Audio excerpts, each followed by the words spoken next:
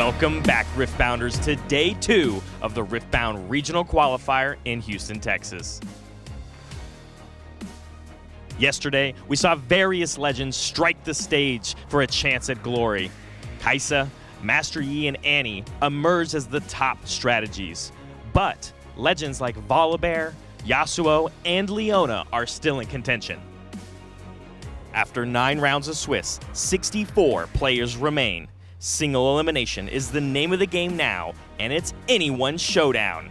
Cash, promos, and the best of legends are still on the line, but in the end, there can only be one. Hold on to your battlefields. The first ever English Regional Qualifier champion will be crowned today.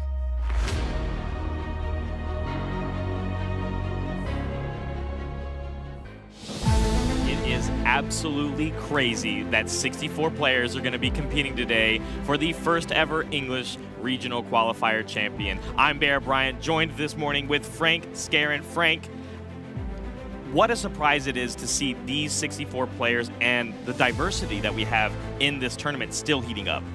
Yeah, I think today is going to be a really amazing day. You know, yesterday we had over 1,000 folks show up to battle for these top 64 slots. And now that we're here, we're going to see some great single elimination play. And what that means is every round, players are going to be fighting for their tournament lives. And that's just kind of the peak of competition to me. All or nothing single elimination is the highest level of anxiety, at least for me, when it comes to sitting down in these like professional tournament settings. And it's also not even just that. There can only ever be one first ever. And this is it right now, at least for, you know, the English regional qualifiers. And with the Origins format where we have all of these 16 legends across, you know, Origins and the Proving Grounds, it is just so exciting to me to see the diversity that we have in our current format, and with all the people and expectations that I think people thought they had is not necessarily the story that we're telling. Yes, of course, we have our very strong decks that we can talk about, but Annie really rising to the occasion in this event. And when we look at the games yesterday on stream, you see why people, and it is now the 3rd most represented legend at this event as a whole. The tricks that this deck can pull off to 2-0 legends like Kaisa really showed off yesterday on stream. Yeah, you know, if we look at our metagame breakdown here, you do see the kind of like boogeymen of the format, Kaisa and Yi, showing up, performing, having really solid conversion rates. But then, yeah, you also have some great follow-ups coming from Annie, Misfortune, really showing off. And then even as you go down, there are, you know, a couple players who are clearly just masters of their legend and decided like, hey, I'm really going to go off the beaten path here. Maybe they're making, you know, shots at the best of metal legends, or maybe they just feel like, I've really just like mastered what Victor has to offer, what Yasuo has to offer, and I know that I could beat all these folks who are going to show up with Kaisa Yi because I know exactly what they're going to do and exactly how to get around it. Yeah, I just even looking at 27 Kaisas, 11 Yis, 11 Annies, and, you know, Teemo rising even further to the top. You know, we have iconic players that we got to showcase yesterday. Prismaticism, showcasing that legend that did well not only in Vegas, really putting in a lot of extra confidence into players to test out and bring a deck like that. And spoiler alert, our Swiss champ at the end of yesterday was one of these, not one of these top 3 here, Frank. Misfortune, Dazzling Aurora ended up cream of the crop at the end of yesterday. Yeah, I was really impressed with all the matches I saw for Misfortune Dazzling Aurora yesterday. You know, coming to this event, I kind of had a picture of the deck in my mind where I'm like, oh, you know, if they don't find the Dazzling Aurora, their deck doesn't function. And then I just saw time and time again these decks winning without even drawing Dazzling Aurora, and that's kind of when I got the vibe like, okay, these players have figured it out. They know how to build this deck to win even when they don't have their major piece. Absolutely. And some of my fan favorites, of course, Victor, Yasuo, and Darius still showing up some representation. And like I said before, you know, a sneaky Volibear, and a Leona of 2 coming in here. But we do have our rest of our legends going in here. And you can also see some representation of the legends that didn't necessarily make the cut. But as you can see, Ari Set, Leona, Jinx, Lux, and Garen, there's some metallics that are going to be handed out even before we get into this top 64. Yeah, I know a decent amount of players have locked up their best of metal legend. I'm sure they're, you know, maybe you didn't make day 2, but hey, that metal legend is a great consolation prize. I will say, a little surprised to see Set didn't put anyone into the second day.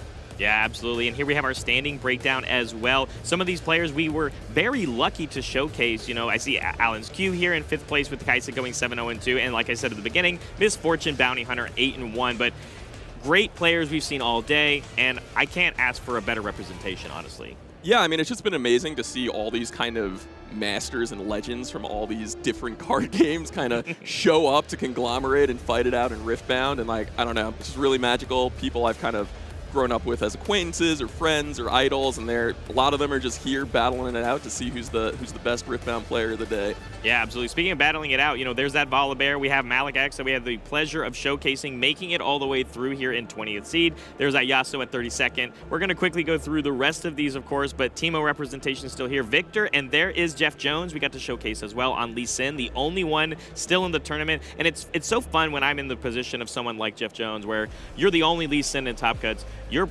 already locked in that metallic prize best of, so now you're just playing for the best seeding, and of course you want to go home with some of these other wonderful prizes that we have access to here at this event, because they're still playing for cash, they're still playing for promos, and man, the Prestige Buccaneer Misfortune, Frank, it looks oh so beautiful. Oh, it's gorgeous, and I think a really important thing to note, Barrett, is anyone can win this event from this point. Absolutely. Single elimination like we pointed out earlier. But, of course, first player going home with $6,000 in their pocket. And, of course, they would go home with a best of prizing as well. Of course, in the mat with the Misfortune Buccaneer. Second place, $3,000, going all the way down for top 32. So it almost makes you think, Frank, let me put this in your mind a little. This is a cut to top 64. That means you still have to win one round if you want to go home with any money.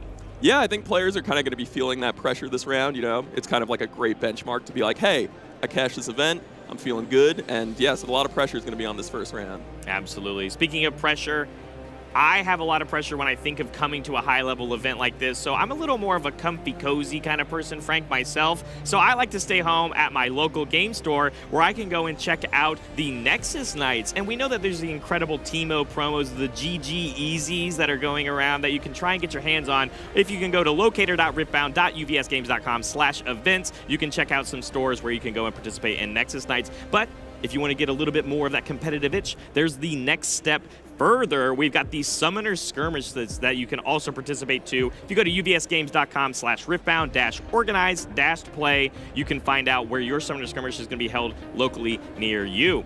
And there's some fun, I remember the Blitzcrank promos, Trindomirs that are being handed out, at least for the Origins, and we have even more unique stuff probably coming out here in the future for Spirit Forge, too.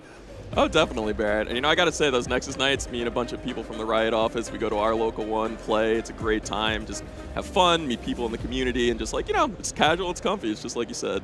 Yeah, absolutely. But, Frank, the tournament must go on.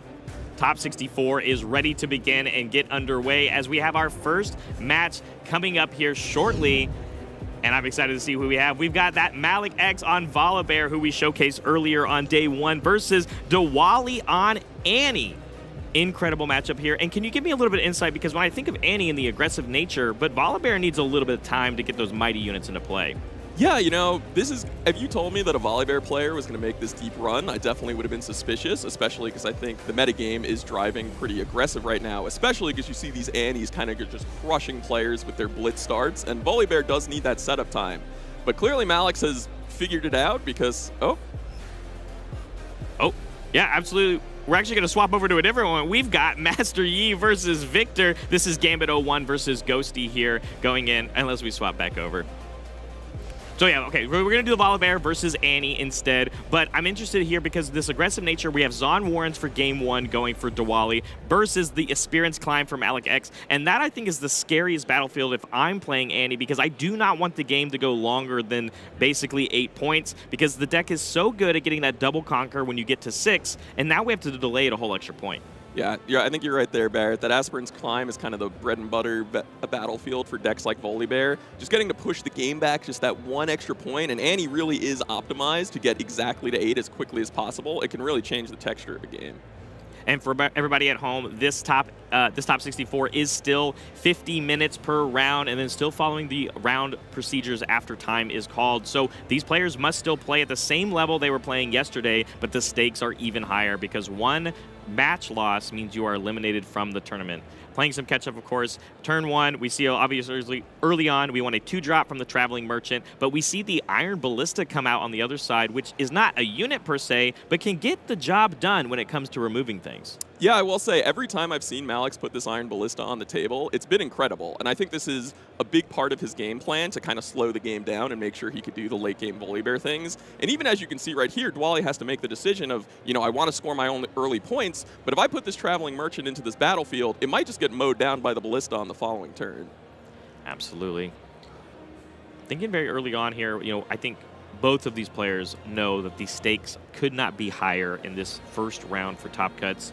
As we go to the turn 2 here for Diwali, we did go ahead and conquer into that Zon Warrens, get all the conquer effects of move and move abilities from the Traveling Merchant, going to discard and draw cards to our heart's content, and then with 3 of our runes, we're going to play this sneaky deckhand to immediately get to double conquer on turn 2, and that's exactly the pace that you need for this deck. Yeah, Diwali just making the decision, hey, I'm going to put that pressure on. Maybe I'm going to lose some units to the Ballista, but they will have scored me points, and especially with the game going to 9, I think that's a great call.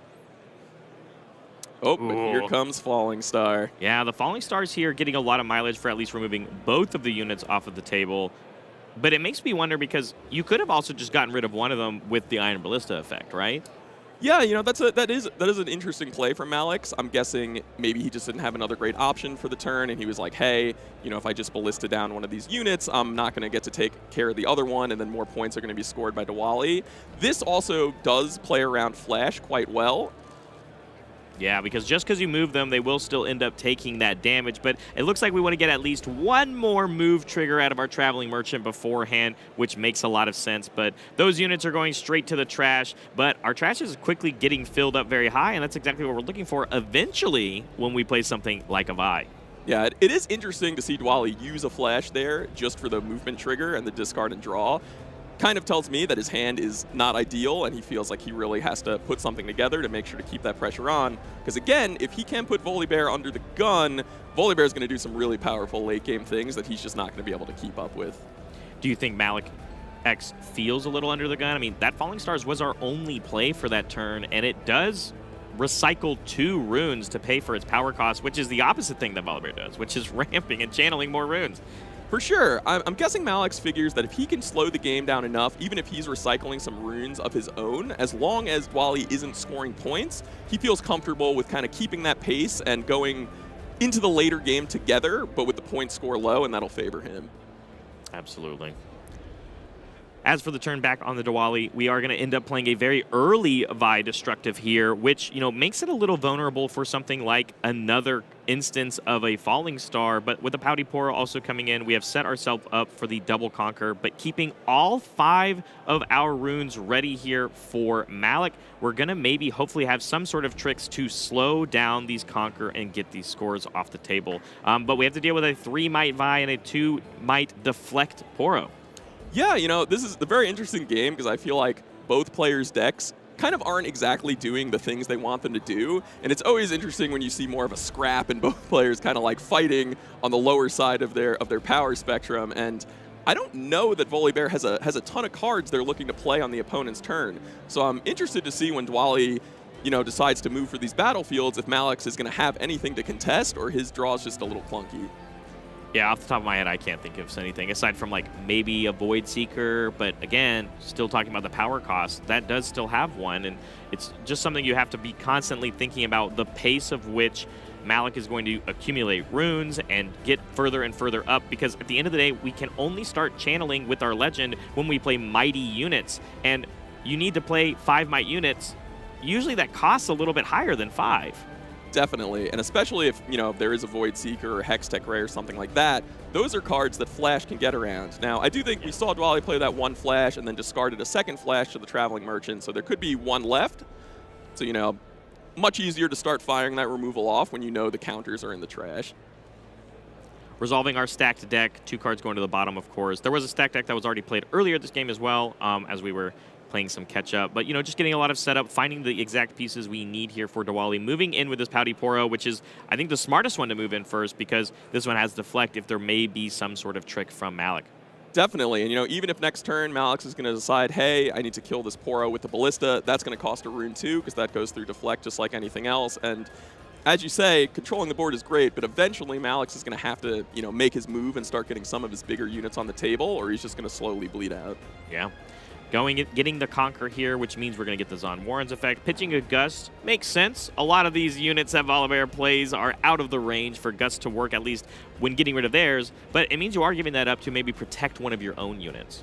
Yeah, I think one of the reasons this Annie deck has started to really show up and have so much success is they just have so many tools and so many options for different matchups. And because they have all these, discard and draw effects and things like stack deck, they can put these cards in their deck, discard them when they're bad in the matchup, and just dig to find the ones that they need and are good for the matchup. So I think Annie has really become one of the most versatile decks in the metagame right now. This Vi, do you think it is safe to move it into a battlefield now, as we see of Darius being potentially played here, but we haven't. I mean, we have played one card already with that stacked deck.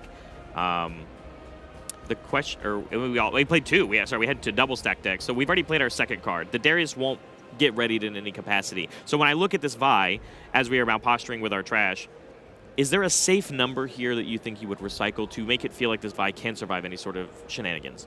So a really important thing to call out about these single elimination rounds, the players are actually using open deck lists. So both of these players know the complete contents of the other player's deck list. So Dwali knows, exactly what types of cards Malix can have and knows if there is going to be a Void Seeker or is going to be a Hextech Ray on the table.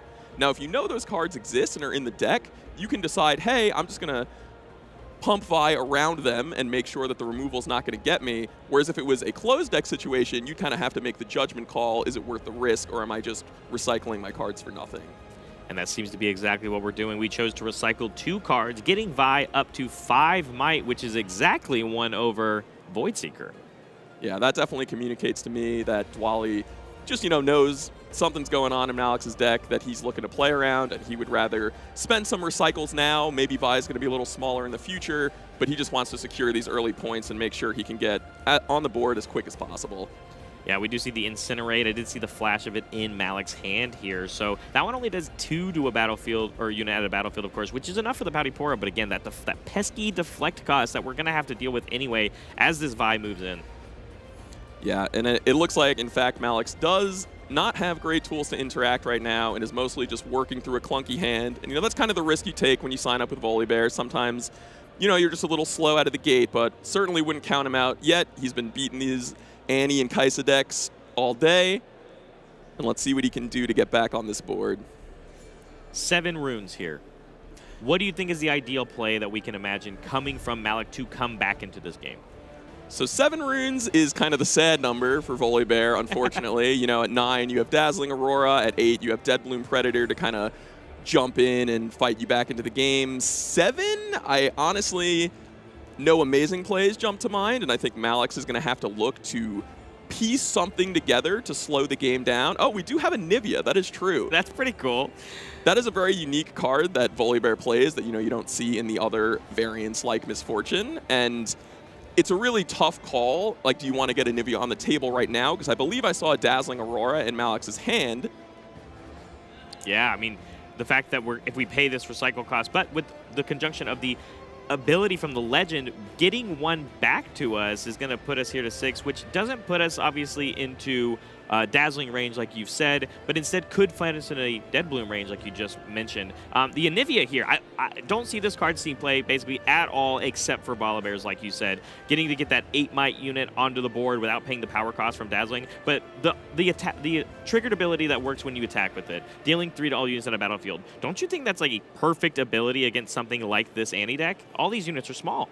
Yeah, it's a really great option. It gets around things like Deflect because it's more of an AoE effect, and I think it's the kind of thing where, when Anivia moves into the battlefield, any units there are going to die or have to retreat back to base through something like a Flash.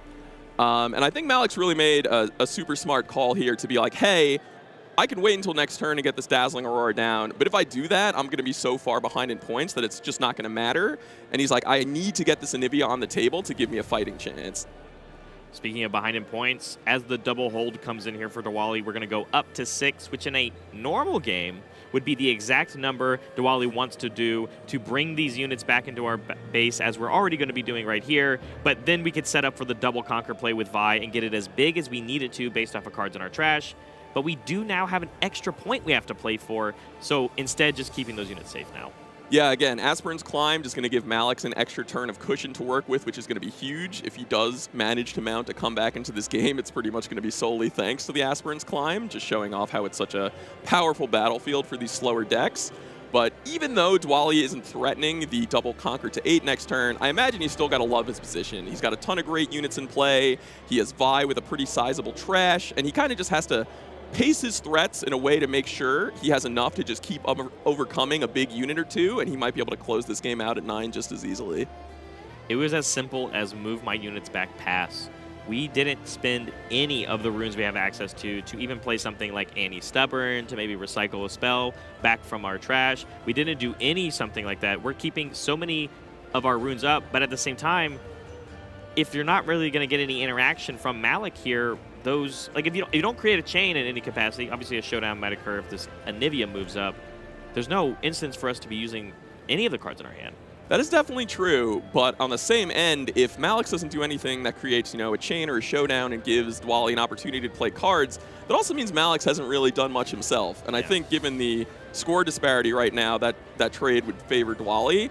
I did also happen to see, I believe it's a Rebuke peeking out in his hand. Wow. Which would line up super well against this Anivia right now. Huge tempo swing, but I also think Malix has a Sabotage. Yeah, it's going to be about the reads here. I can only imagine before you make any sort of decisions. We saw this a lot with set decks yesterday.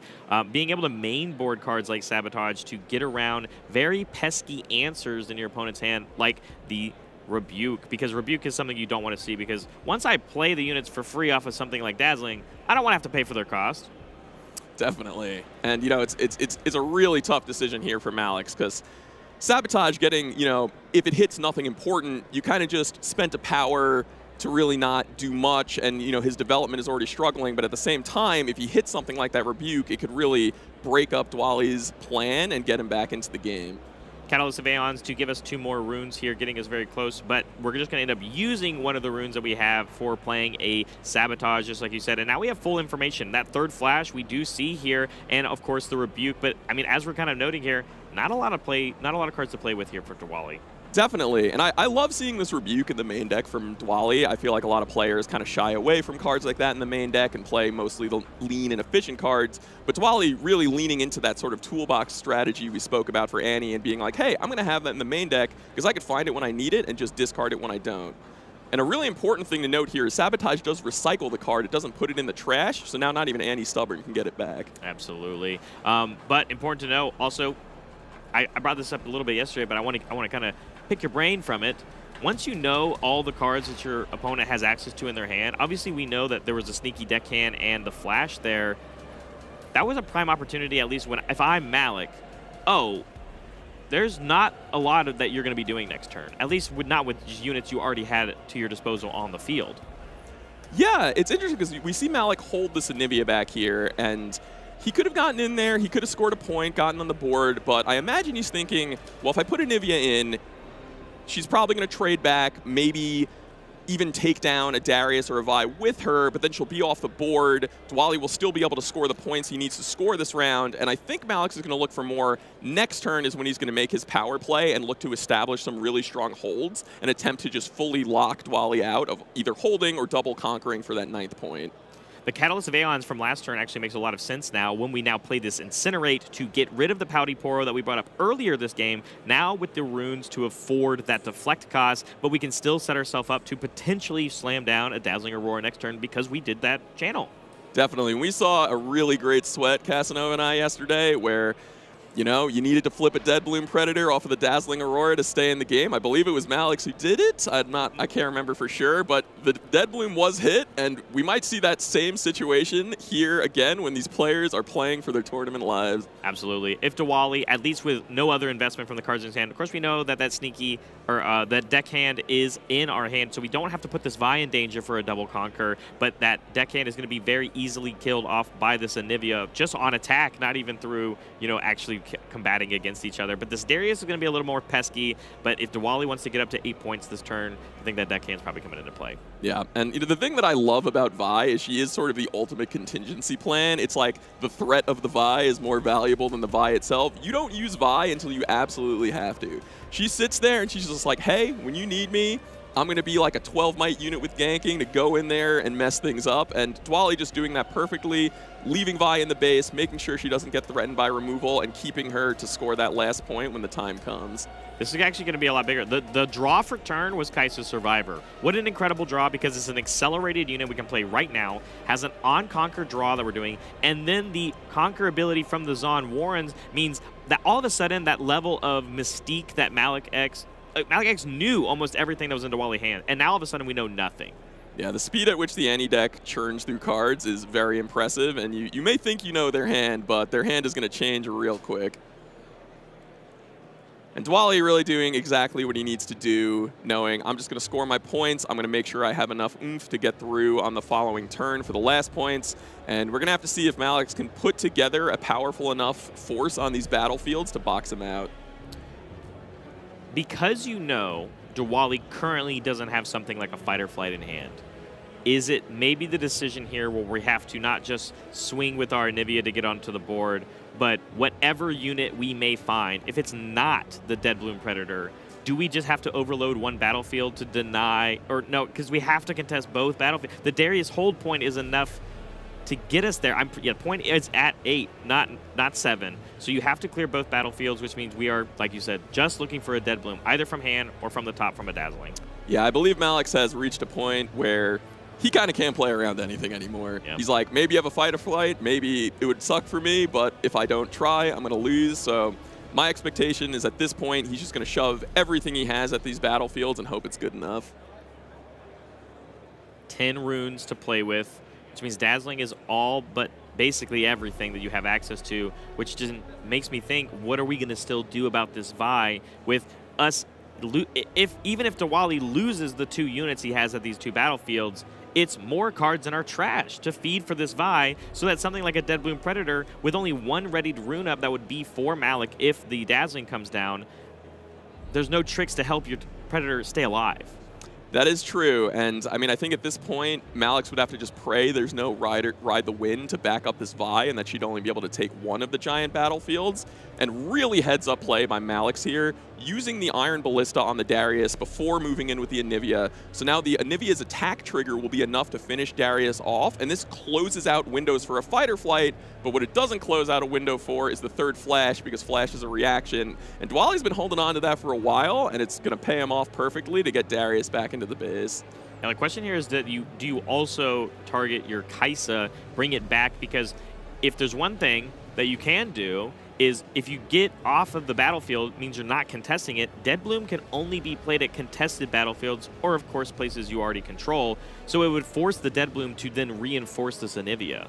And yeah, as you can see here, hands on the head from Dwali, that is exactly what he's thinking about. He's like, I know if I hold this battlefield, I win, but I know the one thing that really punishes me is Deadbloom Predator, and he's got to think, based on the context of the game, the texture, the decisions that Malix has made, is the Deadbloom Predator in the hand? If he susses out that it's a Dazzling Aurora flip, is that a chance he wants to take? And, you know, this is making me think he actually doesn't have the Ride the Wind in his hand, because if he did, I think this would be a pretty easy decision, because Vi would just clean it up either way, but he is going to retreat that Kai'Sa as well. Well, we know he's been fishing for it. I mean, right, when the Sabotage was played, we had very full access. We did draw a bunch of cards and then discard, draw, discard. We're looking for it, but if you're right, if we don't grab it off the top, then a double conquer play is not something that we're going to do. Looks like the decision is to pull back that Kai'Sa and not have any of the contested battlefields now.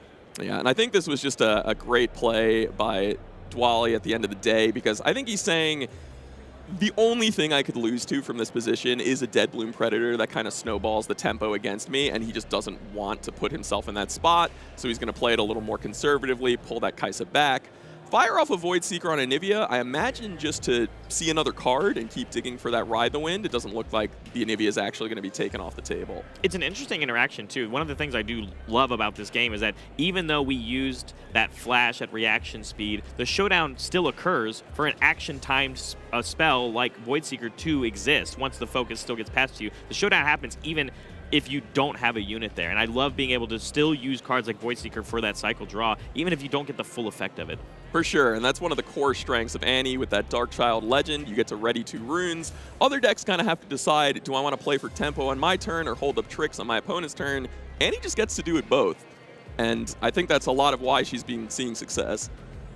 I sure would like to play a deck that has plays on multiple facets of the game, right? It's not just about playing on my turn. It's about playing a lot of the time on your opponent's turn as well. And now Malix is going to have to decide, what can I do to stop the win next turn? It looks like he's decided his best option is slap a Kadrigan down into this battlefield to go alongside Anivia and hope the two of them can hold on against these big numbers that are going to be coming in from Annie next turn. Channel our bonus room because it is a mighty unit. It's going to draw us 2 cards because it does include itself when it comes into the battlefield. Or in play, I should say. So drawing 2 here, are we fishing for anything in particular you think to stay in this game? Yeah, so the one card that I think that could potentially help Malix fortify this hole is, I believe it's called Stormbringer. It's the spell that gets reduced by the greatest might among units you have. You still have to pay a power for it, but effectively from an energy point, it would be free. Deals 5 damage. It might be able to help to catch Dwali off guard, but ooh, there's a fighter flight. And I think that's it. That fight or flight alone that we dug for, try to get through so many cards, is going to be game 1 going to the Dwali on Annie. Yeah, great game. I think you really kind of just saw Annie put on a clinic there. Malix had some clunky early turns. Dwali did exactly what he needed to do to punish. But now the second game, Malix is going to be going first with an Obelisk of Power for an extra rune, and we'll see if he can get a more explosive start. Speaking of explosive starts, though, the Dreaming Tree coming in for Annie. And Frank, I have seen Dreaming Tree for Annie pop off yesterday. They have so many of their cards that target their own units that you're just going to get so much mileage. I saw more mileage for Annie on Dreaming Tree than Kaisa on Dreaming Tree by far yesterday. Yeah, Dreaming Tree definitely one of the more powerful battlefields in the game, especially for decks that can fully take advantage of it, and Annie is one of those decks. You know, you've got your Ride the Winds, maybe your Cleaves, all the stuff like that, and we thought we saw Annie move through a lot of cards last game. I think this game is going to take it to a next level. But on the other side, kicking things off early with the Catalyst of Aeons and the Obelisk of Power, really getting that amplification of channeling runes. We're already at 7 runes here for Malix, which means we'll be at 9. That's dazzling range immediately off the get-go. Yeah, Catalyst of Aeons, pretty much the exact card that Malix wants to see. I think if he could start it, I think if he could start with Dazzling Aurora or Catalyst in his opening hand every single game, he might just choose Catalyst. It's the thing that makes his deck hum. And he is going to go behind on points, but this game I think he's going to have some quicker follow-ups to get back. The fact that we're going to start playing cards when Dwali is only at 2 points versus when we were at 6 already at the other game, and Experience Climb being the only reason why that game was delayed even a little bit further. But a Draven coming down here. Draven Showboat, of course, which scales in might as the score goes up for us, already now at 5 might. And there it is, the fast Dazzling Aurora. And, you know, this is just going to start putting a lot of numbers on the board for Malix very quickly. This is my favorite game, is when we go through the... And we got a Magma Worm here that's going to come into play. And now it also says that all other friendly units enter ready. And it's still got 8 might to go with. It's going to come straight to our base. Yeah, Magma Worm kind of the investment hit for the deck. It's like, okay, it's not going to impact the board right now. But let me tell you, when the next giant monster hits and goes straight into the battlefield, Dwali's going to feel it. It even fixes the weakness of what I would say of Dazzling Aurora decks is when you draw the units into your hand. It allows you to still play them, and it's as if all of them have a free accelerate to go with them as long as Magma Worm is still on the board. Yeah, and it'll be interesting to see what Dwali does this game when, you know, there's kind of a little more contention. Last game, we kind of got to see him score points for free, move out in his own time, and now he's going to have to play that back and forth of when do I want to pick my spots, when do I want to sacrifice these units to score. Double hold here for up to 4 score on Dwali. We still have the Draven, of course, back at home. Can only imagine just the double retreat here, or double go back to base. And including with this Traveling Merchant, want to start cycling through more cards. That was the success that we had in Game 1. We want to still do it here, obviously, in Game 2. Definitely. And I love the Draven Vanquisher here from Dwali. It can get big enough towards the end of the game that it can actually go toe-to-toe with some of Volibear's strongest units just by itself. Yeah, already up to 7 now as we have 4 points. But the Poro's going to come back. We did end up pitching a Ride the Wind, saying, well, I won the game last time without it. I don't really think I need this. And then, of course, Annie Stubborn can come in at any point and help pick that up. Yeah, that's the great part about Annie Stubborn. I feel like there are a lot of games where you don't play it, maybe Dwali keeps it in the champ zone, but it's kind of is just there as the insurance where it's like, maybe I did discard one of my key pieces early, but I can just get it back whenever I need it. Darius Trifarian coming down here, and we're just going to pass the turn. No need to play a second card, obviously, because we're already doing very well on our own in the board state. As we move all of our units back to our base, we're going to pass it back to Malik. But now this is the time for Malik to stabilize. What kind of units do you think we're looking for here? Open battlefields. This is your time to really get onto them, but how do you keep them? So I think this is really the point where kind of almost any of them will do. As long as Malix is playing a unit that, you know, costs 8 to 10 energy and then putting a unit that costs 8 to 10 energy in off of the Aurora, he's going to be happy. He does have that Volibear in the zone, and I believe he's at 10 runes. Yep, and there it is. Yeah, the Volibear Furious coming into play here, which is going to be very nice because this helps even with more removal as it attacks, and that Deflect 2 being very pesky to be over-costing things like Fight or Flight on the other side of the board. Definitely. Getting our channel, of course, from our Legend ability, and we still have a Dazzling proc that we're going to have, and of course, it comes in ready, and that's so nice because we're going to be able to contest both battlefields here, but just keeping them at home instead, and here comes Anivia, again, being able to have some removal if Diwali wants to go to that 6 points, which we know that's what his deck wants to do. Yeah, and Malik's really got to respect his patience here. I feel like a lot of players might think, oh my god, I'm behind on points. If they score again, it's going to be 6-0. I need to get this Magma Worm in there or this Volibear in there just to get on the board and try to contest. But I think he knows that the Any deck has so many tools to just come over the top of a one big unit or two that he's just gonna buckle down and try to turtle up on a following turn where he has more agency over how the combats will go. I think it's really important here that Diwali still has access to this Pouty Poro and this Traveling Merchant, because these are the only two units you feel like you have to put at risk at this moment, keeping things like the Darius and the Draven, the brotherly duo, for when you need to actually go through and break through all these units that we know Malik has to put on the battlefields next turn. Yeah, Barrett, I think on Diwali's next turn, we're going to see a clash of the Titans where, you know, the Noxus brothers are going to go fight the monsters of the Freljord and see who comes out on top. That's my favorite as our players are going through motions and getting effects through as they are basically setting up for this giant battle, as you said. It's very Noxus versus Freljord is what it feels like specifically.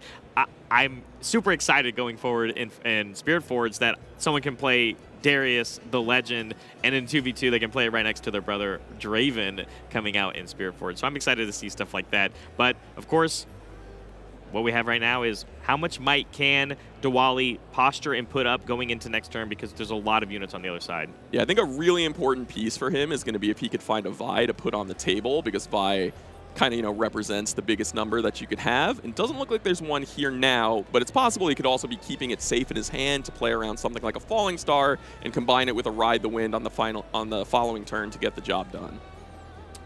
Passing with all of our runes still ready here for Diwali. Going back to Malik, what do you think it's going to be here? So I think Malix is right back in the position he was in the first game, where he's out of options to play around things, the patience has to end, and this is the point where he has to make his move into the battlefield and try to establish that hold. And it's going to be tough, but I've learned not to count this Volibear deck out. They can turn games around from 6-0, 7-0, and win in the end. Anivia being moved up to contest the Obelisk of Power against the Pouty Poro. And yes, the Anivia ability that says when I attack, it'll deal 3 to all of the enemy units here does get around the deflect. So now it is up to Diwali if he wants to play a reaction speed spell or action, or it has to be a reaction because of the attack trigger. But we do have the flash, which is going to bring back the Poro and the Traveling Merchant. We'll get the move trigger as well, immediately conceding the other battlefield, though, with it. Yeah, I think you could see from the board that either that Volibear or Magma Worm would just come in and chomp the Merchant anyway, so getting it out of there, getting some hand smoothing, and I will say, I think I just got a pretty good peek at Diwali's hand, and it looks diabolical. I think there's a Fight or Flight, I think there's a Rebuke, just a ton of these really strong Chaos cards that just line up perfectly against the giant monsters. It almost looks like kind of like the writing on the wall then, if that ends up being the case. But you're right, I don't want to sell Malik out because I think we can see some massive units. I think of, like, you know, the giant 12-cost Volibear that could potentially be in this deck just for us to have extra might on the board. It has shield, but of course, without deflect on that unit, it is susceptible to things like Rebuke, so you have to constantly be putting up enough threats to get through it. Yeah, it'll be interesting to see. I'm sure Diwali, if he thinks he can go for it and he has to sack all his runes to do it, he will. I think he would, but Malik's really just thinking, how can I get as much might on this board as possible, play around as many tricks as I can. He's got a pretty handful of cards and still has that Aurora flip on the table.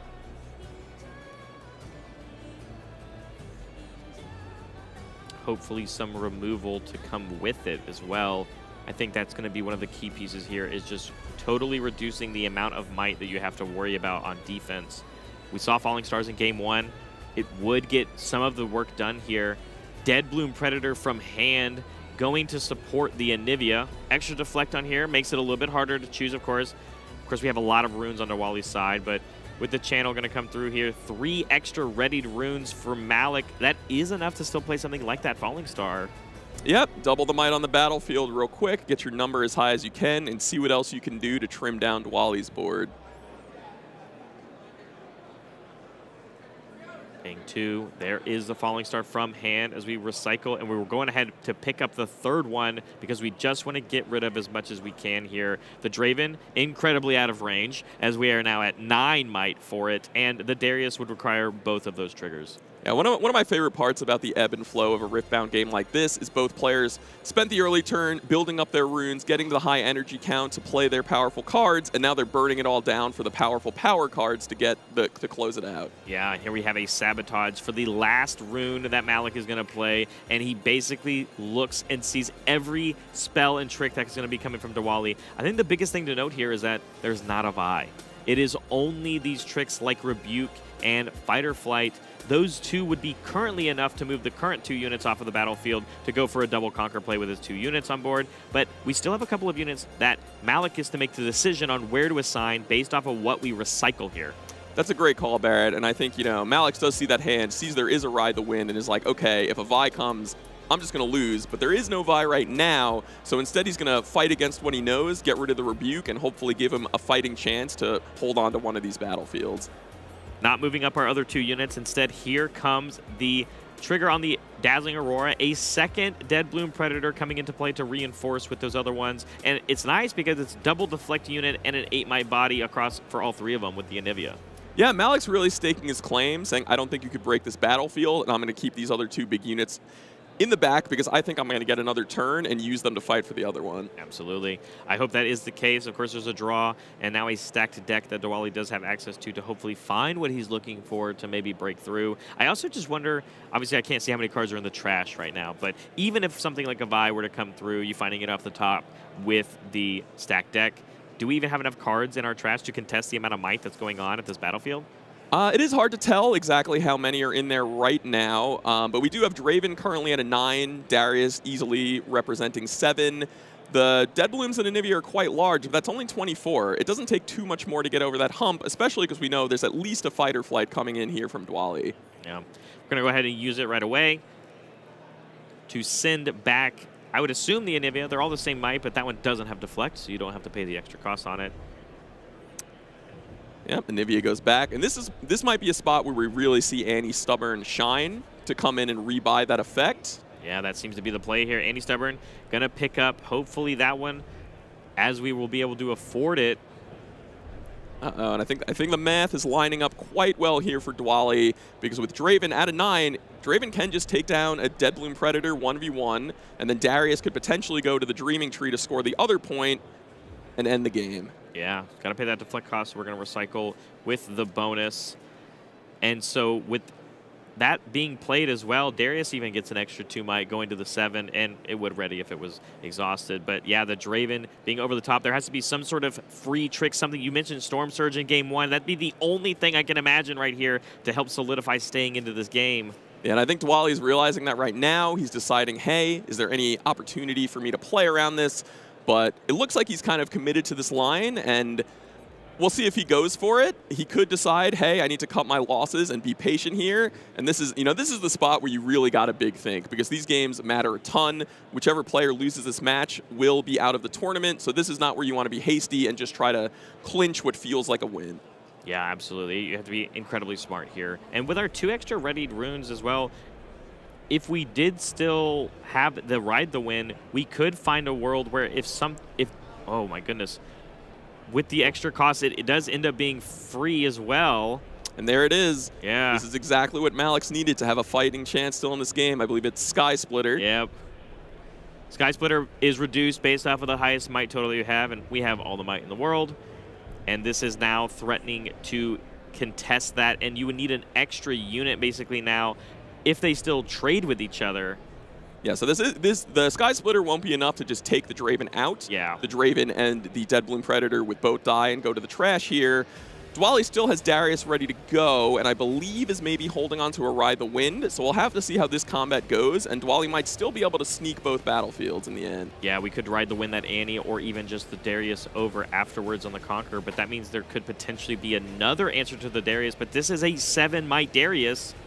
And there's the Conquer point going to 7. Ride the Wind here on the Darius. There's the handshake. Game 2 and the match going to Dwali on Annie. Yeah, really, really amazing showing from Dwali. He played that Annie deck to perfection, and you got to give big props to Malik's too. Super deep run with Volibear. I believe he locked up that Metal Legend, which, you know, that's a great consolation prize, so I'm sure he's really happy with his performance. And anytime I saw him on camera, he was playing great. Yeah, I mean, the fact that there's representation for all the Volibear players across the world here at our Houston, Texas regional qualifier. And he's going to go home with that metal one, so I hope to see him sporting that metal Volibear in the future even, because obviously that legend is not going anywhere. It's going to be incredibly powerful in the future as well. But we have another match, of course, that we're able to dive into, and we even gave a sneak preview for our viewers earlier. But yes, we do have our next match that we're going to be diving into for Top 64. But congratulations to Dwali making it to Top 32. He's going home with a little bit of extra cash in his pocket. Definitely. So here we go. Game 2, or match 2, I should say, for Top 64 is that we're going to end up having Master Yi versus Victor, as we already have this idea. And Frank, you didn't have the pleasure of being here with me, but I had the pleasure of watching a similar matchup to this yesterday, and the victor at the end of the day was victorious and took down the match. What do you think about when you think of mind plus order versus calm plus body? Yeah, I think that is a really interesting matchup, Barrett, because I feel like when you look at all these Master Yi decks, and there are a pretty good number of them, they're really tooling their decks to kind of fight on the board, fight stats on the board. You see a lot of disciplines, you see a lot of on guards, just the Master Yi Legend that gives the extra +2, and it's a lot of my number is going to be bigger than yours, because what you don't see a lot of in the metagame is the order removal. And those are removal spells like maybe Call the Weak, Vengeance, Blast of Power, whatever this Victor is bringing to the table. And they say, hey, I don't care how big your might is, I'm just going to kill your unit straight up. So it doesn't surprise me that a Victor player who clearly knows what they're doing is making a deep run and sort of picking apart these Yi decks. Now, that's not to say Yi has no gameplay, because Defy, often a powerful option that can fight back against a lot of that hard removal. Yeah, it still deals with the hidden blades that can get played normally or hidden, of course. And then you even have access to Defy the Cold of Weeks, like you said. I think even like we saw aggressive like grand stratagem plays that allow your units to, in the normal sense, just win through combat, of course, and allows your little recruits to get a little bit closer to going through. So, we're going to have a quick piece of content for you all before we set up this next game, but we are still going to be anticipating to do that match for you all. So we're going to take it away here real quick. Hey, Riftbounders, I'm Barrett Bryant, and today I have the privilege to be joined with George G., one of the most decorated players I currently know. George, tell me a little bit about yourself. Hi, Barrett. I went to China to play this game because I was so excited when it was about to release, and I wanted to play the first tournament. So I decided I learned to sign up for the Chinese tournaments, and I flew all the way to China to compete, where I played in 3 regionals, scoring a top 8, a top 64, and a first place in my 3rd one. Wow, getting a win automatically in one of the first regional qualifiers for this game is quite the achievement. So again, if I'm going to take advice from anybody, I want to take it from you, George. So George, what are you playing this weekend then? I decided to stick with Kaisa. Kaisa is the event that I won my first regional on, and I feel like none of the decks have a big edge over the others this weekend, and so I decided to go with my comfort pick, and I'm going to play Kaisa this weekend. That makes a lot of sense to me. She's one of the best resource tempo-based kind of decks that we can see in this room. And so do you have any like specific, tactics or tips that you could give to anybody if this is their first event, if they're playing Kaisa or not? What do you think is good advice for a new player in a card game like here in Riftbound? For a new player coming to this tournament, like something of this scale, I would say to come, have a good time, have fun with your friends, get good food afterwards, and just make sure to prioritize having a good time, have fun. I think that's the best advice I could ever take as well. But George, we're going to go ahead and do a quick deck tech, if you don't mind, over your Kaisa list. So we're going to go over and take a look at that. Welcome back. We're now joined here with George G's Kaisa list that you're going to hopefully be running with tomorrow, give or take a few changes that you might make the night before. But, I mean, this is exactly what we're talking about here in Houston. Kaisa is the deck to beat. It's the deck that you believe is going to be the strongest here. And I want you to kind of give me a rundown on why you not necessarily chose specific cards, but why did you pick Kaisa, and how did these cards answer what you're looking for? When I was learning Riftbound, Kaisa's style of cheap creatures and cheap removal, that suits my style from other games. And so it was natural. Before anyone was playing it, I was testing a deck before even all the cards were revealed. So I had some kind of emotional attachment to the deck before taking it to China and before it saw its success. Yeah, I just like the type of deck that plays low, non-committal characters to the board and is able to kind of trade them off and make value. Yeah. I think Watchful Sentry is like a prime example of that, right? And then Ravenbloom Student, you being able to exchange, you know, a full swing and might tempo from playing the spells that you're already going to be using because of your legend ability, it makes a lot of sense, and I can't disagree with that. Yeah, many of the characters in the deck replace themselves, such as Watchful Sentry, Lecturing Yordle, and the Leader, if it's able to conquer, also replaces itself. The deck has some spell switch cycle as well in Stupefy. Retreat, again, recycles your powerful creatures or your creatures which draw a card, creating economy. But the deck also has some sneaky late game tricks. Speaking of those late game tricks, because I think this is a different kind of conversation we'll maybe go down afterwards, but the late game trips, when you look at like Acathian Rain plus Time Warp, obviously Thousand Tail Watcher is the big one that a lot of people are looking at. When it comes to the mulligan in the beginning of the game, how do you take advantage of such a great curve, that we'll call it, that Kaisa has? What are you looking for in that very important moment at the beginning of the game? I'm always looking to match my starting hand to whether I'm playing first or second, first and foremost, and then primarily I'm looking for stuff that synergizes with the battlefields that I'm playing on that particular game. So in this deck here we have Targon Speak. This means you probably want a spell to take advantage of the free mana. Or if your opponent has the Grove, where he draws a card if he holds it, you may need cards to break in there on your second turn. That makes a lot of sense. Of course, one of those best cards, Falling Star here. I see a pretty even 6-6 split on the runes here. I know a lot of people don't really vary from that, but the power costing, I think, is important to pay attention to because Kaisa can only compensate for the spells. Yeah. I see 3 Darius, 3 Watcher. It makes sense. Can you talk to me, you talked about the low costing units. Can you talk to me a little bit about Legion Rearguard here? I think this unit is fantastic, but not everyone's playing it. So there's a debate between the Legion Rearguard and the Pouty Poro. The Pouty Poro is kind of more of a grindy economy, make your opponent pay their mana type of card with its deflect cost. And the Legion Rearguard is great in the late game for making double accelerate turns to score directly from 6 to 8 with no board state, which is that's a cool trick as well in the late game. I did want to point something out about Kaisa's mana curve. Most of you can see the costs are pretty even, and it's important in Riftbound when you look at your costs in your deck to think about which ones are the late game costs and which ones are the early game costs. Because if you're paying blue when you're at 10, say for example, if you play this expensive 4 blue card, and you're already at 10 mana, which it costs, all the cards remaining in your rune deck are going to be blue, essentially. Yeah. And so the late game ones are less important than the early game ones when building your rune structure. Yeah, it makes the decision on why I've seen a lot of Kaisa lists drop down in the smoke screens because of exactly what you're saying. If I use them too early for smoke screen, when I really need them necessarily to play a Time Warp that I drew, you might not have them, and they're not going to come until later. Sure, and Kaisa's costs are loaded in the blue in the late game with the Watcher and the Time Warp. Absolutely. Separate side question as we kind of look at a few of these sideboard pieces. Most Kaisa lists that I've been paying attention through, and you can even vouch, in China when you were playing, everyone started playing 3 copies of Voidseeker main board. And now, as I'm seeing here, not playing any mained, and instead just opting in the sideboard. Is there something specifically about Voidseeker that it's just harder to execute in the earlier turns, or is it just that Falling Stars is much better to see? I think this developed, it's more of a high level analysis situation, but this became Kaisa's first battleground, the Dreaming Tree. This card draws a lot of cards throughout the game, and so the draw card text is not as powerful on Voidseeker. And there's another situation that occurs when your opponent has a lot of creatures. The strategy of just going very wide with many small guys is a lot more viable for them because they have so much access to extra cards. So they'll be playing unit, and sometimes if you hold up 3 mana for Voidseeker, they won't initiate a showdown. Yeah. And so their unit lead will become very wide on you, and you'll be stuck with your 3 mana, and you're left holding it, and you're wondering, do I hold up 3 again? Or not, because then they may only offer you the ones that replace themselves to shoot as well, that are cheaper than Voidseeker. And so now you've wasted 3 mana one time, and then perhaps 3 mana again the next turn, just shooting a Watchful Sentry. And you begin to realize maybe this card is not so good in game one. But in the games where you have less cards, I like Void Seeker, and I think that's why it's so common in the side deck right now. I love that. I think that's a perfect answer, and I've learned a lot just in that exchange because, as I see, you're right, Dreaming Tree plus Retreat, I think, is one of the greatest plays you can think when it comes to hand advantage and generating those cards. When it comes to the tournament itself, George, big picture. Okay. What do you think the scariest thing that you're going to see tomorrow, even though you're playing the best deck in the room, right? You know, what are you afraid to go against? What's going to be your hardest matchup? I don't want to hit Aurora or Annie. Yeah.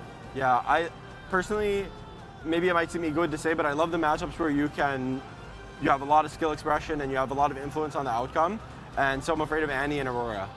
My favorite games to watch, actually, are Kai'Sa versus non-Aurora Yi decks. I think those decision games are great sometimes. and the back and forth of Defies and Unyielding Spirits versus what you're doing here, I love it, absolutely. But I see the respect, right? You know, Dazzling Aurora decks, you can kill basically any large unit here with the unchecked power in the sideboard. Thermo Beam, of course, can kill off every gear on the board. It makes a lot of sense. So you talked about how you picked Dreaming Tree as your first battlefield for game one, that advantage that we just talked about. But I do kind of want you to talk about these other ones, right? So we have Vilemaw's Lair here and Targon's Peak. So why specifically are you using these ones then? So typically in Riftbound, my strategy so far has been to pick a battleground for the random game where I don't know if I'm going first or second, then to pick a battleground for going first. That's my Targon's Peak, because it provides an advantage to the first player to get into the battlefield or conquer it, right? So that allows me to use my spells on my opponent's turn. Of course, I'll have side decked in my Void Seekers, and I'll have extra energy available to cast them with Targon's Peak. The Vilemaw's Lair specifically, I'm swapping this one to my game one battleground against Annie. This is to stop the purple movement spells from saving Annie's creatures, such as Flash, Fight or Flight, and maybe some others. I can't think about it right now. No, you're right. I also wonder too, right? It doesn't stop ganking, of course, so, you know, Misfortune doesn't really do much there. But I also wonder then if you maybe run into a Yasuo, that someone's going for the metallic cards, even though you probably have a pretty good matchup already, do you even consider Vilemaw's Lair for that game one? I think if it's a matchup I haven't seen before, I'll stick to my game plan. Yeah. But against Annie, I'm going to go with this one game one. Love it. That sounds great to me. George, final thoughts on why you feel so confident playing Kai'Sa specifically as a deck in the room? Why I'm confident in Kai'Sa? It's because I have a lot of practice on it. I don't have a big preference for any deck this weekend. I think whatever you guys chose is a good choice. But for me, one more ride with Kai'Sa. Absolutely. And I hope it's a great ride, George. Good luck tomorrow. Thank you so much for doing this deck tech with me. We're going to go ahead and shoot it back to the desk.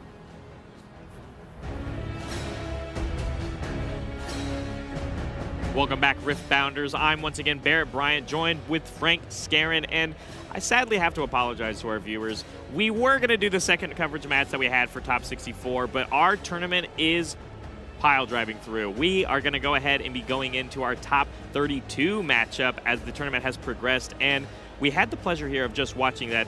I got to talk with George, not just even so much on screen there, but out screen, and talk about his traveling to China and participating in the regional qualifier and winning that one. Now coming back here to America, coming and playing in this one, and it's so insightful when you talk to literally one of the only few decorated players now in our game. He had so many insights. I learned so much, and we're even going to be able to watch his gameplay now in this Top 32 round. Yeah, I'm super excited to see George in action here. For those at home who don't know him yet, he is one of the kind of leading players in Riftbound right now. Super awesome to see him go all the way to China to play in those events and take one down. And the really important thing to note about George is he is a Kai'Sa diehard. He has just been ride or die Kai'Sa all the way, has tuned his list, tweaked it, and is just keep finding edges in the mirror, and it's really showed off. And I believe he actually snuck into today in 64th place, just squeaking his way right in.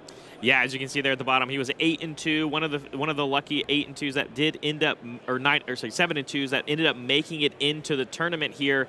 And once you're in single elimination, that record no longer really matters because I guess 8-2 with the win last round. So he wins the die roll, going first here. George G barely sneaking into the top cut and now making a deeper run in as we go into top 32. Yeah, and we're really going to put George to the test here. It's a Kai'Sa mirror match. He's going to get to show off the expertise he has. But, two players at the table, and Kai'Sa's take some really unique approaches to the mirror match, and each player tends to have their tech. Yeah, absolutely. And, of course, his opponent, Talion here, playing Void Gate as our choice of battlefield versus, of course, George, we talked about game 1, the Dreaming Tree. Now, of course, I am interested to see what changes George might have made when I did do that kind of deck tech with him, and we're excited to see that inside of the match itself. But I assume Talion, every Kai'Sa list looks a little bit different, Frank. There's a few extra cards you can play, certain choices in the sideboard, of course. You know, I talked about with George, maining Void Seeker in the beginning of the legacy of the Kai'Sa decks. Now, maybe not so much. So both of these decks could still be very different. Yeah, some builds lean more tempo, more aggression. Some builds kind of look to ramp up to those Acathian Reigns and Time Warps. And it's really can just, the amount of things you can do to look to get edges in these mirror matches are pretty vast. But right now we're just going to see both players start by trying to get a bunch of units onto the board. Tempo is the name of the game as we play the Cleave into the battlefield with our Watchful Sentry just to draw a card off the Dreaming Tree. One of the benefits of playing that battlefield. And then because we played a card, our Noxus Hopeful only costs 2, keeping 1 up as we pass back. Yeah, Talion thinking he's got the Pouty Poro here. He can use it to contest this Watchful Sentry. The name of the game is tempo. Scoring points is huge. Trying to get ahead or at least stay caught up. And the Pouty Poro moving in, George looks like he's going to say okay, but wait. Gonna Stupefy here, which means we do have to play, or no, Stupefy our own unit, of course, is probably the better here because it doesn't actually reduce the might, but you're going to get the draw from targeting your own Watchful Sentry here, not actually picking the Pouty Poro. Oh, no, we did. So I believe what George did here, and this is the advanced Kai'Sa tech. You're right. This is the thing that George used. He actually used the Daughter of the Void legend to pay for Deflect, because the way Deflect works is it imposes an additional cost on the spell, and since it's a spell cost, Daughter of the Void is like, yeah, I'll pay that Deflect. That is some next level play, of course, as we didn't end up using any power on our own turn. Absolutely. Now, that means we just got the draw from the Stupefy, not from the Dreaming Tree, and then trading, but we still get the draw for Watchful Sentry, trading with the Pouty Poro. Definitely, and George is being like, hey, you know, we're both losing our units here, but Talion, you're not getting a point, and that's what he cares about. Yeah, also keeping up still on the points here himself, going for the second one with this Noxus Hopeful. But there's a Darius now on the other side of the board that, although it wasn't going to come in ready, it is a powerful unit to have that's going to contest this Noxus Hopeful.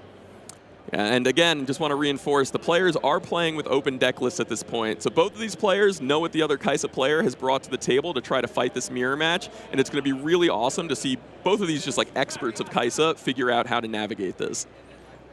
I kind of want to dive into that a little bit as our players are going to go through some pretty powerful choices that they're going to have to think about. Frank, when you think about mirror matches in general, not just in Riftbound, but in card games, obviously the more and more Legends we have accessible in the future releases, mirror matches will be less likely. But in this current example, how well-versed do you think you have to be if you're both going to be taking probably the most represented deck in the room, or Legend? How much practice do you think you need against the mirror match? Oh, I'm sure both of these players have put a ton of effort and time into learning the mirror and the things that are important. You know, maybe if you're like a Victor player or a Lee Sin player, you could be like, I don't need to worry about the mirror as much. I'm probably not going to run into that. But these Kai'Sa players are definitely prepared. And here we see Talion going in with a Darius, which George is going to try to meet with a Hextech Ray.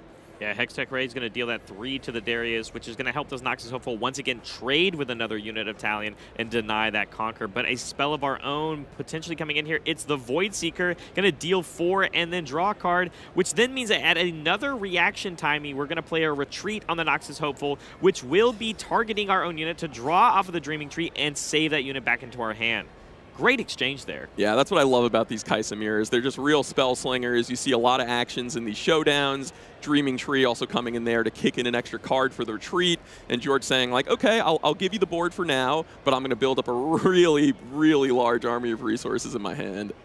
I think that's the best part too, right? It feels like George still is on the up foot, although losing that exchange, at least when it comes to the battlefield as itself and giving the point over, it resulted in Talion only going to be able to have 1 ready to rune, whereas George worked with a little, I should say, with only having the 2. Yeah, and Talion really using Darius to great effect there. You know, a lot of times when you think of Darius, you think, hey, I'm going to play him from hand, I'm going to cleave him to get in there and fight. But kind of the other thing that Darius can do is go into a battlefield, use his ability to ready, and then back out to be good to go next turn. Kai'Sa Survivor coming in back. We're going to fight over this Dreaming Tree all day for both of these decks, I think, and it makes sense. But getting that Conquer up, going up to 3 for George and getting the on-draw effect, or on-Conquer draw. And we have a ton of runes to play through because we've used our Legend ability in conjunction of saving ourselves the most we can without paying these power costs. So we have a lot to play with here. Yeah, both players probably going to avoid the Void Gate as much as they can. No one wants to be in there. Maybe a Watchful Sentry, but a really valuable unit like Kaisa Survivor. So like, hey, I'll go over to the Dreaming Tree. You can stupefy me, get some extra cards. That's cool. Yeah, it looks like a Falling Stars that we ended up drawing is going to be played here, and wherever these reflexive triggers go, it will be interesting to shoot. Double on the Darius makes sense when you get the big one off of the board, whereas the Raven Bloom can be kind of dealt with later. Yeah, and the pace of play from both Talion and George here is super impressive. These are clearly two players who are just super comfortable in their seats, know exactly what they're doing, and are ready to make some good decisions. Noxus Hopeful coming back onto the field with a Pouty Poro to come with it, keeping 2 up once again for George as we pass back to Talion. George has managed to, secure a pretty nice early point lead here, which is super important in the matchup, but now it's Talion's turn to swing back. It really is just these two decks kind of just throwing haymakers at each other, back and forth, scoring the battlefields as much as possible. And just when you think someone's established a lead just like that, it could swing in the other direction. Yeah, and we're reaching these like key rune breakpoints for these decks, for these powerful cards. We know a Thousand Tail Watcher exists in these lists. We can talk about things like Acathian Rain, the signature spell for Kaisa, and then some of these lists do play things like Time Warp. So the closer and closer we get to that area, the game can all of a sudden be flipped on its head, where it's like, oh, I'm going to take another turn right here, or I'm going to completely try and remove your entire units. What do you think is going to be the key to success for Talion to maybe come back in this game? Because I don't think Watcher here is that great of a play with the 2 extra units in the back foot. Yeah, so I think Talion, he's just got to do what he can to make sure he's keeping pace with those points. If he lets George get too far ahead, the Kaisa deck is way better at offense than defense, and there eventually will come a point where he just can't keep George off the Conquers. And we are going to see the Thousand Tail come down here to give Kaisa a shrink and to try to use the students to take her down. Yeah, but with the Hextech Ray here means that, again, George is going to be able to trade with this Raven Bloom student. Or no, it's actually going to deal the 3 over the top unless there is some more spell tricks to help buff up this Raven Bloom. It's going to die before it even touches this Kaisa. Yeah, Talion taking a look at George's trash. I think he's saying, man, that's a lot of Hextech Rays. Couldn't have played around it. And the Raven Bloom is going to go to the trash itself. Having a Hextech Ray of our own, though, to contest that, to just stop and get it out of the way. And it makes sense, right? The timing on that card is a little bit harder to pull off when it goes through. One has to complete the resolve before we get to the next action, right? Yeah, getting Kaisa off the board, I'm sure Talion's super happy about that. But the really important thing to note is that he is struggling to score points right now. And this is exactly what we were talking about and gives George a really good opportunity to get ahead on points. Passing back to George. All of those runes to his availability, and now instead a Thousand-Tailed Watcher of his own, which I can imagine, again, just to hopefully contest that 7 might body that's on the other side of the table. Yeah, you don't see this as much, the Thousand Tail without Accelerate, but George just being like, hey, I just want stats on the board. But what you do see very often is combining it with a Falling Star to take down something you normally couldn't, and George quick to do that and clean up the last unit that Talion had available at the time. Excellent play here, getting around that 7 might body with the double use of the Thousand Tail Watcher as well as the Falling Star, and for a double conquer going to 5 with nothing left on the board for Talion and only the 3 cards in hand plus the one we're going to draw. Yeah, George really just showing off why he's established that reputation as a master of Kaisa and just putting on a real great show for us. I love high-level gameplay, Frank. I think the fact the further and further we go into it, I'm actually going to be a little disappointed because I won't be here at the later points of this desk. And once we get to, that top 8, that top 4, that finals match, it's not only the highest stakes that you can think of, but it is going to be the best players in the room this weekend. Yeah, this is really a dream for players like this, where Kaisa is just such a gamer's deck. There's so many decisions, so many interaction points, and sometimes people will shy away from a mirror, but a mirror like this, where you just get to really make all these choices and impact the outcome so strongly. I know a lot of players have been loving it, and it's going to be just interesting to see how Talion and George can do.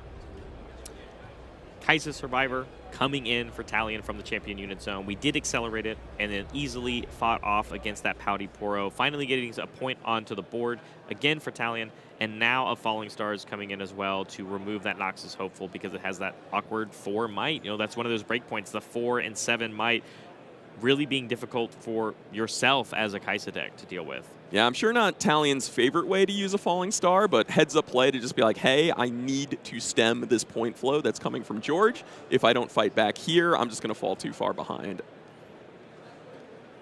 George being very good also, if you watch him play on point mapping, of course, as you can very much see the kind of lead that he's built himself here. I don't think he's worried at all about how to get to 7. It's that what resources do we use right now to get to 7 to then solidify and lock in that 8th one. Yeah, he is reaching that critical point where he can threaten to double conquer at any time, looking at his hand and trying to figure out the best way to do it. Seeing cards like Cleave in his hand that, as we saw earlier on, even in this game, of just using them for value when you go to the Dreaming Tree just for the extra draw and finding more important key cards. But it looks like the first Darius Trifarian going to be coming in here for George, and all he has to do is play another card, I don't know, like a Cleave on our Watchful Sentry onto the other battlefield, draws us a new one, goes to 6, and then that Darius would ready up. Or just target itself right now. The great play to make Darius basically a 10 might attacker just from this 2-card play for 6 energy. Yeah, interesting decision point here from George. He has to decide, do I just want to go in with 1, go up to 6, set up the double conquer next turn, or do I want to go in with both, go to 7, and threaten a hold, which will just win me the game on the spot? And the way he's playing it out, it looks like he might be trying to establish that hold. Yeah, we're going to get a retreat, though, through from Talion. Going to save the Kaisa. A little unfortunate because we're not on that Dreaming Tree, so it's really just going to save the unit and not get a bonus draw. But a Watchful Sentry follow-up here. Takes the point, goes to 6, and like you said, posturing for that double conquer later. Yep, George decides, hey, you know, 1 battlefield is enough for me right now. I don't need to try to hold. He probably feels that exposes him to too many things that could kind of take him out of the driver's seat, and he's just going to be like, I'm going to go for the double conquer because that's what Kaisa does best. 10 runes for Talion. Yeah, normally, you know, some decks play Time Warp, and you're like, ooh, this is my Time Warp turn, but not looking great on this board if Talion has access to it. Yeah, you really need units. It's about, you know, like getting the 2 turns of holds or something like that when you have that incremental advantage. Of course, then it just feels like you were going to win anyway because of how much of an advantage you have. But even the units in your battlefield means you can play them or have them ready to go, play things like the Time Warp to guarantee yourself another turn, use those resources, and then have another turn to back them up. But not going to be the play here, as the Kaisa that we just saved, the Survivor, going to be coming back and accelerated once again, hopefully to draw us another card at one of these battlefields that we conquer with it. So now Talion has to go in the tank, see if he could come up with anything to hold off this double conquer next turn. There's already a Thousand Tail Watcher and a Watchful Sentry down, and the cool thing about Darius is he can kind of do a pseudo-ganking impression, hold the 1 battlefield, move back to the base, ready up, and just launch an all-out assault with all of George's units on the Dreaming Tree. Love it, love it, love it.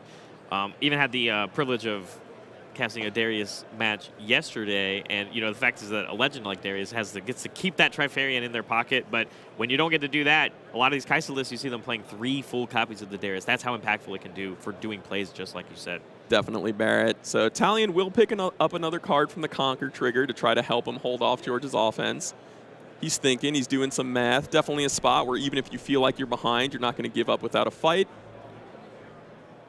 Do you think there's a 5 rune play here we can do to even come close to saving ourselves? Because even when you pass, right, you know, George has all of his runes that he's going to have access to help the offensive, not just what's already on the board. So Darius is at the Void Gate. It makes him a little easier to take down. Something like a Void Seeker would be able to do the job, and we might be seeing that right here. Yeah, there it is. Targeting that Darius. Going to draw another card as well for Talion. Helps out those resources. With only 1 energy, it looks like we're going to have to let it go. Yeah, the Void Gate coming in clutch here, at least for that specific situation. So that helps out.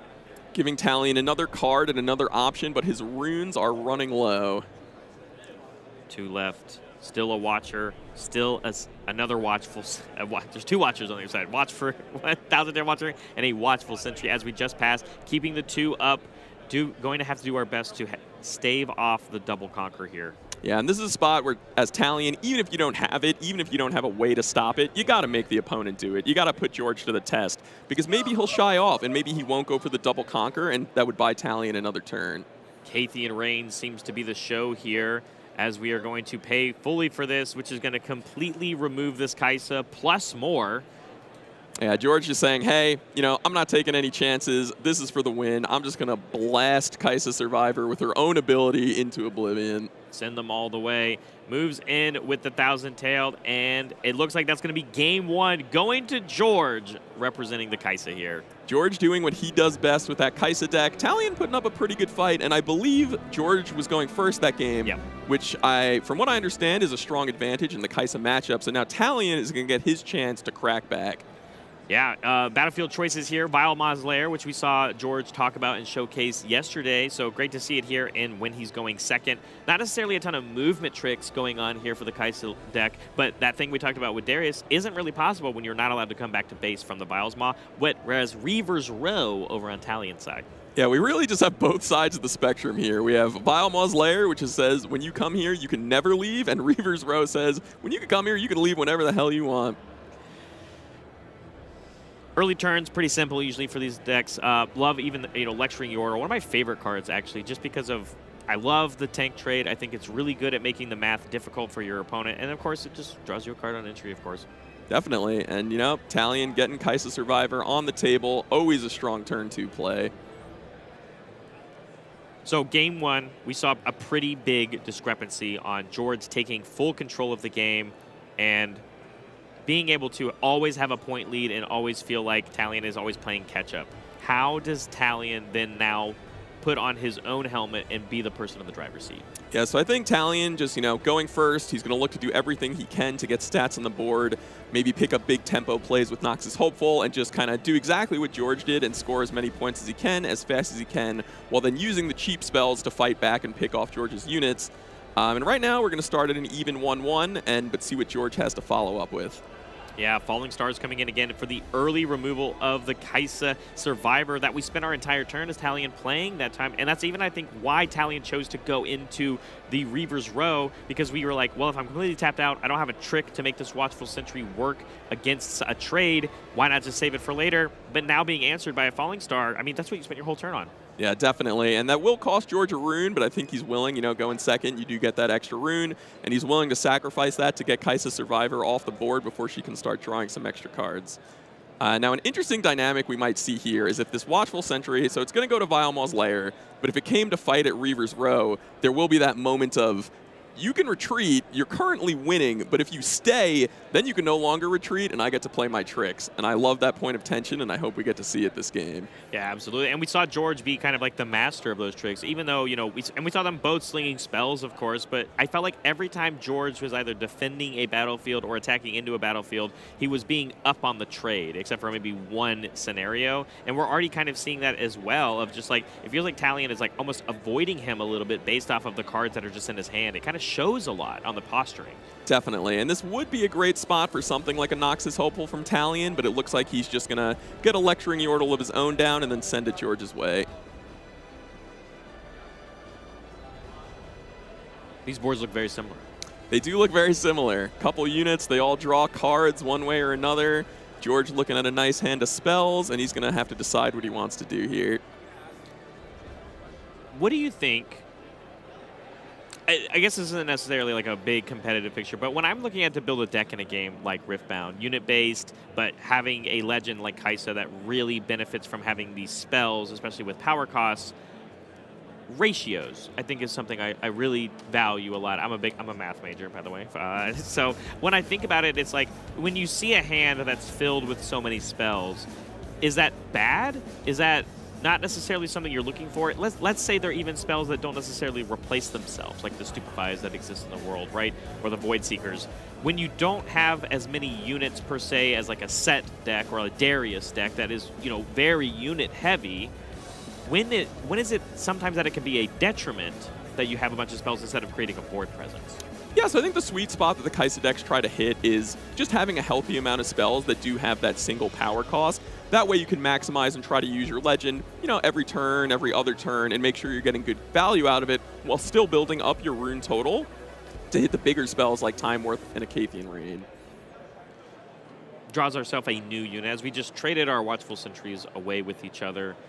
No point to be gained, obviously, for George. Now just playing a Watchful Sentry and now passing, holding up those 4 runes, which I can only imagine are for all of these spells that we have. Yeah, it does look like both players might have one of those kind of more spell-heavy draws as the units aren't hitting the table nearly as quick as last game. But Talion has used his Kai'Sa Survivor, while George choosing to keep his a little safer in the champion zone to deploy down the line. Very great point. I mean, George, I think, played his on a very opportune time. Didn't even pay the Accelerate cost that we saw in Game 1. Neither did Talion, but spent up the whole turn, whereas George can basically wait now and delay it when you can play Kai'Sa plus more things to be progressive on the board. Yeah, there is always that risk. And, ooh, here we see a pretty interesting exchange because You know, Talion's going to get to draw a card. The Lecturing Yordle's going to go back to the hand. That's going to be a rune for George. So kind of just a lot of cards moving around, but I think George is going to be pretty happy to build up that rune total, and he can even replay the Lecturing Yordle down the line. And then with his own Void Seeker to rebuttal against the Lecturing Yordle to potentially stop and deny the point. Wouldn't it be a play if there was a retreat of our own that we could play here just to keep it alive? Hey, I mean, that's why they call it a mirror match, but Talion instead going to let his Lecturing Yordle die, and I do think he had the retreat in hand, but he's going to higher value getting this Darius down and ready to score some points. Makes sense. Darius feels a little bit safer now that George has completely tapped out, now playing enough tricks of his own. Darius coming in with 7 might and going to get that point that Talion was really trying to get off the bat. Yeah, and Darius in Reaver's Row is a menace because you're not going to be able to, even if George had a Darius of his own, Talion's Darius could run away and try to conquer again the following turn. And still in that weird breakpoint, right? It's got 5 might, so Falling Stars we're going to require both of the investment. With the only unit on the board, I guess you feel pretty good if that's an answer to it, but just out of range of things like a Void Seeker. George looking at his hand. He's got a lot of options, doing some math. Both players taking a pretty good opportunity to kind of slow down this game. A lot more spells flying, a lot of decisions to be made, and making sure they want to make the right ones. And here it comes, the Reaver's Row check. Do you want to retreat? Do you fear my Watchful Sentry? Or Darius, do you want to try to hold the line? How many Watchful Sentries are you ever afraid of, Frank? I mean, Talion does have no runes available. Yeah. So if he stays, he is just saying, hey, George, I think you're bluffing. I think you don't have it. And that's a pretty bold claim to make. So Talion is going to respect George's play and back out the Darius.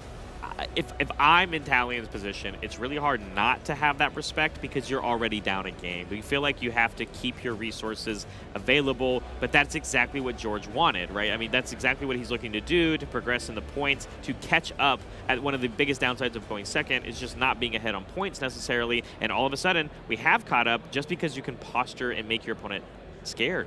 Definitely, and you know, Darius, Talion's only unit right now. He has lost his Kaisa Survivor, so it could be catastrophic for him if he, you know, tried to stick to his guns and it wasn't a bluff.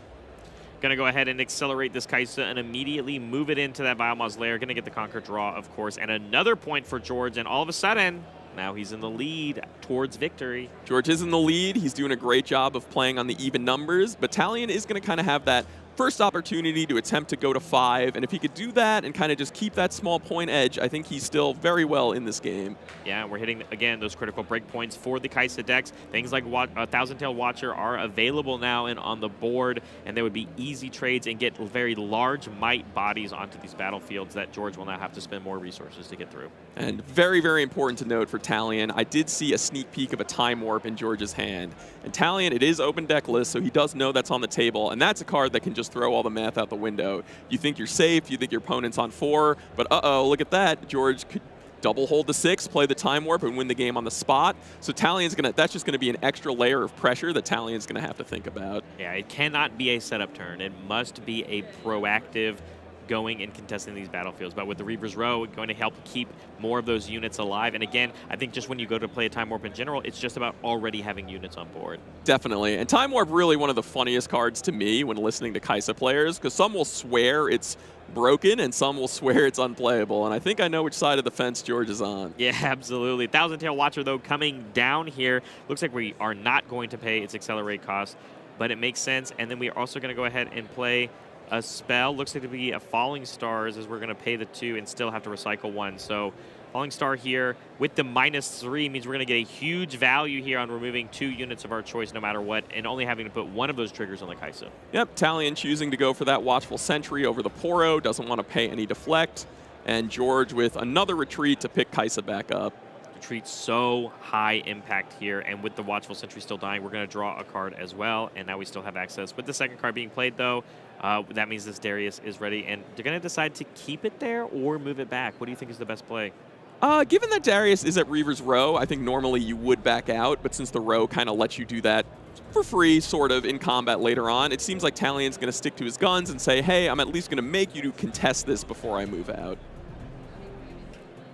Counting runes, making sure we're up, and a bunch spent. Completely tapped here out for Talion. I mean, it's crazy when we think about cards like Time Warp in this situation. When your opponent has 0 runes, it's not just for 1 turn, it's actually for 2 of them if you play a Time Warp. Definitely. And with that count there, I think George was kind of doing a Time Warp check of his own, being like, hey, can you play a Time Warp the following turn? And when he counted, he saw 7, so no. So that's not something he has to worry about just yet, and he can see if he can take the time to set up his own. Yeah, it wouldn't be that double hold that we talked about, or you talked about earlier on, but instead playing the Pouty Poro. And here we are. This is the first Time Warp that I'm going to be able to announce.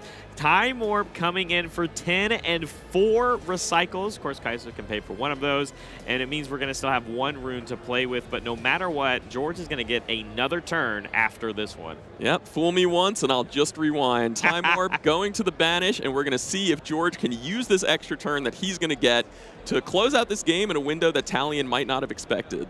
Yeah, now going to 6 here on the hold, which means George has a whole nother turn where he just gets to play setup, maybe even contest things like this Darius and this Thousand Tail Watcher as long as we have some removal. But all of those runes that we spent, this second Time Warp actually coming into play here with Kaisa, the last 3 Mind Runes, and this is exactly something that George was talking to me about in this interview, where you play 7 and 5 of the split here, of the runes here, because all of your late game choices like this Time Warp are the ones that cost you this Mind. This means the hold will actually take us to 7 points here with the Pouty Poro, and now it's just as simple as a Falling Stars Darius or the Accelerated Kaisa that we picked up earlier with the Retreat to be the game. Yeah, I think 1 Time Warp, I guarantee you, is on Talion's radar, but playing around 2 Time Warps, almost impossible, and George is going to just do exactly what he has to do. There's the fist bump, there's the match. George just showing why, like, he loves this Kaisa deck, because he just knows how to pilot it so well. I've played a little bit of League of Legends, and using Echo's ultimate is a little hard twice in that quick succession like we saw in that game. Masterful gameplay there from George, a actual master class when playing a legend like Kaisa, even against herself, of course. But I promise to the viewers that I won't lie to them this time. Frank, we do at least have 1 more match that we're going to showcase here for Top 32, but congratulations to George moving on. But we are going to be jumping in a little bit later. Frank, again, this tournament is moving at a breakneck pace, which means we're going to be jumping into Game 3 of Clyde on Master Yi versus Samsons on Misfortune.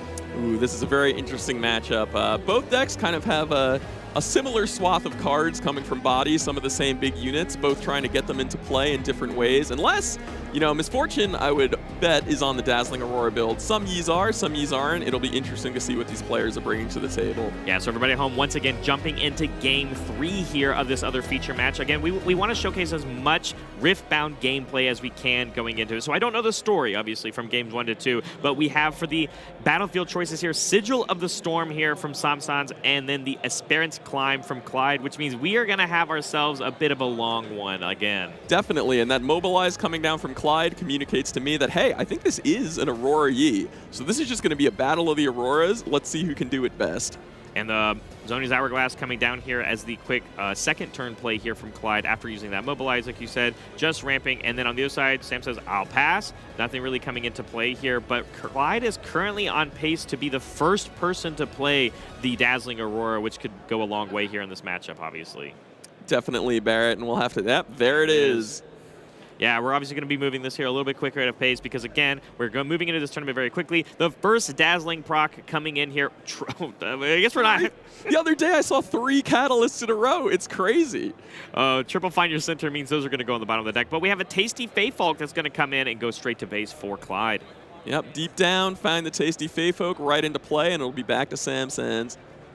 Yeah, now the Dazzling Answer, of course, is going to come in here. But, now I have to think about and I have to ask you, when you look at cards like Zonia's on the other side of the table, when you look at the Master Yi Legend versus you playing Misfortune, who do you actually think has the edge here when they're playing very similar decks, but you have access to different domains? Yeah, that's a great question, Barrett. I think it kind of just comes down to, interestingly, now that both Auroras are in play, last match we saw Kaisa where there was kind of a lot of play on the table, a lot of decisions.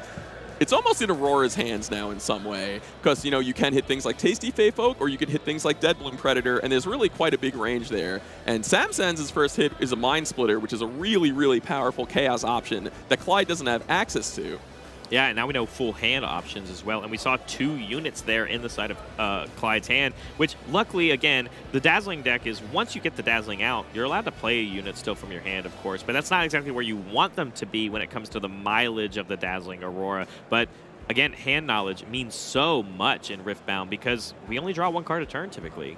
Definitely, and I'm really excited for this. I actually have not seen a match like this where both players have an Aurora. It's just going to be a slugfest. And it's going to be a quick one, too, as we are moving very quickly. But Master Yi honed coming in from the champion unit zone, and it does come in ready for a double conquer play here from Clyde, getting him on the board very quickly. And remember, that Zonia's Hourglass is going to save which of these units die first. Yeah, Zonia's Hourglass, definitely one of the powerful options coming from Calm, saying like, hey, maybe my Tasty Fey Folk isn't as big as your Mind Splitter, but it's pretty nice when I get to have it twice.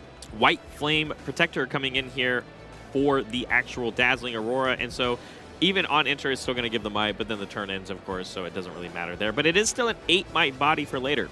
Back is, oh, you know what breaks the Dazzling Aurora parity? 2? How about 2?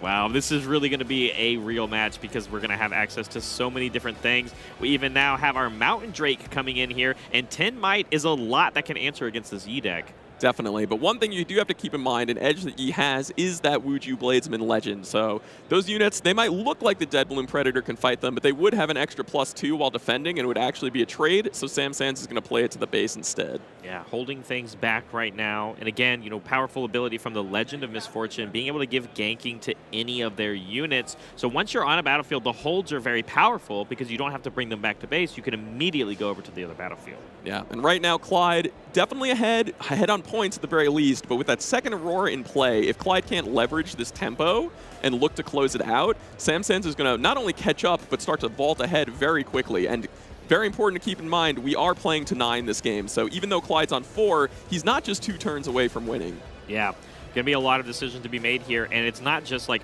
you know, the inevitability if we don't find a second Dazzling or our own or can't close out the game at a quicker rate, but you can only get 2 points a turn in this game. That's how Riftbound is played. And so not only that, but the disruption that the Chaos Domain brings for the Misfortune Dazzling deck is so different. We have already seen the Mind Splitter, but I have to also think of cards like Soul Gorger that could exist in this list to bring back more units that you would otherwise lose. And what does Master Yi get to do about that? Yeah, it is interesting because, you know, you will eventually run out of units if these Auroras are going on long enough. And I do think, you know, Chaos has some of those tools to get the units back into the deck or play them from the trash and do it again and again. So in a way, I think if it goes long enough, Sam Sands really is going to be favored here. Stack deck, looking for some more cards. Of course, once you get double Dazzling out, you really get to do whatever you want with your runes on your turn. In the same sense, Clyde only really played Immobilize, and then ended up grabbing another Tasty Fey Folk off the top from his Dazzling on his turn. But Sabotage coming in here on the side of Sam Sands, but I defy to have it. It's like, you already know what's in my hand. I don't want to give you any more information on the new stuff that I've drawn. But the first contest here coming in from Sam Sands of the Mountain Drake moving into that Master Yi, 10 versus 8. 10 versus 8. I like those numbers, but now it's 10 versus 10. And a draw here on the Discipline as well. This is only a trade. Well, this is really where Zonia's Hourglass might get its chance to shine because, you know, a trade, I would gladly trade that Hourglass for that Mountain Drake. That looks like a great trade for Clyde, and I think he would be okay with it. So now it's up to Sam Sands to decide if they can, you know, turn it into something a little less one-sided. What would you expect here? There's really not a ton of tricks I can really think off the top of my head. If this is like a fight or flight that we typically find in these Misfortune decks.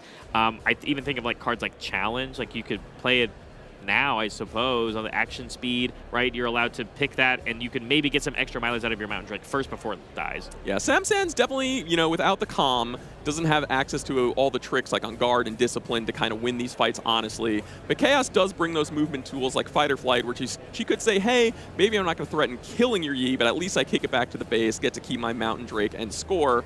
But the big one she has is Bullet Time, which is Misfortune's kind of haymaker, dump all your runes, deal a ton of damage. And that could lead to a pretty big swing turn later in this game. I would love to see a card like Bullet Time be the reason why we sack all of our runes at the end of the day because, you know, Clyde goes for like a huge hold turn or, you know, puts all of their units up into battlefields ready to be available for a play like that. But instead here, we are going to be playing a Primal Strength to be buffing up. Well, no, actually, sorry, that was just one of the cards we revealed. We've got a Dead Bloom Predator coming in here first. No, I think you might be right. This is a Primal Strength on the Predator. Oh. And While I missed the Predator play that happened yesterday. But yeah, or last turn. Primal Strength here contesting against, basically doing your own little White Flame impersonation. Yeah, definitely. While a lot of the smaller might boosts are in calm, that doesn't mean Body. Body's got the big punch, and that Dead Bloom Predator, I believe, is going to go all the way up to a 15 to look to contest this 10 on the White Flame Predator. Or Protector. Going to get another point on the board here for Samsans. And Clyde is now losing more units more quickly, obviously one of which was replaced with the Zonias that we saw. But it means as more units come out faster for Samsans, what is Clyde going to do to continue pace and keep those units into play? Because remember, we know that Clyde has things like Dead Bloom Predator in hand. Yeah, that's a great question. I think Clyde is just going to do the best he can to kind of keep up, make sure he maintains that point lead he already has as best as possible. Samsans right now thinking about, hey, is it worth going into the Sigil of the Storm? Should I expose my Mind Splitter? Do I want to have to recycle a rune to that Sigil cost? And it looks like the answer is yes, and now we're going to the end of the turn for the double Aurora flip. Do you think, how many units do you think are in this deck? I think that's a big question we have to ask ourselves. That's a great question. I think it's pretty player preference. I've seen the range of, usually like 3 Dead Bloom, 3 Mind Splitters. After that, it could kind of fork a bit. Maybe you just play a Gorger or 2 to like rebuy. Maybe you play a big Volibear to have a, a real Haymaker option. We already saw like a Mountain Drake come in here. So my guess would be somewhere in the range of 10, maybe upwards of 12 if you really want to make sure you have all the hits. There's that Volibear, the imposing one on the body domain, and then we also have a Mind Splitter that we're going to be playing for some extra disruption. So although the Sabotage did get defied earlier, we are going to still be able to see the cards in Clyde's hand that we didn't now know from earlier. Mind Splitter is going to be going first here, and then we're going to put that Volibear imposing onto the battlefield, which is where you get the full advantage of its other abilities. Yeah, Samsans really just using both of these Auroras to full effect. Going to take out another White Flame with that Mind Splitter and really just look to pick apart any offensive that Clyde might have. It's so smart because if both of you are playing the similar amount of units, the fact that Mind Splitter is essentially removal, but from the hand, makes a huge advantage here for Samsans. Yeah, now Clyde's going to have to figure out what he can do because, again, with just 1 Aurora to 2, he's going to have to close this game out fast if he wants a chance to win. He's in the tank. He's thinking. Really have to assess here on what to do because all of a sudden you'd think, man, I was the first player to play a Dazzling Aurora this match. I got early points. We're playing to 9. It's exactly the kind of game we want. But the second Dazzling Aurora here from Samsans is really the game changer. Thinking, doing math, definitely don't want to be hasty. There's that Dead Bloom we know about going and trying to contest against the Mind Splitter. Yeah, and the Volibear does say when you move to the battlefield, right? And Dead Bloom isn't moving, you're playing it there. So. I believe it does. Seems like they're checking that right now to be sure, but if that is true, then a draw would not happen here. Yeah, that seems to be the case as we are going to now go to a showdown. Dead Bloom versus Mind Splitter, 8-7. Ooh, you talked about this already, but here comes a bullet time, and at least when it comes down to choosing whether you defy this or not, you have to make the decision before the amount of runes you choose to recycle on for the effect. So it's on Clyde to make that decision, right? Yeah, very nice advantage that bullet time has, because, if you had to spend all the runes up front and then it got countered, there's probably not much coming back from that. So I do see a defy in Clyde's hand, and he's gonna have to think here, do I want to do this? And it's interesting to think, I can't tell if Samsans has 8 runes, but it's interesting to think, would they dump them all to just kill the Dead Bloom and keep the Mind Splitter, or are they just looking to recycle, just 1, make it a nice, honest trade? I think the trade is probably the best call. Again, you're already using your cards to eliminate more of Clyde's units out of the game. And assuming, again, we haven't necessarily seen everything fully on Samson's deck, at least when it comes to units. Maybe we have. I'm not really sure. Don't know the full picture. But if we have things like Soul Gorger, we can really take advantage of just doing these trades. Okay, and it looks like Clyde is saying... Oh, wait, they might... I think we're getting judge confirmation about that interaction that we just talked about, which is making the decision to defy before the other extra cost is paid. So just getting clarifications. We want to make sure we dot all of our I's and check our T's, and the players want the full information, of course, and clarification, which makes sense. So this gives us some time then here, Frank. You're staring across. I look at double Tasty Fatefolk, which is draw and channeling of runes if you do end up paying any power costs. A Honed Yi that we kept alive because of our Zonia's Hourglass. And now we've played this Dead Bloom from our hand, plus all of the different units that are already in Clyde's trash. How many do we have left? That's 2 White Flames gone. We probably, of course, have more Dead Blooms, but I can't imagine there's a ton more Tasty Fate Folks, and that champion unit is a once per game, basically.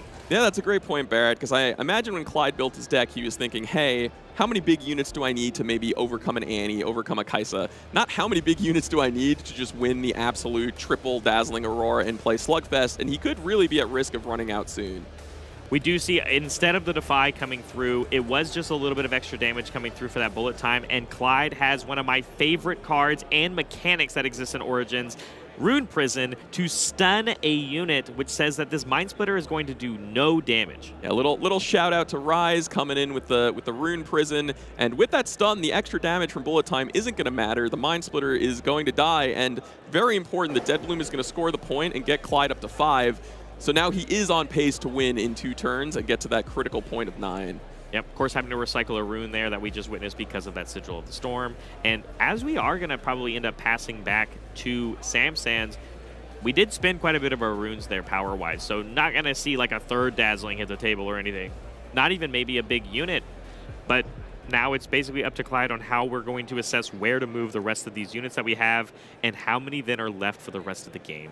Definitely, and the real thing, you know, this is where the Misfortune Legend Bounty Hunter really comes into play. That ganking is huge. You may think Volibear is trapped over at Aspen's Crime, but a quick gank would bring him over to the Dead Bloom. But here's a huge attack from Clyde.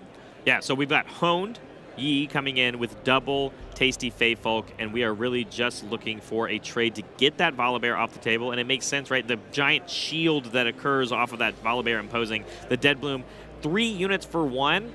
Samsans probably feels really good about that. Yeah, but I know Clyde, he does get to bounce back some of those runes and some cards from the death from the Fey folks.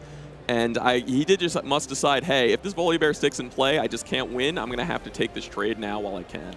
Here comes off the top. We knew there was a couple more Dead Blooms still probably in this deck, so now we have one. Do we take the trade 1 for 1 against the opposing Dead Bloom, or do we put this in our base or reinforce the other battlefield? I mean, if Clyde also, nope, it's just going to be a trade. I was going to say, if he somehow had an extra trick like On Guard to push that in his favor, that would be huge. Ow. But for now, he's just going to say, I'm going to take the trade. I'm going to try to slow you down. I've got my 5th point, and let's see what you can do, Samsans. 5 points, officially 2 turns with double conquers or holds to get to a win there. Samson's still going to have to play some more catch-up, at least in the point game. But like you said, that's not the priority of these Dazzling decks. It's about establishing the board state and the dominance. Going to go up to 3 here now. And now it is up to Samsons to either just go for the Dazzlings at the end of the turn here or see what we're going to do with our 7 runes. You know, the more we are talking about this, Barrett, I think there's a very real chance that this game just comes down to who runs out of units first. Yes. And in the same time, while you're running out of units, but a Mountain Drake being very good to help contest against that Dead Bloom or at least tie with it. And then now the 3rd Mind Splitter coming in here, and there's not really a lot you can do about that one. It's a unit with the ability of Sabotage, not Sabotage itself, but plus up. Yeah, these Mind Splitters have really just been backbreaking, kind of really showing why a lot of people go to these Chaos builds of Dazzling Aurora, because it's just such a powerful card to put into play and not only get a lot of might on the table, but just take out the most important card in your opponent's hand, and Clyde has got to be feeling that right now. Mountain Drake being played to support and reinforce that first Mind Splitter, but the other Mind Splitter just coming back to the base for Samsans and getting that charm out of the hand for Clyde, I think was huge, because that would have been a way for him to take advantage and maybe force something like this Mountain Drake to fight this Dead Bloom and maybe a couple of tricks to get over in might. Definitely, and Clyde right now just doing the counting. Again, we are playing with open deck lists at this point. He's trying to figure out, hey, you know, I've seen what you've used. I've seen a lot of cards go to the bottom of the deck from these Auroras. What's left? Not a whole lot, Frank, as I think we were quickly approaching critical mass of this game. Yep, now Clyde is counting his own units, being like, what do I have left? And it's really just who's going to run out first. A little afraid it's Clyde right now, especially because that don't want to discredit that Misfortune that's still hanging out in the champion zone. I love the confidence here from Samsans because they didn't use any of their runes. It's just filled in time for tricks, and you already know that you're playing against double the Defy in hand. Yes. Samson's just saying, hey, I've got this drip coming in from the Dazzling Aurora. I don't really need to worry about committing my runes right now. I'd rather just keep them up for tricks and make sure that Clyde can't do the one thing that he really needs to do, and is get that point total up to 9. And here comes a Volibear imposing from Clyde himself. Gonna obviously, I think we're making a decision where we want to put it as it's still posturing, but if we put it in our base, it doesn't get it access to its abilities to help. But with the Dead Bloom, it then leaves it susceptible to any sort of abilities that could kill it through removal. Yeah, sometimes the big bear just don't care, but right now it's going into the Sigil, and this might be a great opportunity for Bounty Hunter to kind of show the full breadth of why this Dazzling Aurora deck works.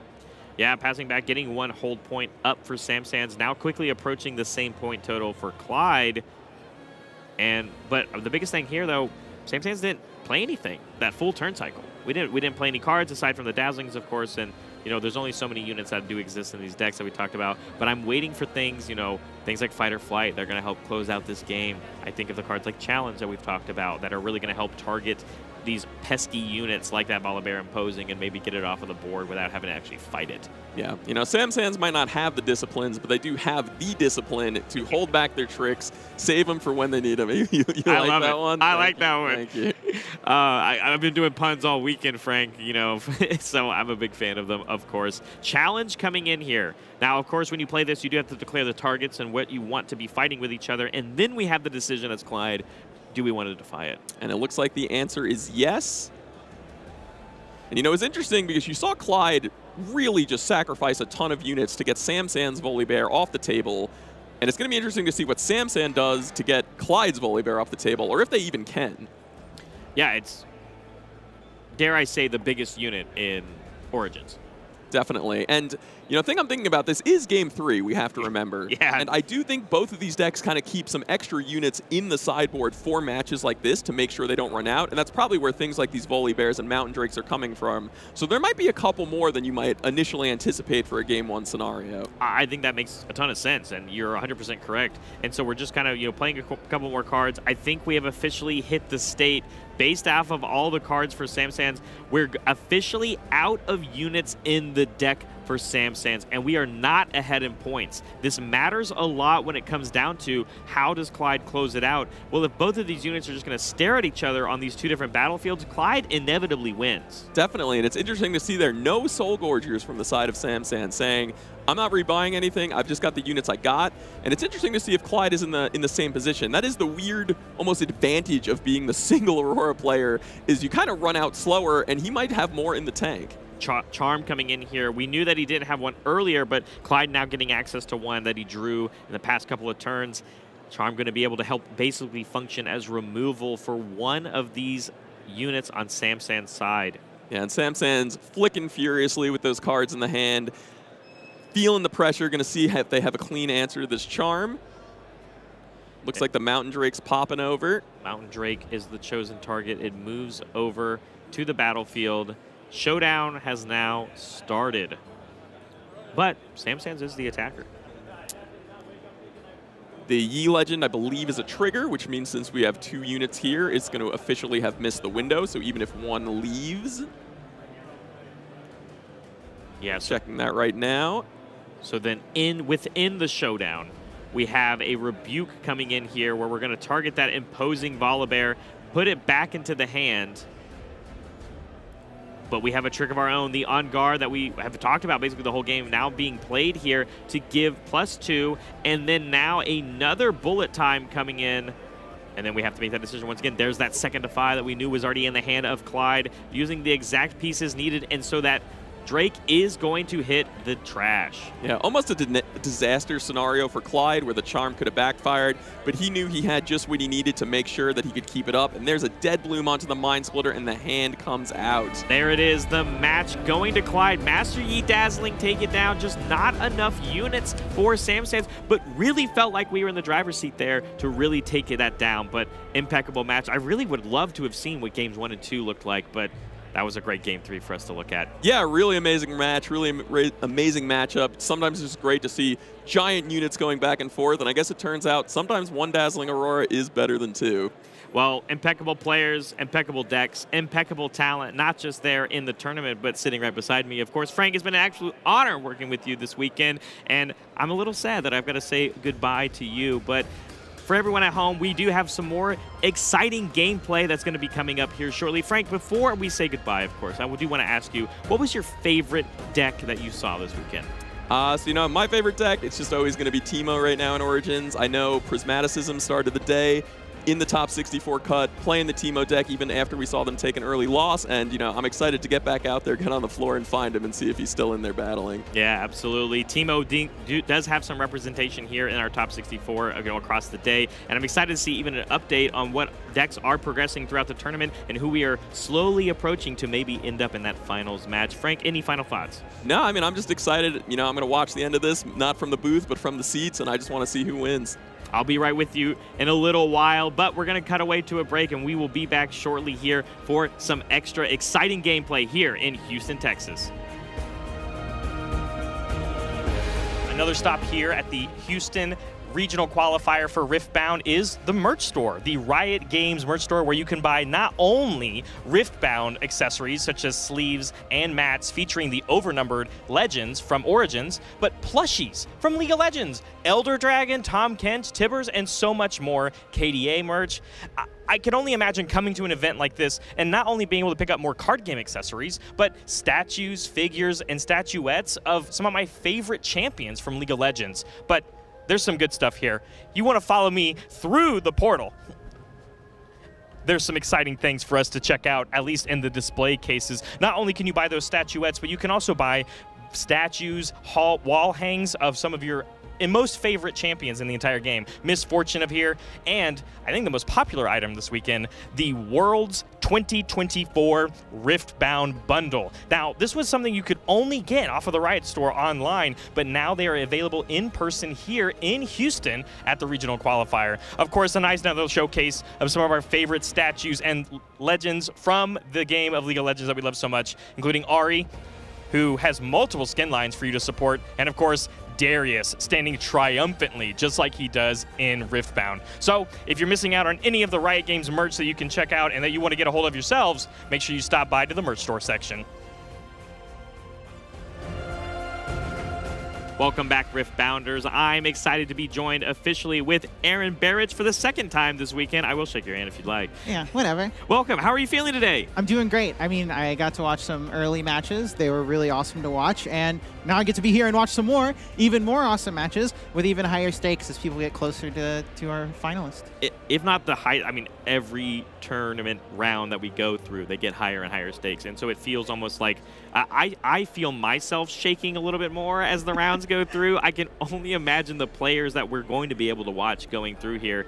And talking about those impeccable players, luckily enough, we've done a pretty good job of getting a lot of extra interviews and getting the inside of these players going into this event. So one of the feature matches that we're going to be able to talk about in this top 16 that's going to be coming up here shortly, we had a moment to get a little bit of insight from them as well. So we're going to go ahead and show you all some insight on our upcoming feature match.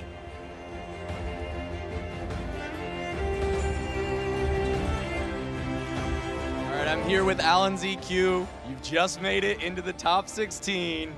How does it feel to be dominating in another Riot card game? I wouldn't say dominating. I think I'm doing just all right. But I had now today first match out of years that I actually felt shaky. I had my hand wasn't steady. I didn't have that since last time Worlds Finals, pretty much at Runeterra. And I'm gonna tell you, it feels amazing having that feeling back. Bro, that is excellent. I love that. That's what I want to hear, Alan. So how has the run been going overall? I know you're on Kai'Sa. How's the deck been humming?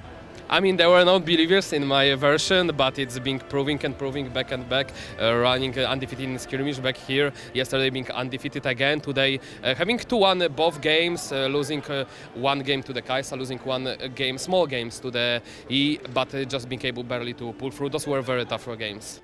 All right, Alan. Well, I don't want to keep up too much of your time. I want you to focus on your top 8 match. But thank you so much for coming and talking to us, and good luck in the rest. We'll send it back to the desk. And there we have it, Alan ZQ. We had the pleasure of watching him yesterday and making a deep run here in this tournament. I mean, we saw the kind of plays that he was making yesterday. It's very easy to see why he's here. Yeah, I mean, his play yesterday, truly impeccable. Had some masterful usage of Candlelit Sanctum and stacking cards in his deck in a way that was really favorable for him. You know, previous Legends are in Terra World Champion. Not shocked to see him doing well here today, and I'm really excited to see him play some more this round. Absolutely, but we don't want to keep our viewers waiting, of course. Top 16 underway, going in. Alan ZQ, who we just highlighted, playing Kaisa, of course, against the Mirror in KGO. And had the pleasure, Aaron, while, with Frank, that we already did watch a Kaisa Mirror, and the intricacies that go in this back and forth really are difficult to execute. And fundamentally, at the end of the day, I really do think the best player will end up the victor of this match. Yeah, I mean, the Kaisa mirrors are really skill-intensive. There's a lot of decisions on a turn-to-turn basis.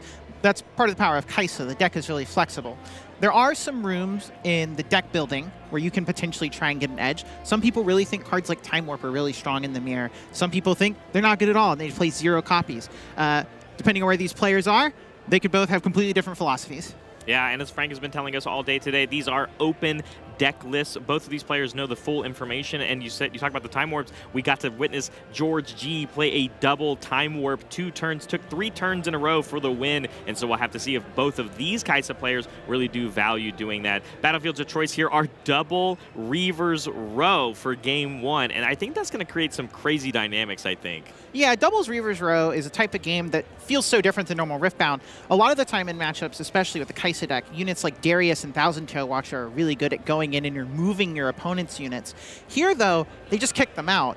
The battle for units at the base becomes a lot more important. Things like Falling Star and a Caffeine Rain, more valuable than ever. Absolutely. Early turn 2 plays, or turn 1 plays, of course, with our 2 drops, Pouty Poro versus Watchful Sentry. And I think that's the other point, is that it's not so much, I think, about that dynamic of moving the units, like you so pointed out, but when I don't see a Dreaming Tree this early on, at least in the beginning of this match, it means I think the cards we are going to be drawing are purely because the cards themselves say draw 1. So does it almost feel like the player that plays more cards that draw will find more answers quickly to then take advantage of this game?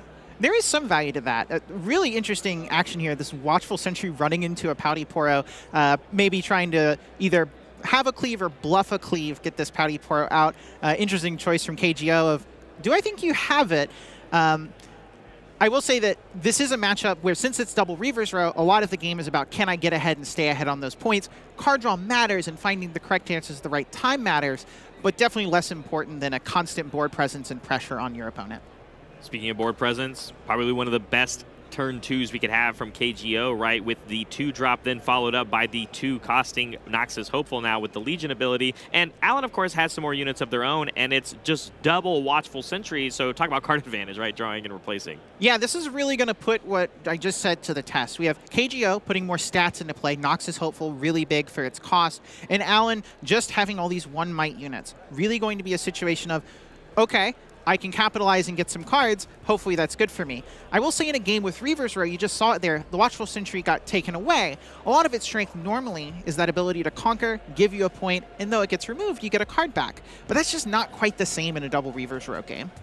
Yeah, I'm excited to see what we're going to do with these Watchful Sentries, when I can only imagine, as we now see this Kaisa Survivor getting accelerated from KGO, going into this Reavers Row, going to get the Conquer Draw effect.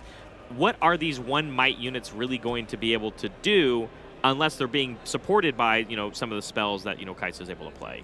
Yeah, there's an interesting option for Alan here, where you could potentially just send all of your Watchful Sentries into this Pouty Poro. It means you won't be able to run away with more than 1 of them from the Reavers Row, but do you even really care? They're kind of here to score some points and die, and Alan is going second and is behind on this points race, so that type of trade is exactly what he's going to be needing to make here in the early turns. Do you think going first in this mirror match is so strongly important when it comes to actually closing out the match as a whole?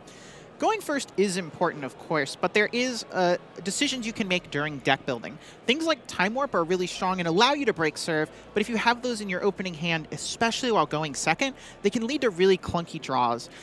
You're really much more interested in having a lot of those cheap plays, Hextech Rays, Void Seekers, maybe a Darius to break through a board and attack their stuff. So that in that deck building element is where the play draw gets pushed even farther. Absolutely. I love how we're going to see a lot of these units stick around for quite some time.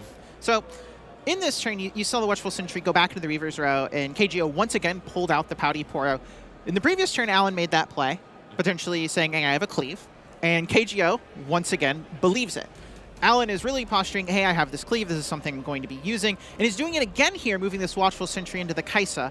However, it looks like KGO said, okay, maybe as a Stupefy here in case of the cleave? And it's funny, right? Because that same exact posture that ended up and presented, we then did a similar tactic on the other Reaver's Row, but KGO said, no, I'll keep my Kaisa here. And then we did see that cleave come through to go over, and so we have to have the retreat come through for KGO to keep the Kaisa alive and channel this Arun while we do so. Yeah, these Watchful Sentries, maybe only one might, still scored points into a 2 and a 4 this turn. I did eat my words. You're 100% right.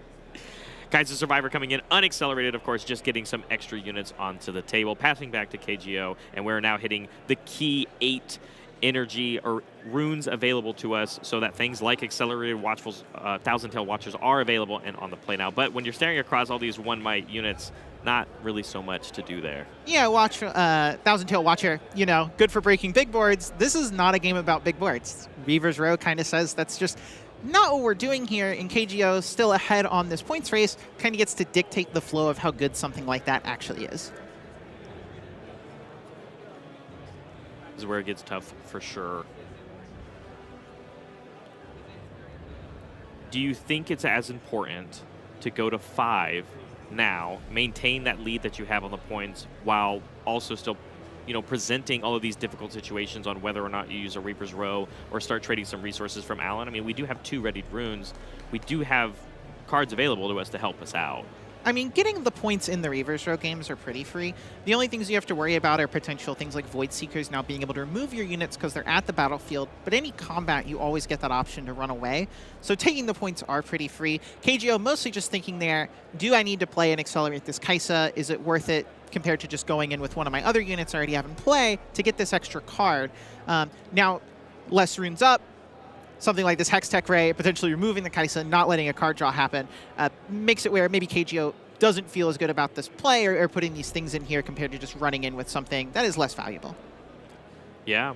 Our Cleave of our own, though, going to help out and give the Assault 3.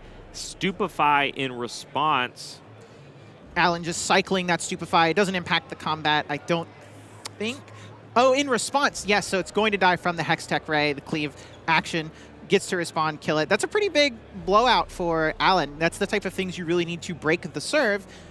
Not stopping the point, but definitely getting a lot of energy value. KGO spending 5 for the Kaisa, 1 for the Cleave, and Alan getting to get rid of that for just the Stupefy and the Hextech Ray.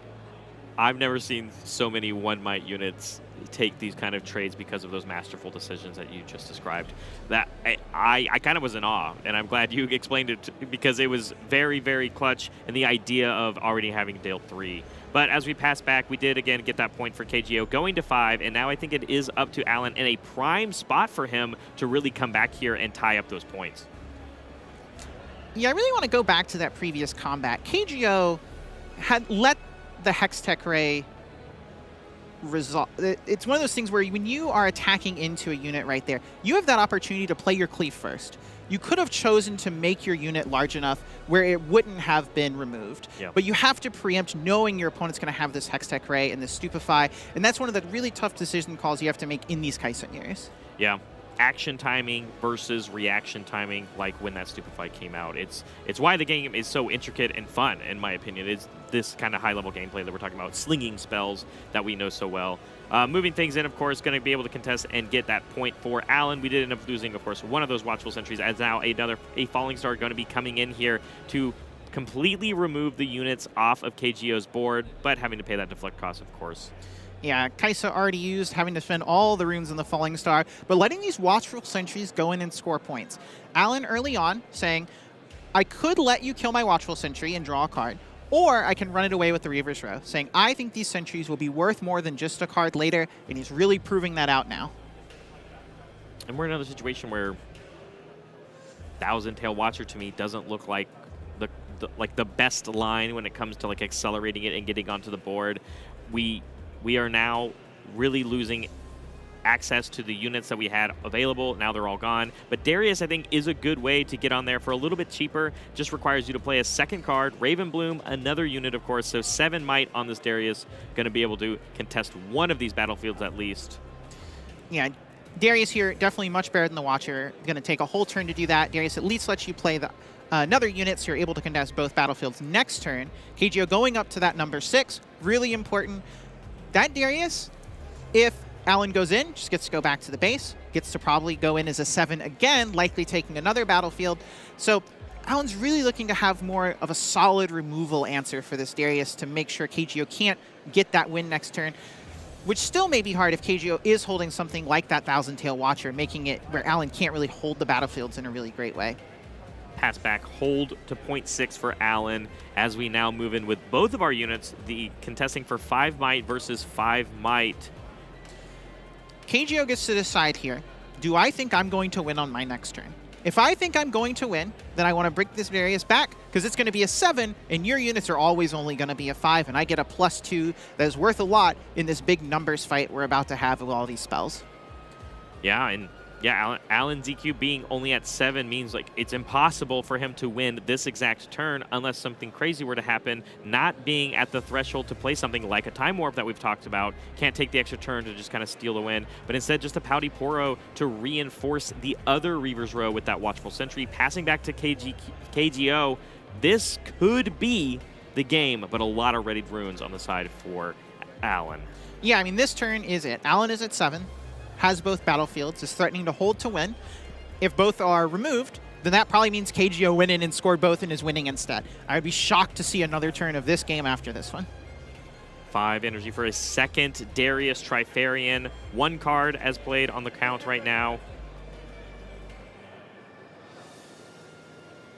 And then before, it looks like probably the next card that would be played would be some sort of spell from our hand, which would then allow this Darius to gain, both of these Darius to gain. As the Cleave now being as my choice to give this Assault, it will gain the extra 3. We've seen this all the time. It's for that 10 might swing that a Darius is allowed to do. But now with this other Darius, we're allowed to swing in with it as well. And no answer from Alan means game 1 goes to KGO.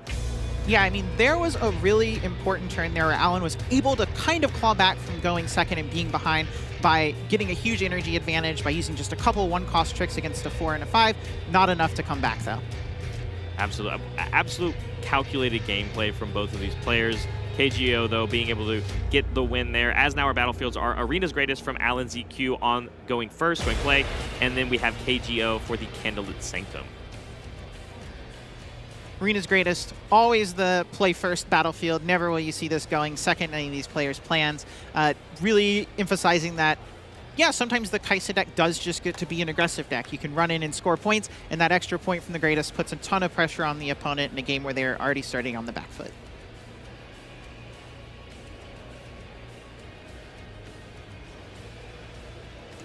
No play on... Or no, because we're just on this showdown still, but moving in with the Pouty Poro, and we are going to pay this early deflect cost, but like we saw a little bit earlier, it does impose that deflect cost onto the spell, so Kaisa is allowed to help out with it as well, but we still got to use 1. Yeah, the Hex Tech right there, paying 1, that's a huge decision for KGO. That's going to have a massive impact on the next multiple turns of the game. Down 1 rune, now I can't play 2 things sometimes. Maybe I can't play 3 things later. Those decisions, really hard to make, but values Alan not getting that point, especially because, again, that Arena's Greatest put an extra point on the table and is adding extra pressure to KGO. Was answered by the retreat, and then because we were so early on in Alan's turn, just plays the Poro once again and keeps 1 up. But like you said, denying the point, and that's what matters when you're going first. KGO not playing the Kaisa Survivor here, even though they have 4 runes, pretty loudly saying, I have a trick. With the Pouty Poro, though, Alan's like, yeah, sure, deflect, do whatever you're going to do. If you want to Void Seeker this, I'm down for that.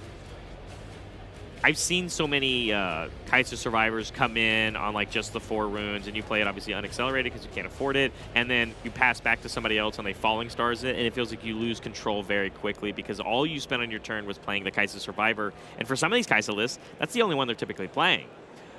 So this sequence was very interesting. Alan went in, KGO said, no, I'm actually not going to remove that, which means KGO has these 4 runes ready and may not get another window to play any cards this turn. I wonder if this 4 energy is just going to kind of get wasted, even with the potential of playing a Kaisa. And that seems to be exactly what's going to happen. No chain started at all because we just played a unit and passed for Alan. Whole turn cycle of doing nothing is really rough. Yeah, that's really interesting from Alan's side here. That Kaisa is face up. knows KGO could play it and chose not to do anything to this Pouty Poro. So you gotta be thinking, what can my opponent be holding? It must be something that makes them really value the protection of this Kaisa, maybe a low unit hand, a lot of spells, a lot of removal, and maybe we'll see some of that here. I could imagine, yeah, a Falling Star on this board. Pretty good thing to be playing, getting both units, even if you have to pay the deflect for that Pouty Poro. Yeah, one of them more expensive, right? You know, because of that deflect cost, but it does get all of the units off of the table, and maybe now we see those 4 runes. We wasted them, or wasted our time not doing anything before, but of course we can play a Lecturing Yordle, get it some, refund itself, and now we at least have the unit lead when going in. Yeah, Yordle, a nice unit here if you're kind of low on threats, is like, replaces itself. You're not too worried about it dying. It's pretty small, but it still does threaten to take those points. Instantly answered by an accelerated Kaisa Survivor from Alan ZQ, and here we see what we saw him really have success with yesterday, this Candlelit Sanctum, which this one's not even his, being used with the On-Conquer draw, being able to take a look at these top 2 cards and decide where you want to put them. Yeah, one on top, one on bottom, gets that one from the Kaisa immediately. Probably a pretty good card if you're willing to take it at this point. You have a lot of card flow. You're really looking only for specific things, either removal spells to not lose the tempo you have ahead of the game, or some type of big finisher.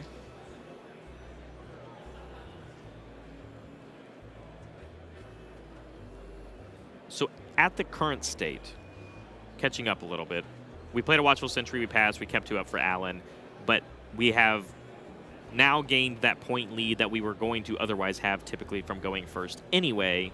And I think a lot of it came down to is because we felt like we took that whole turn off from KGO. So it's like we spent some time, denied some points. That was the time for us to re-solidify ourselves. But then it feels like once again we're kind of in a normal game state of what normally looks like when you go second. Yeah, I mean, KGO is doing an okay job of keeping the board clear and catching up. Void Seeker making Alan do the retreat on that Kaisa, but that is still another accelerate unit in Alan's hand. Going to be able to put pressure on both these battlefields again, and still had another 1-mana play to try and remove this Lecturing Yordle, really pushing KGO back off the board again. You don't get to have units. I have accelerate units. I'm going to keep scoring. Pressure, pressure, pressure. Yeah, and full rune usage, right? Because now then we also had a Hextech Ray to answer the Yordle going for the Conquer, forcing a retreat out of KGO, and now just has to play a 2-drop. Can't afford the Lecturing Yordle anymore because you had to pay the 1 on the retreat. Yeah, and you can look at this game. Alan going first, of course, has a rune advantage, but also KGO did kill that Poro early, paid that deflect cost. You can see it in the rune counts here. KGO only with 7. Alan over here with, looks like 11 runes. The retreat adding more to that. Really gets to play his cards in the way he wants every single turn. And it really gets to dictate things like this Candlelit Sanctum. More expensive cards, usually pretty strong and more powerful here. A lot of times early you're pushing those away, or if you spend a lot of your runes, Alan gets to choose to keep those. He likes them. They must be good. They're going to help close out this game, hopefully for Alan, as we are quickly approaching more points for Alan. Going to be going to 5 once this accelerated Kaisa goes through, because with no readied runes on the side of KGO, there's no contest. Yeah, a situation where one of those Time Warps or any fancy spell here really would shut the game really, really quickly. But also, Alan just a pretty full hand and a lot of options. KGO here potentially needing something like an Acathian Rain to really clear a large board and be able to catch up. Thousand-Tailed Watcher on this turn, potentially pretty good if Alan doesn't have a lot of actions or reactions to fight back against that, killing both these units. Pouty Poro coming back, keeping 4 up once again. Always posturing that we have some sort of answers, as that is the bread and butter for these Kaisa lists. Yeah, even if you don't have these tricks, there's so much value in just holding up this energy. There's so many different little ways of removing things. You have Hextech Ray, Void Seeker, Retreat, Stupefy, Smokescreen, and your opponent has to respect each of them in slightly different ways. So just saying, okay, I have 4 up. I can have so many combinations of those. Your choice of which ones to play around can put a ton of squeeze on someone that is already behind and maybe really doesn't have the luxury of playing around much of any of them.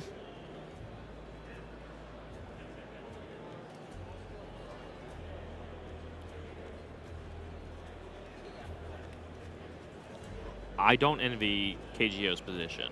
I think the Watchful or Thousand-Tailed Watcher is not a bad play, but with only the support of this Ravenbloom student, it still leaves yourself a little vulnerable at essentially all of your runes again. Yeah, if you're having to spend 8 and do it accelerated, you're only leaving 1 up. Possibly you have a Hex Tech Ray, Retreat, or a Stupefy. But even then, that Ravenbloom student's going to be pretty fragile if Alan has another one of those removal spells, Hex Tech Ray or a Void Seeker, which means your Thousand-Tailed Watcher maybe can't clear both battlefields. You're really likely to get the Kaisa, but the Watchful Sentry maybe just doesn't even get removed.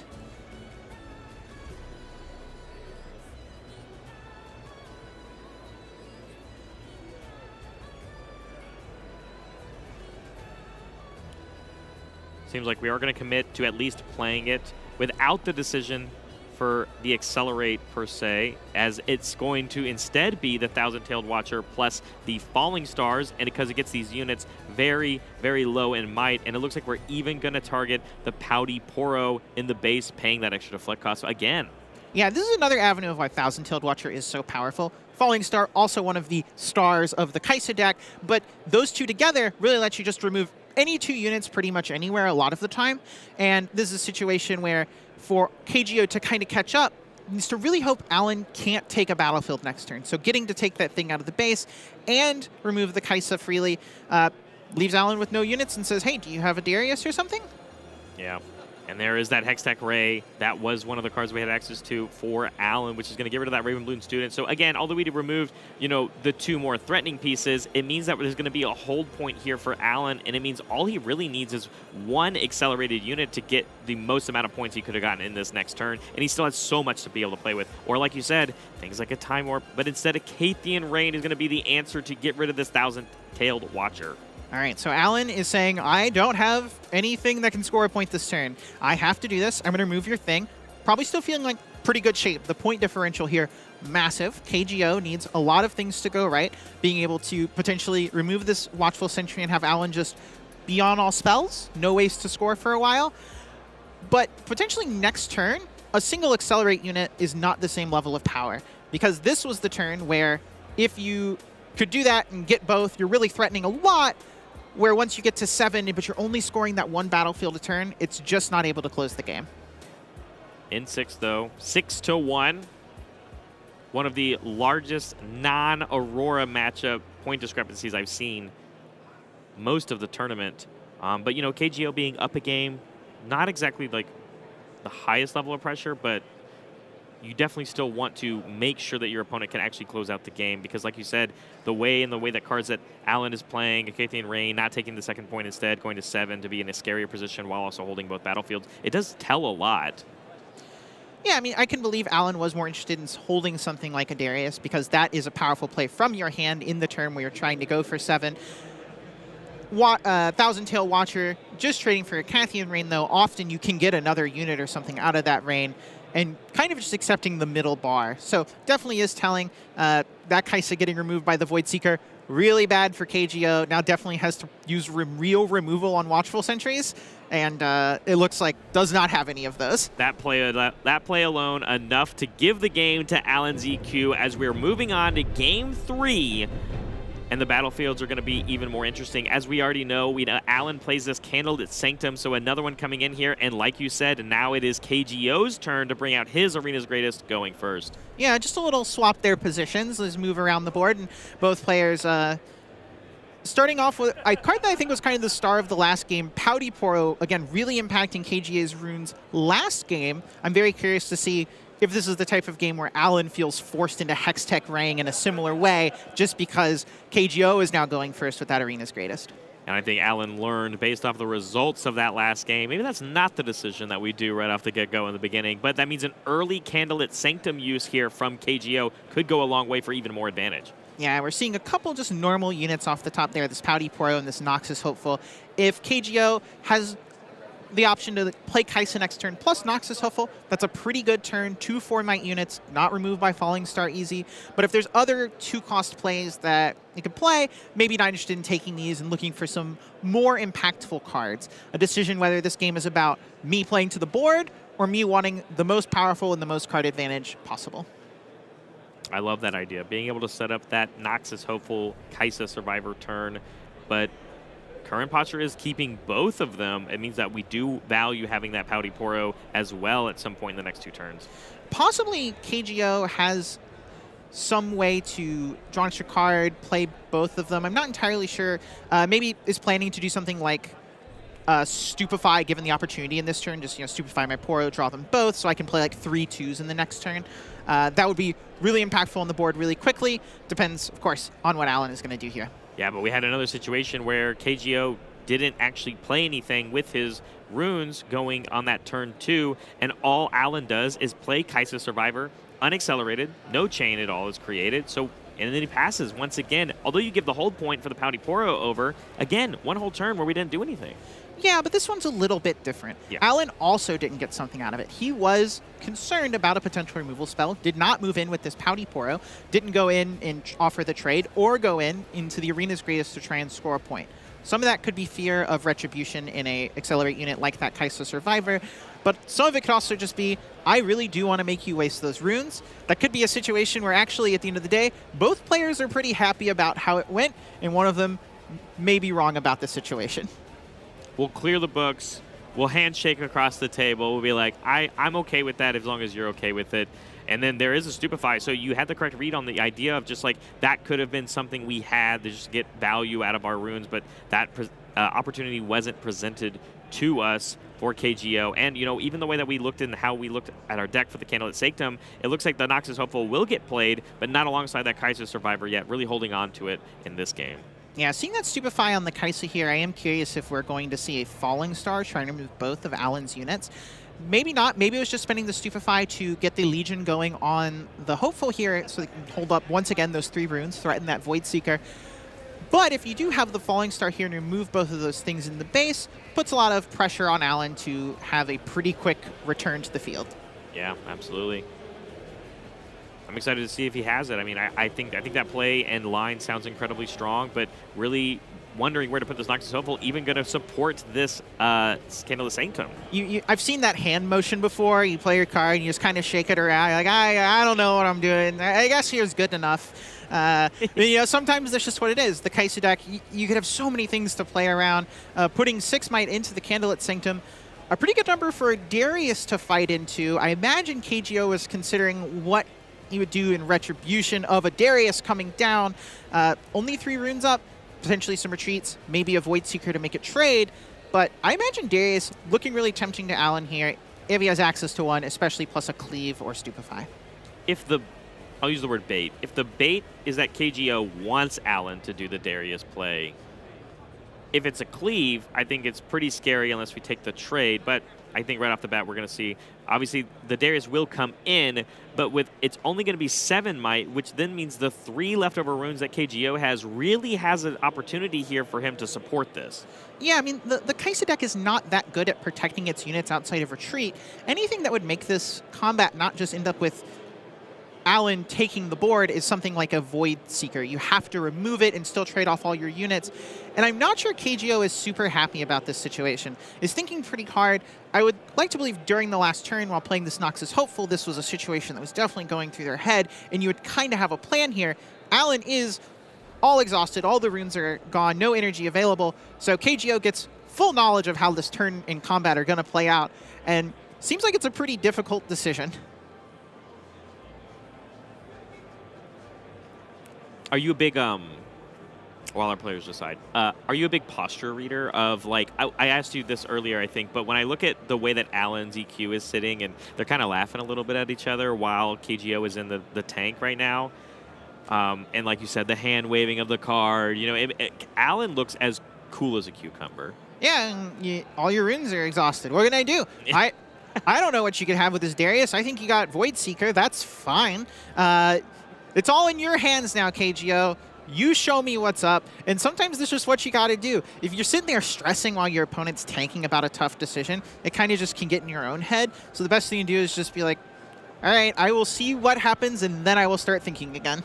Looks like it's just, again, like you said, going to be that direct damage coming through with the Hextech Ray, where although we lose both of the units here for KGO, we are at least going to get that Darius off of the board. But this presents a prime opportunity for Alan's EQ to come in and match up the score and a bonus draw from the Kaisa. Yeah, that Hextech Ray leaving up 2 energy, but that's not enough to play a Void Seeker and threaten the Kaisa. Potentially could have had another Ray and a Stupefy, but doesn't. Alan's got to be feeling really good after that turn. A board that seemed pretty favorable for KGO turned around really, really quickly. And again, KGO wasted a little bit of energy and got 3 for 1 by that Darius. Yeah, 3 for 1. I don't want to hear that when I'm playing games. Interesting note here, KGO only has 1 Mind Rune. Even if there is a Thousand Tail Watcher wanting to be played, it is not actually an option on this table. Yeah. Darius, though, is a good rebuttal, at least when you just got rid of your opponent's Darius. And then the Pouty Poro follow-up here that, remember, we ended up keeping on top of our deck that we saw earlier to draw at this kind of particular moment, means this Darius is going to have the 7 might to hopefully contest against the Survivor. And, of course, Alan's EQ is completely tapped out. So a trade out for that unit getting over, and KGO will go back up into 4 points for the score lead. Yeah, keeping the Pouty Poro with the intention of, oh, I need something cheap to play with this Darius I've been holding totally makes sense. Something that is worth having now. This Pouty Poro gets to pressure the Candlelit Sanctum, potentially trade in with the Poro there. Alan really wanting to score and get rid of this Darius, but it is less crucial for him this turn. At 4 points, if you're able to take the Arena's Greatest, you're only going up to 5. That odd number, much less threatening than an even number. So I could see a turn here where if we can't remove the Darius, it's very possible we just back our stuff up, play some stuff to the board, and really set up for a big future play, especially if the idea is, you know, maybe we're able to take both battlefields, go to 6, and set up a Time Warp.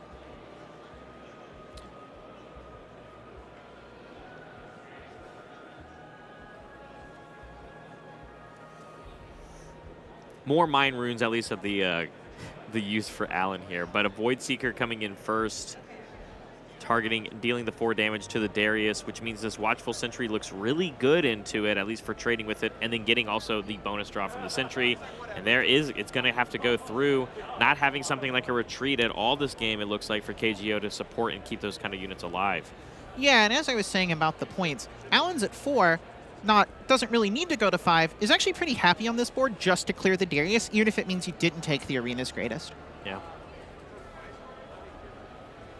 Just, you know, finalizing more units, getting them in position for later for a potential, you know, hold here, or if the contest doesn't come through for the Pouty Poro, of just like Alan really being in that position where he just is allowed to have a whole nother turn here of setup. As long as he scores 1 or 2 more points, then things like that Time Warp play on the table, like you said. But being able to set up here and then also set up on the next turn, I think is a prime position to be in when it feels like KGO is constantly trying to play catch up. Alan chose to leave this Pouty Poro in the Candlelit Sanctum, possibly thinking like, hey, if you want to move your Pouty Poro in and we trade, that's fine. But it's one of those things that is now allowing KGO to potentially use an Accelerate unit as a removal spell. Normally, one of the things you do in matchups like this is keep your stuff safe in the base, because Kai'Sa is so good at conquering and removing units at the battlefield with their Accelerate units like Darius, Thousand Tail Watcher, Kai'Sa. And a lot of times you can disallow them that opportunity. Alan saying, okay, if you want to accelerate into my Pouty Poro, maybe I have a retreat, maybe I have a stupefy, whatever. I think I'm happy with you playing units, and it looks like KGO's maybe going to go for that line here by playing this Kai'Sa. Finally coming in from the champion unit zone, as you said, going to go for the Conquer draw. Taking the other battlefield, says the Pouty Poro, no, you can leave that. Potentially afraid of the Hextech Ray coming out of Alan, really needs this card off Kai'Sa maybe and doesn't want this trade to occur. But that Poro trade coming in here now for KGO, you pointed it out earlier, and actually going to try and take it over with a cleave play on top of it. If Alan does have that Hextech Ray, could offer the trade by Hextech Raying the other Pouty Poro. However, that would cost 2 runes because the Kai'Sa is already exhausted and the Deflect. Getting to 6 points this turn, though, for KGO. I'm all of a sudden kind of rooting for them a little bit more, but the Candlelit Sanctum, I'm going to take a look at the cards, and they are... The breath coming out of KGO really going like, okay, well, these are Ravenbloom plus Void Seeker. Maybe not what we're looking for necessarily right now in this point in the game. Void Seeker potentially pretty good on a big turn if you need to just remove the units at the battlefields and then move in. However, Ravenbloom Student, keeping that's kind of an idea of like, oh, I think the game's going to go a while. I need to be able just to play non-accelerated units into my base. Getting rid of both of them, saying, this is just not what the game's about anymore. Big turn here coming up for Alan to see how he solidifies his place in this game, as it is game 3. Both of these players make it or break it here in top 16. Player goes home, one of them moves on. Yeah, Alan does have enough rooms to do something like the Time Warp, but is unable to take both battlefields without playing more spells. Can only play the Time Warp if that's the route. So, no just victory on the table here, but a Thousand-Tailed Watcher, always good at clearing these battlefields. One of the most important cards in a matchup like this one. Going to be accelerated here, which unless that means a double mind channel next turn means, you know, things like the Time Warp are off the table. But here it's very easily trading into this Kaisa, knocked down to 1 might because of the Thousand-Tailed Watcher. And it even means the Pouty Poro is going to be easy to trade into as well. Yeah, KGO here could have a combination of Hextech Ray and Smokescreen to remove the Thousand-Tailed Watcher, but even if that is true, there are 2 more units at the base ready to come in and fight both the Kaisa and the Pouty Poro. Yeah, I'm going to take that. Alan going up then to 5 points, and now this Pouty Poro versus other Pouty Poro, but one of them's got a little bit more might. KGO having to make a big decision here on, do I do something here? If it's a removal spell or a Stupefy, I'm going to have to pay Deflect, go down on runes, currently on 8 runes themselves, which is kind of what you need to play a Thousand-Tailed Watcher plus something else, or something like that Time Warp, and a situation where every single rune matters as you are trying to get over this finish line to get to those 8 points, and Alan's about to threaten a win by having both of these battlefields. Luckily, we do still have the Daughter of the Void legend ability, which will help even with the deflect cost, as long as it is one of those kind of tricks that's not just a retreat for your own Pouty Poro, because that wouldn't stop Alan from taking the point. Right, a Stupefy here would work. That doesn't have a natural power cost, but Smokescreen, Void Seeker, Hextech Ray, all of those do and will cost that extra rune, even through the Daughter of the Void. Looks like it's going to be a Void Seeker, which is going to help at least give another extra card draw for KGO. Yeah, this doesn't actually stop Alan from taking the Candlelit Sanctum. This Ravenbloom student gets to go in immediately. To me, if I'm Alan, I'm thinking, okay, KGO is saying that they need to draw cards. They need something else that's not in their hand, so they're forced to play this Void Seeker, because that Pouty Poro being there, maybe not that relevant to the game overall.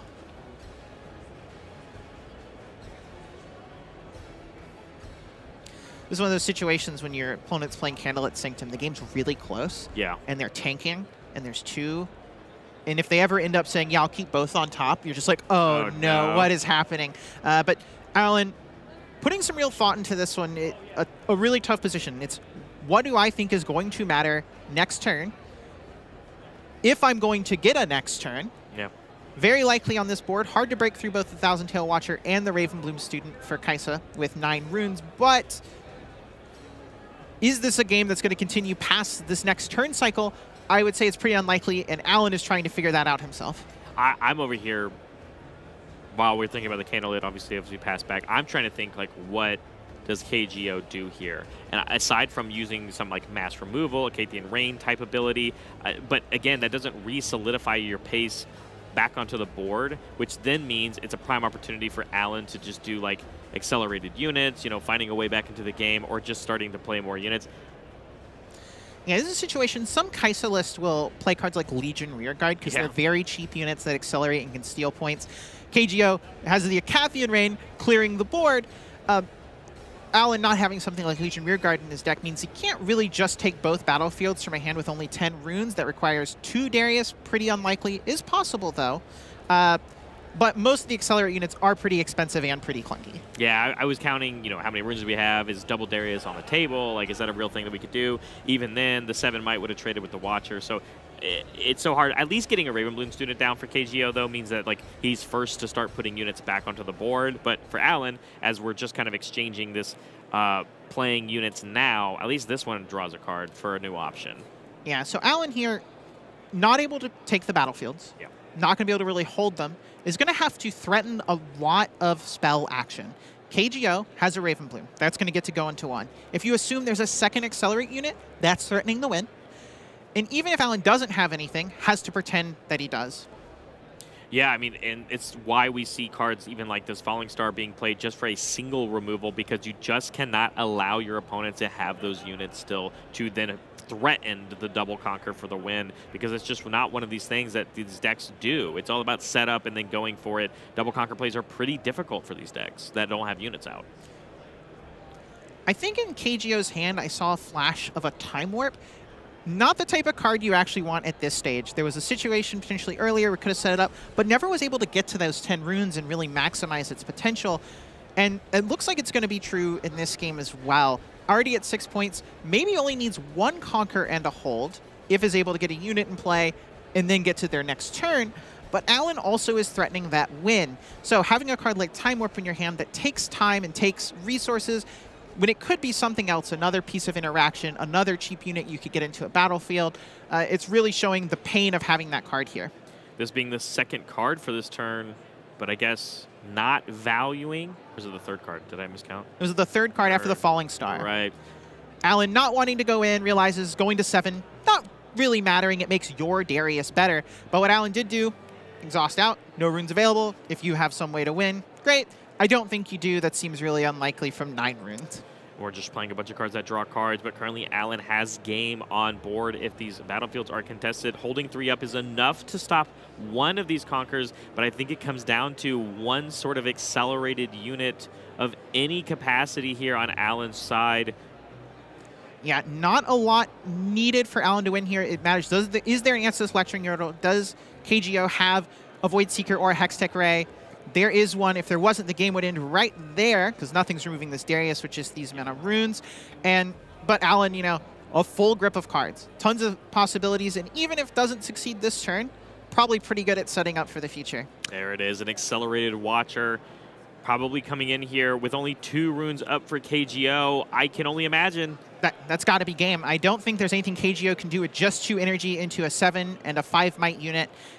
This is well played from Alan coming back from a game where on the draw against the Arena's greatest, KGO getting that early lead, but Alan finding the way to come back here, and there is the handshake. There it is, the best of 3 series, the Kaisa Mir, almost all the way down for the time for both of them, but Alan's EQ gonna be moving on for top 8 on Kaisa.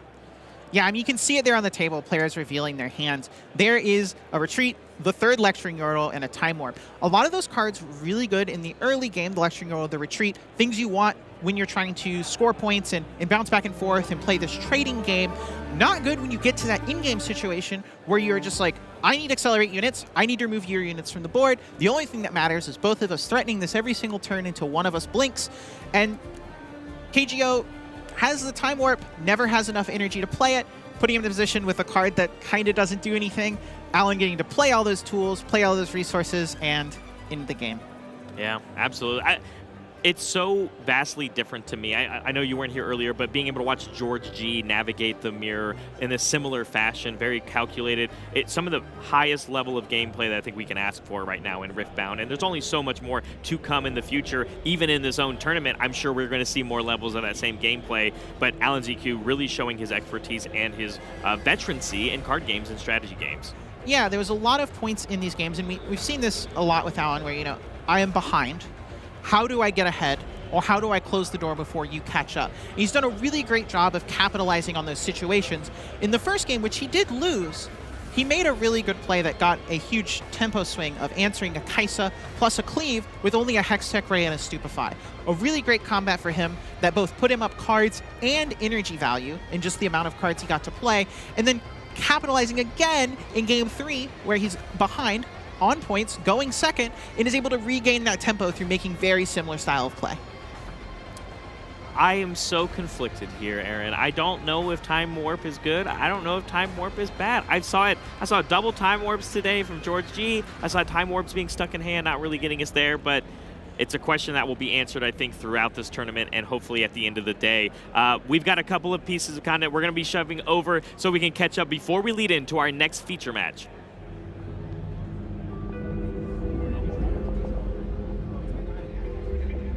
All right, I'm here with Sean Dollywall, the tallest Riftbound competitor I could find in the room. He's just made it to the top 16, though. Sean, please, tell me a little bit about your run, how it's been going, and maybe some of your preparation. So I prepared with Tarek, and like he basically, he's such a good card game player.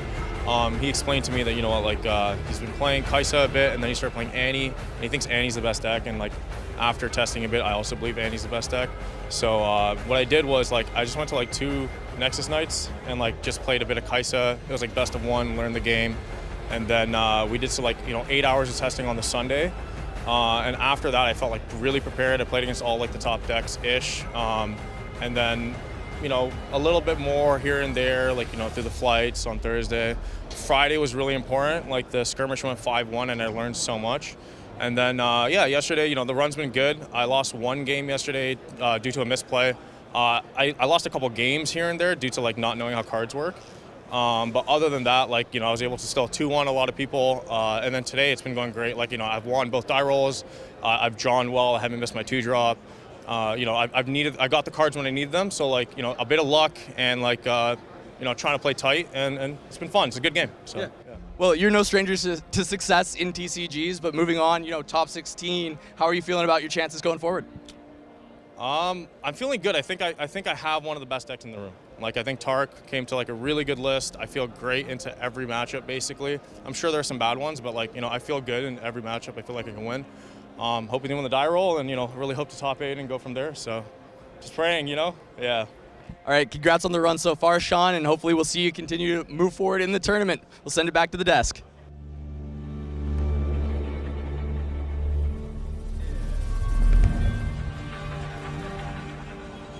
All right, I'm here with Cody Williams, winner of the Best of Victor here at the Houston Regional Qualifier. Cody, tell me why Victor, and then, you know, you can tell me a little bit about the run. Yeah, so I played Victor because, honestly, I think it's a really good deck. Probably one of the best decks in the game. I mean, I beat 5 Kaisas. I lost to 0 Kaisas. I think the Kaisa matchup is actually good if you know what you're doing as Victor. So I brought it to try and win. Yeah. I like playing the deck. I make 1-1s. 1-1s are sweet. But I also could win this, and I won this. And I knew everyone's crapping on Victor. Like, it's not good. It's not good. It's a meme deck. And I'm like, dude, this deck's sick. You guys just don't know yet. So I'm excited for when people like get to see the list, maybe get to try it for themselves, and actually maybe we shake up the meta a little bit with the actual Victor. Look, I think that is big. I mean, tell me, you ended up beating all the Kaisas you ran into. What were the matchups that ended up giving you trouble and knocking you out in the end?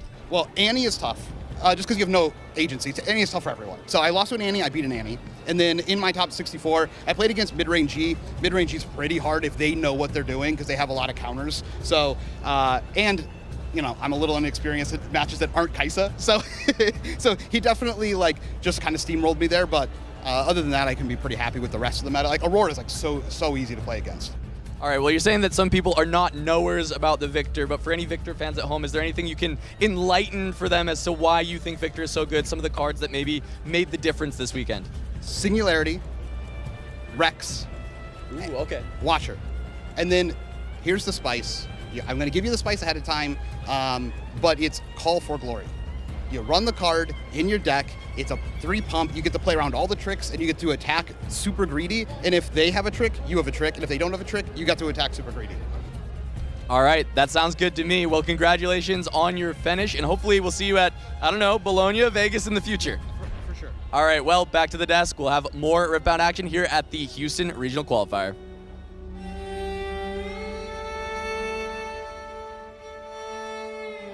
All right, I'm here with Caben, freshly minted top 16 competitor, taking it all the way here with Annie. Yeah. How's the run been going? It's been feeling great. So we've had 1 loss so far and an ID in the last round of Swiss yesterday. Obviously 2-0 today, so we made it to top 16. Deck's been feeling great. I actually decided to switch my strategy of how I sideboard mid-tournament yesterday, and so that was a first experience for me as I played a lot of card games competitively. That was the first time I've ever done that, but it worked out really well, so we're just happy to be here. All right, well, I mean, it's paying off, and looking forward into the top 16, how are you feeling about your chances?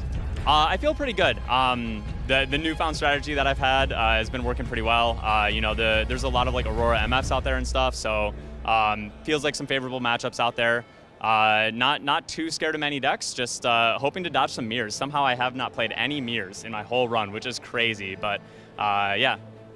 All right, well, I know you make some Riftbound content. Why don't you go ahead and let the people know where they can find you? Yeah, you can find our content on YouTube. It is True Champion Gaming. We're actually going to have a deck profile of this list that I'm running at the event on our channel next week, so definitely go give it a like and follow. All right, that's huge. We'll see if Caven can continue advancing through this run as we head back to the action. Welcome back, Riftbounders. I'm joined once again with Aaron, and I'm Barrett. So we're here for the second feature match that we have in our top 16, as promised, of course. And we want to give a little bit of insight for the viewers because we've watched a lot of gameplay. As we get closer and closer to the edge of this tournament, we are going to see some people that we have already seen, of course. And this we have the Master Yi mirror match. So we just talked about Kaisa, other big heavy hitter in the room, right? Master Yi, but Master Yi is one of these, like, especially interesting decks because people are playing two different distinct builds of it. That's true, yeah. There are a couple different E builds people can be playing. There's some that are playing a normal kind of mid-range game, some cheap units, things like First Mate, Dead Bloom Predator, White Flame Protector. Reasonable game plan backed up by pump spells and tricks and counter spells like Defy. And then there are builds playing Dazzling Aurora. Not playing any of those cheap things, just leaning in Dead Bloom Predator, giant monsters, playing more of the early ramp cards, Catalyst of Aeons, and just trying to outsize the opponents. Both of them outsized decks, one of them even more of an outsized deck, more of those bigger monsters. Yi being a legend that's pretty open-ended and gives you some strong flexibility in how you want to go about your game plan.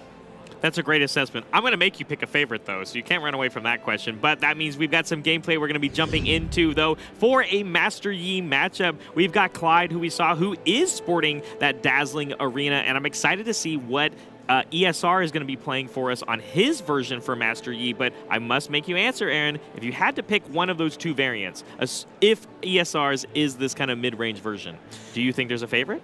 Yeah, I would really have to lean in the Dazzling Aurora build. A lot of times in games like this, the important thing is being just one step larger than your opponent. If you're too slow compared to them, you're going to get run over. They're going to take battlefields and you're going to score points, you're going to lose. If you're just a little bit bigger and you both score points at roughly the same pace, your deck being larger and getting that little bit more value should be able enough to lock them out. Absolutely. As we see the double Vile Ma's Lair coming in here for both of these players, I think that's a pretty safe bet. You know, again, we're at open deck list, at least for both of these players, but we've immediately now been, our answers are given. ESR playing that kind of mid-range version versus Clyde, who we saw earlier today on this Dazzling Aurora variant. And it was a very close game. Went all the way to game 3 versus a Misfortune playing Dazzling Aurora as well, and just being to barely able to survive it out because cards like this, Zonia's Hourglass, being able to rebuy one of these giant units that you're playing off the top. Yeah, not the start Clyde is especially excited about. Much happier to have something like a Find Your Center, get that rune, draw that card, kind of race as quickly as possible to those big monsters. Where ESR, doing definitely what they want to do, starting with this small unit, getting to score some points, has to get ahead so that if something like a Dazzling Aurora does come down, they have the potential to close the game out before Clyde takes over.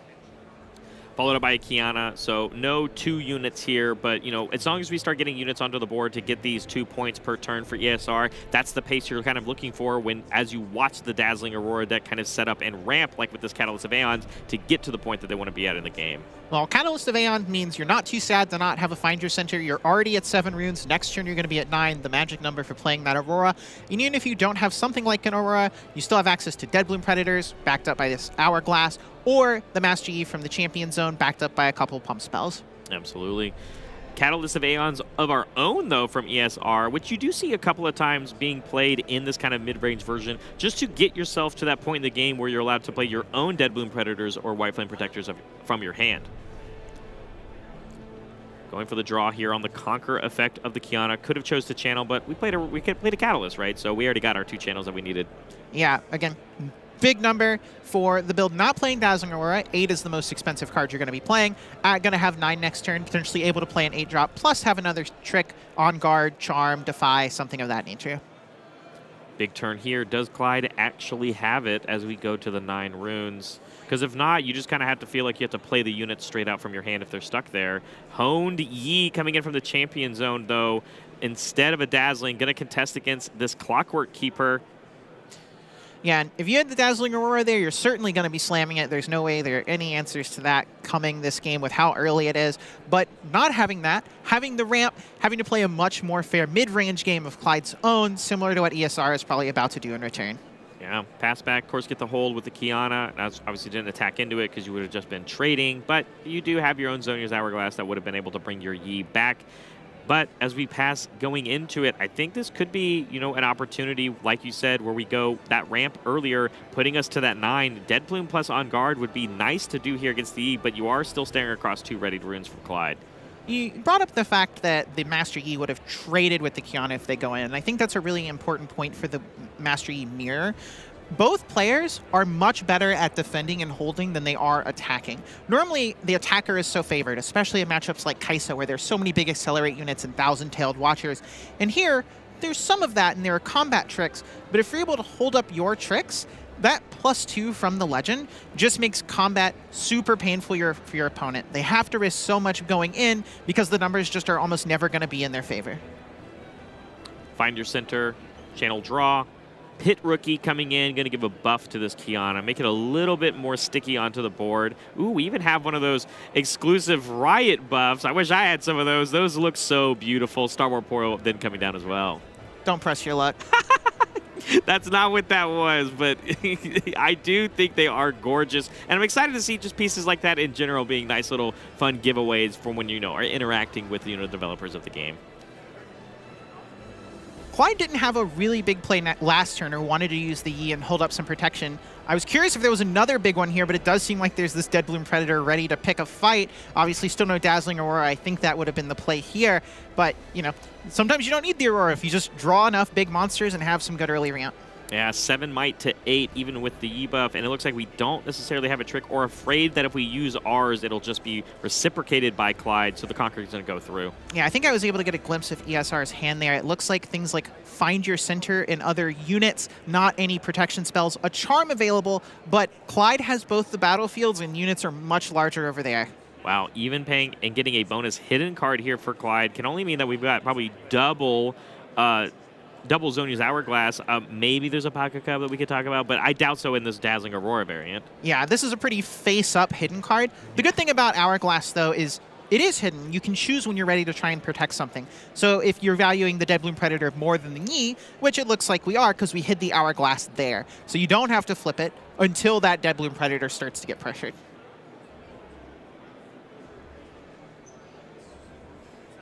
Eight energy here, using for a White Flame Protector. It looks like it was going on top of that Pit Rookie, giving it the extra 8 might for the turn, which is going to allow, again, only really for a trade on that Dead Bloom, but we do have the option to attack into the Honed Yi instead. I would imagine we're going to get that Honed Yi attack here. Again, there's a charm in ESR's hand, which means if you're able to fight that Master Yi and win the fight, you're then able to either charm it again, because it's going to live from the Hourglass, or attempt to charm the Dead Bloom out of that battlefield.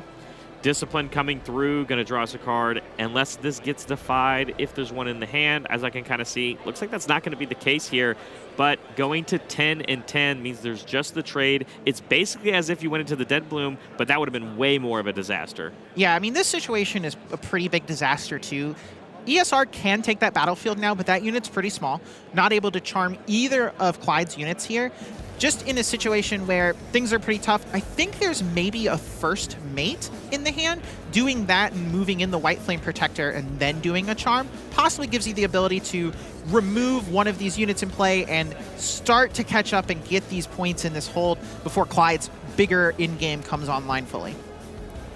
That seems like a great play to me, and it's one of the benefits when you are playing this kind of mid-range version is that you get cards like First Mate because, you know, you don't want to be playing cards like that in the Dazzling variant. So White Flame's going to go in, still get that Conquer up for ESR, going to 5, and it looks like that Charm is coming through here to try and get it off the battle, get it off the 8 plus the 10, but Discipline does give the +2, but of course we have the Zonia's Hourglass that we are allowed to activate, and it's just going to save itself from there. Discipline wearing off as the unit was then recalled. Yeah, this is a turn where do get rid of both Hourglasses. Now if things die, we're at least ahead.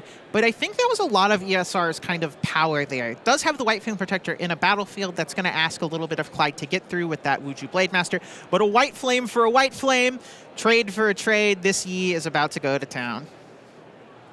Am I getting bamboozled? This is a Dazzling deck, right? I mean, I remember him playing them last time he was on here, but we are just raw playing all of the units that we end up drawing for the turn, and they're just as good as if you play them from the top of the deck, then from your hand, of course. And another hidden card here. A third Zonia's Hourglass off the get-go in game 1. Yeah, it's pretty massive, these hourglasses this game. I had mentioned at the start, Clyde maybe not super happy about the turn 1 hourglass, but when backed with the Catalyst of Aeons and still able to play the big monsters ahead of time, it is worth a whole nother big monster. This hourglass is the same as saying, I'm going to spend 1 power to get a whole 8 might unit later. I love it too when, you know, cards like White Flame Protector not just give the +8 might when they come in, but it is still that 8 might body for later. And now it's going to be a rough situation for ESR because a play like that was exact. Because it's different where if it came off the Dazzling, the White Flame Protector is almost even a miss, right? Because it doesn't actually really do anything for you right away. Whereas when you play them from hand, that's where the full value comes from because you could pick it and then swing with a unit. Yeah, this is why people like the Master Yi Dazzling Aurora variant compared to something like Misfortune. The Misfortune deck's certainly more all-in with its units and its Aurora. You just don't have the same level of a power and ability to just play kind of a normal game. Part of that is having access to Find Your Center with Calm gives you more good ramp, and things like Ancient Hourglass make you a little bit more robust compared to Misfortune's really bursty, powerful in-games and things like Bullet Time. There's that Find Your Center you talked about earlier. We finally are going to play it, and it is only costs 1, as we both players are 3 away from the victory score, and it's going to draw us a card and channel. And now we are going to come tap out for 8. It looks like a dead bloom. Nope, white or Tasty Fable accelerated makes the same math as well. And this at least allows us to attack a little bit more aggressively with multiple units, and then you still have some, you know, extra resources coming if the Tasty Fable doesn't make it through. Yeah, an on guard here from Clyde could be a pretty big blowout unless ESR has a trick in response. Just a Find Your Center going to cycle that one. But the question is, do I care about this Master Yi? Clyde has another Zanya's Hourglass hidden almost certainly. So is that something I want to play here? Or do I value, say, this Yi is actually worth less than these 8 might units? Seems like we're probably going to end up flipping it up as the Master Yi just still counts as a very large body. Remember, taking a lot of the trade here means this Yi still has a lot of punching power when going against that first mate, even though ESR gets the conquer. Yeah, Tasty Feyfolk does get to draw a card here. ESR really needs cards, really running low on resources, and Clyde just having way more numbers in play means the pressure is on ESR to find those answers. Going to even keep the Yi back at home. White Flame moving up, going up to 7 for Clyde, and now all of a sudden, ESR is in dangerous territory. If there's anything that's like, oh, wait, Stalwart Poro. Now I'm so confused. He must be siding Dazzling Auroras and only playing a couple of low energy units because we definitely saw Dazzling Aurora earlier today. Yeah, that's an interesting play pattern that I considered. If you're playing in these Aurora mirrors, having your own Aurora is really strong, potentially boarding those in over these small units really keeps your opponent on the toes. If they don't think you're Aurora in game 1, they're probably not going to board in answers to Aurora in game 2. It's completely changed my mindset now that I've seen, you know, a unit like the Stalwart Portal come through, because this entire time, you know, I'm anticipating this Dazzling Aurora coming down. We knew that there's going to be a lot of ramp, a lot of these heavy costed units still coming through. And now it makes me excited for what the future of this match will look like and what Clyde decides to take each of them. But feeling still kind of in the driver's seat now that the Honed Yi from ESR is going in and swings through. That's still going to be game 1 going over to Clyde, as there's not really much else for ESR in the tank. Yeah, ESR was able to find a couple disciplines and try and make a big play there and take over that battlefield, but Primal Strength is the pump spell to beat all pump spells, and that means Clyde gets to hold all the battlefields. Into game 2 we go. Of course, Clyde winning that game 1. We've got Grove of the God Willow coming over from ESR, a tried and true favorite for a lot of these Master Yi decks because it's very good at holding points once you get onto them, but it's going to be highly contested versus the Obelisk of Power on the side of Clyde. Turn 1, Find Your Center getting countered by the Defy. One of those things that Clyde obviously not super used to happening was just going to draw the card. Normally your Find Your Center just resolves, but if you are in ESR seat, slowing down Clyde seems like a prime directive for you. Your Defies, maybe not always at their best later. Cash that in now, really slow down. You're going to get to score some points and maybe get to hold that Grove of the God Willow and really get some card advantage going. Absolutely. So our judges will sort it out. Of course, you know, they'll take care of it and everything. But, you know, Obelisk of Power, when I see that one, it makes me potentially think that we did side in the Dazzling Auroras, you know, getting that extra advantage for trying to make the game, you know, accelerate a little bit quicker. But my question to you is, what is ESR going to do in combat if we did side in those Dazzling Auroras and they might be coming? Because it is open decklist. That is an option that ESR is aware of happening. Well, I think this is a type of play that's really committing to that, right? It is, okay, I'm willing to lose a rune to make sure you don't get the extra rune. I am afraid of your late game. You gave me this extra rune with the Obelisk of Power so I can play a unit and have a Defy up, and that's something I normally wouldn't get to do in this time of the game. But I'm willing to give up that Obelisk of Power. I think I need to get ahead, and this is the way of saying that. I will say in ESR's hand, looks like a lot of Catalyst of Aeons to get some more ramp. Not a lot of payoffs or action, so a lot of pressure on top decking some more units and things to play here to get ahead. Looks like our judge is coming back, so we're going to get that resolution for what's going to resolve here, of course, and just trying to map our way out for the rest of this game for both of these players. You know, I do like the Defy on, you know, the Catalyst or the Find Your Center. You know, Find Your Center to me feels a little better, denies that draw, but when I do think about it, stopping my opponent from channeling one rune right now, for me to have to pay the power cost on this Defy and recycling one, it's kind of like a similar exchange, you would think, almost. It is a little similar. I'm giving up a card and a rune, stopping you from getting a card and a rune. There's a possibility this Defy isn't that relevant. Clyde has 4 runes from the Obelisk of Power, is going to get 2 each turn. That means on turn 3 is going to have 8 runes, which is enough to play all of the units that aren't Dazzling Aurora. So if Clyde doesn't happen to have that Dazzling Aurora, it's very reasonable that this 9th rune isn't that relevant. Maybe the Defy could have been used to win a combat later, but how that plays out in that prediction of Clyde's hand is something ESR has to make, and just saying, I need to make sure you Aurora 1 turn sooner if that's something in your hand, because if you do a quick one of those, I will not be winning. I love that. Because sometimes when I'm the calm player, I feel like I never know if I'm making the right decision on, you know, actually using it to counter those ramp spells. But it seems like we got the resolution that's going to be going on here from the judges is that we're going to get a judge shuffle. You know, we saw the card that was going to be on top of our deck. Instead of, you know, stopping the entire game and everything, we're just going to be like, well, you know, let's put it back. You don't need that card. We know that it is specifically that one card, and we're going to be shuffling up the deck and resuming the play. That Find Your Center getting canceled here, and it looks like we're going to move on.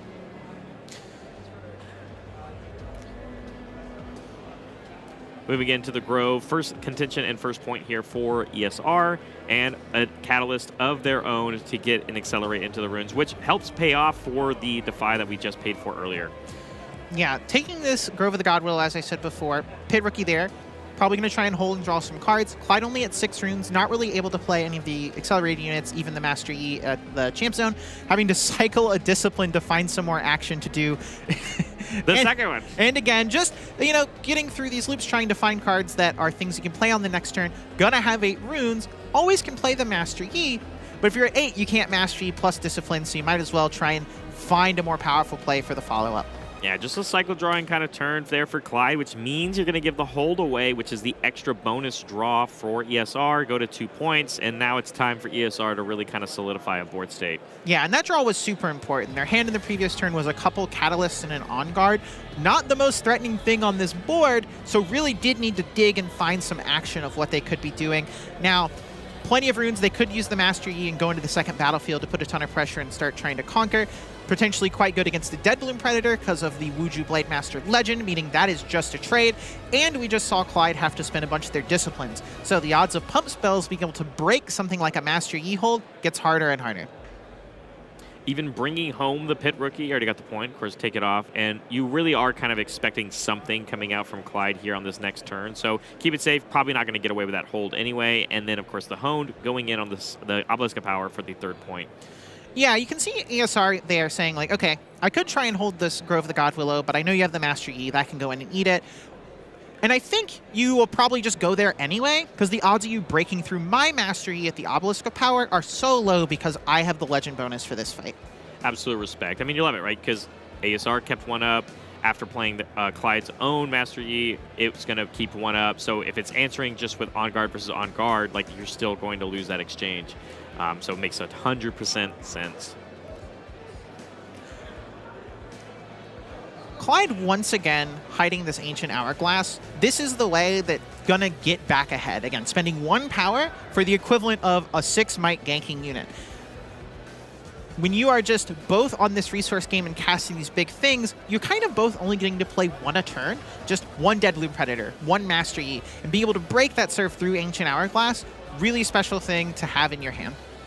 Yeah, and I mean, you look at the rune discrepancy, right? Because, you know, we stopped at that. The charm coming in here is going to be pretty massive, because it also means you have to immediately react with that Zonia's Hourglass, because you're going to lose control of that battlefield, right? So flipping that over. But the rune discrepancy I was trying to get at was, you know, even with this one energy charm, you know, we have so much more to play with for ESR. Things like Dead Bloom are on the table. White Flame Protector are still on the table for them. Whereas Clyde, we're constantly having to pay these power costs. Yes, the Zonia's Hourglass is going to keep our unit alive, but since it's being forced out right here and now because of a charm play, we're just going to lose it immediately, and now you wish you kind of had it later. But we don't have a lot of runes to play with next turn. Clyde has a Defy in hand. There was a deep thought there in his face of, do I want to counter this charm? I can either let the Hourglass save my E, or I can counter the charm with my Defy, but that's going to cost me a rune. Clyde at 6 runes. If you do that Defy, you go down to 5 and are unable to play White Flame Protector, Dead Bloom Predator, any of those really big plays you really want to be making the next turn, feeling pressured to be like, okay, your charm beats my Hourglass, that's fine. I have to save this Defy for later. Possibly, there's going to be a huge window in a big fight where you get to counter something really important. So, not a huge loss that you can't do it here, but something to be aware of if you're ESR is that tank from Clyde thinking about what to do in that situation. Maybe you can sniff that Defy out. Love the ganking coming in here from the Honed Yi. Moving over to that God Willow, going to 5 points, and then a Clockwork Keeper. We did pay the additional costs on it. Going to recycle that Calm Room so we can draw a card. Catalyst of Aeons, and a Hide of our own. Going to put that hidden card to protect our own Master Yi over for ESR. All of a sudden, all these... The turntables really have turned in this match, because ESR is going to be able to basically match the tempo of what that Zonia's did for Clyde, but on their own foot, while also being up 4 points. Yeah, having access to the Grove of the God Willow here pretty big, though White Flame Protector, such a massive number that there's not a lot of recourse from ESR other than just, okay, I'll save my E, you get it this turn, we'll have a fight next turn. But now having to get back over that Wuju Bladesman legend ability, so a little bit of a harder combat, needs another trick in hand to get through. Passing it back, Clyde going up to 2 points. Really prime opportunity here for ESR to go to 7 and threaten holding potentially both battlefields here that Clyde must answer, and only going to really have that White Flame Protector, assuming this Yi gets dealt with.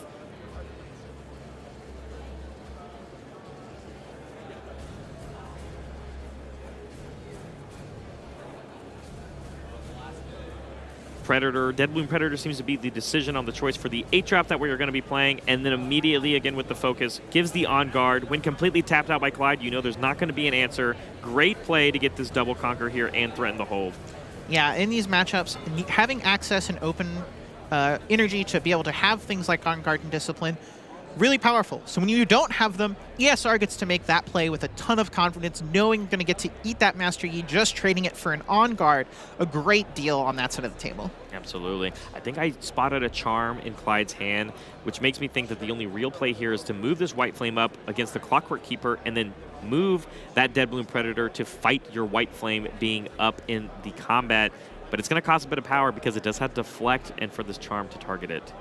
Yeah, Clyde does have a lot of cards in hand. Looks like 6, a lot of options available, but you definitely need to get ahead on this board, not allow a hold, and not allow ESR to win that game through that way.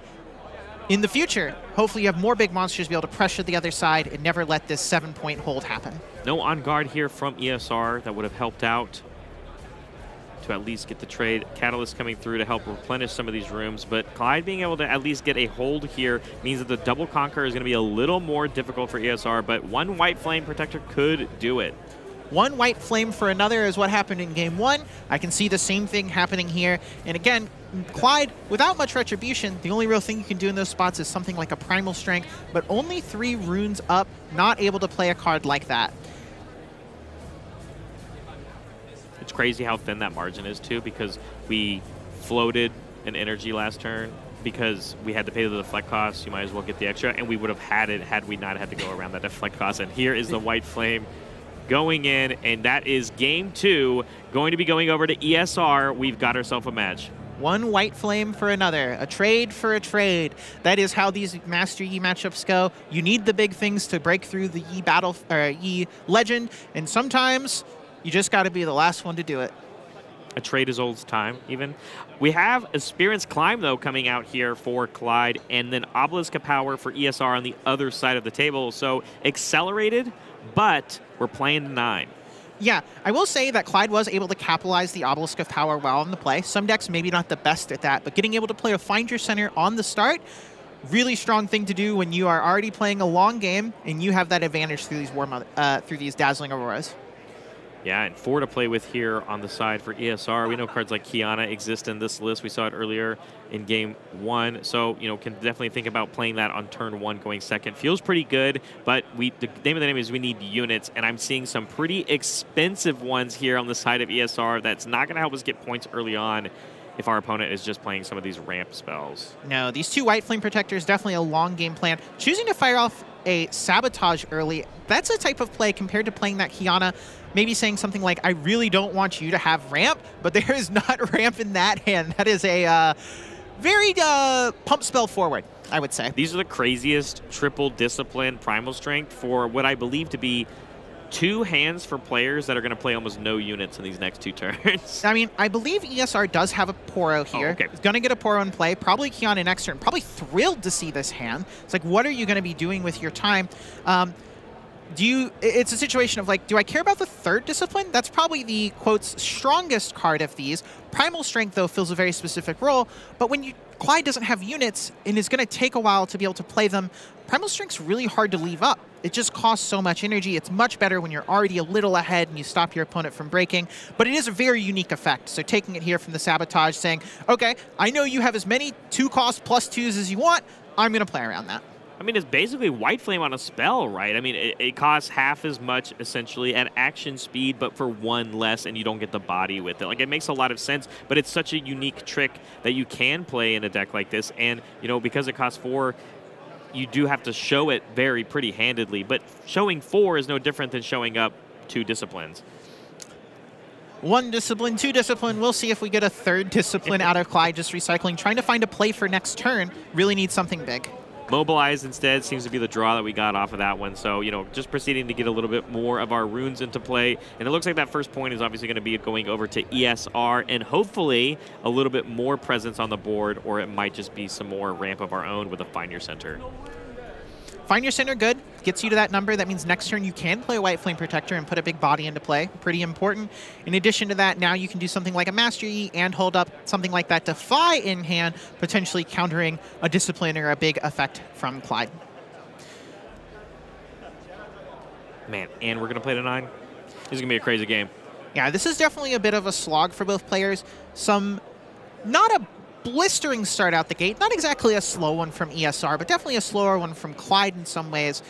But Clyde does have that long game potential. This is the type of battle where the bigger monsters deck, if given enough time, can overcome. However, Clyde needs to find them, and ESR, we know, has them in hand already. So 1 monster in hand worth 2 in the deck. I love that. No, I'm going to use that. That's so good. I think even showing restraint here, right, not moving the Poro up, because we know if there's going to be any sort of play from Clyde here, if it's just, I need to play something, if my hand is not necessarily playing the best cards at this current moment, playing a Honed Yi makes sense. If you played the Poro, you would have just lost it immediately, so we're just going to hold it off for a little bit.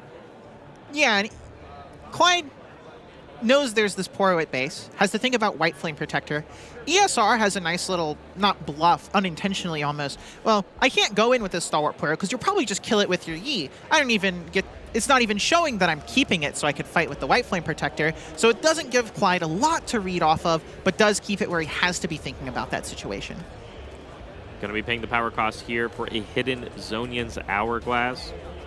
And yeah, I can only imagine that that seems to be the play probably going in here, and it's going to be worth getting the Zonia's Hourglass off of the table. But it does mean that Poro will just end up dying, essentially 1 turn later in the same capacity. Well, we do know that Clyde has 1 last Discipline in hand. So this is only 10 going into an 8. So that Discipline can cause a trade and kill that Poro, and the Hourglass will, of course, save the Yi. Choosing to keep that Discipline, though, just let the Hourglass, let the Poro live, saying, I don't think the Poro is worth my Discipline. That's fine. Whatever. It's a 2-might unit. It's true. We all know that that Discipline's at hand still. As we pass it back, of course, using everything that ESR had access to. We're finally getting onto the table, though. 1 point for everybody. Now we're playing like a normal game. Yeah, that Master Yi, no reason Discipline, because you're going to get to go in and eat it for free. You know ESR has no runes available, and so situation's the same either way. You get to keep that Discipline and keep that trick available.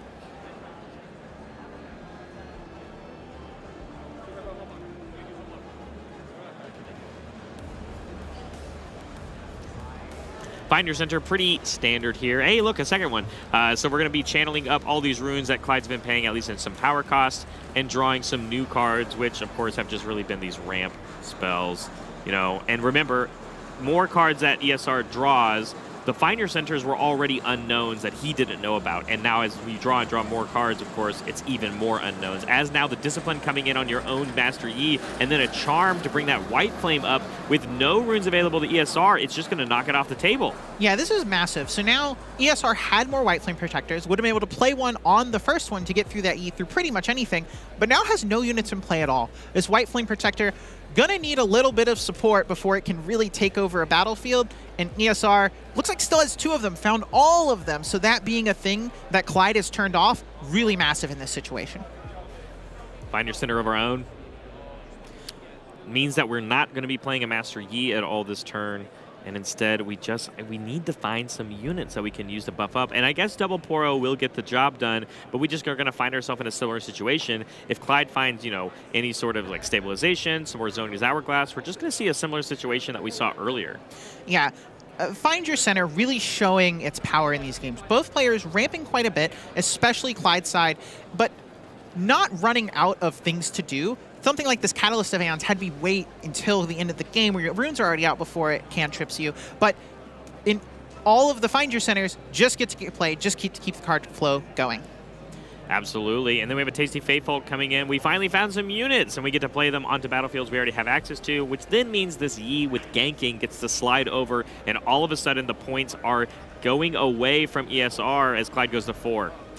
Yeah, those White Flame Protectors are good, and they're going to help break through these battlefields. Clyde maybe not going to be playing around the 3rd copy as the game goes on, but they are energy intensive. Both players, tons of runes in play, tons of things they can do, and pretty full hands of things the opponents have to be weary about. Yeah, similar situation. The Yi is going to get knocked off the table. Poro going to be winning that battle. And now I don't know exactly what units Clyde's going to have access to, as now that champion unit is gone. Going for 2 points for ESR, passing back to Clyde with the hold, going to 5. Going back to the first turn of the game, when ESR sabotaged and took... Oh, that is... It's back. It's here. I didn't lie. I promised. I didn't lie. That Dazzling Aurora, really massive. Clyde already with an advantage. That's definitely going to give an even more of an advantage. What I was going to say was how much ESR was on top of it taking that Primal Strength, the card that was going to win this fair mid-range battle and stop a White Flame Protector from breaking through another White Flame Protector. But it turns out that's just not what the game's about anymore. Suddenly we have the Aurora and the pressure is on for ESR. I'm going to ask you a fun question. When was the last time you saw a Dazzling Aurora deck be up in points before they played their Dazzling Aurora?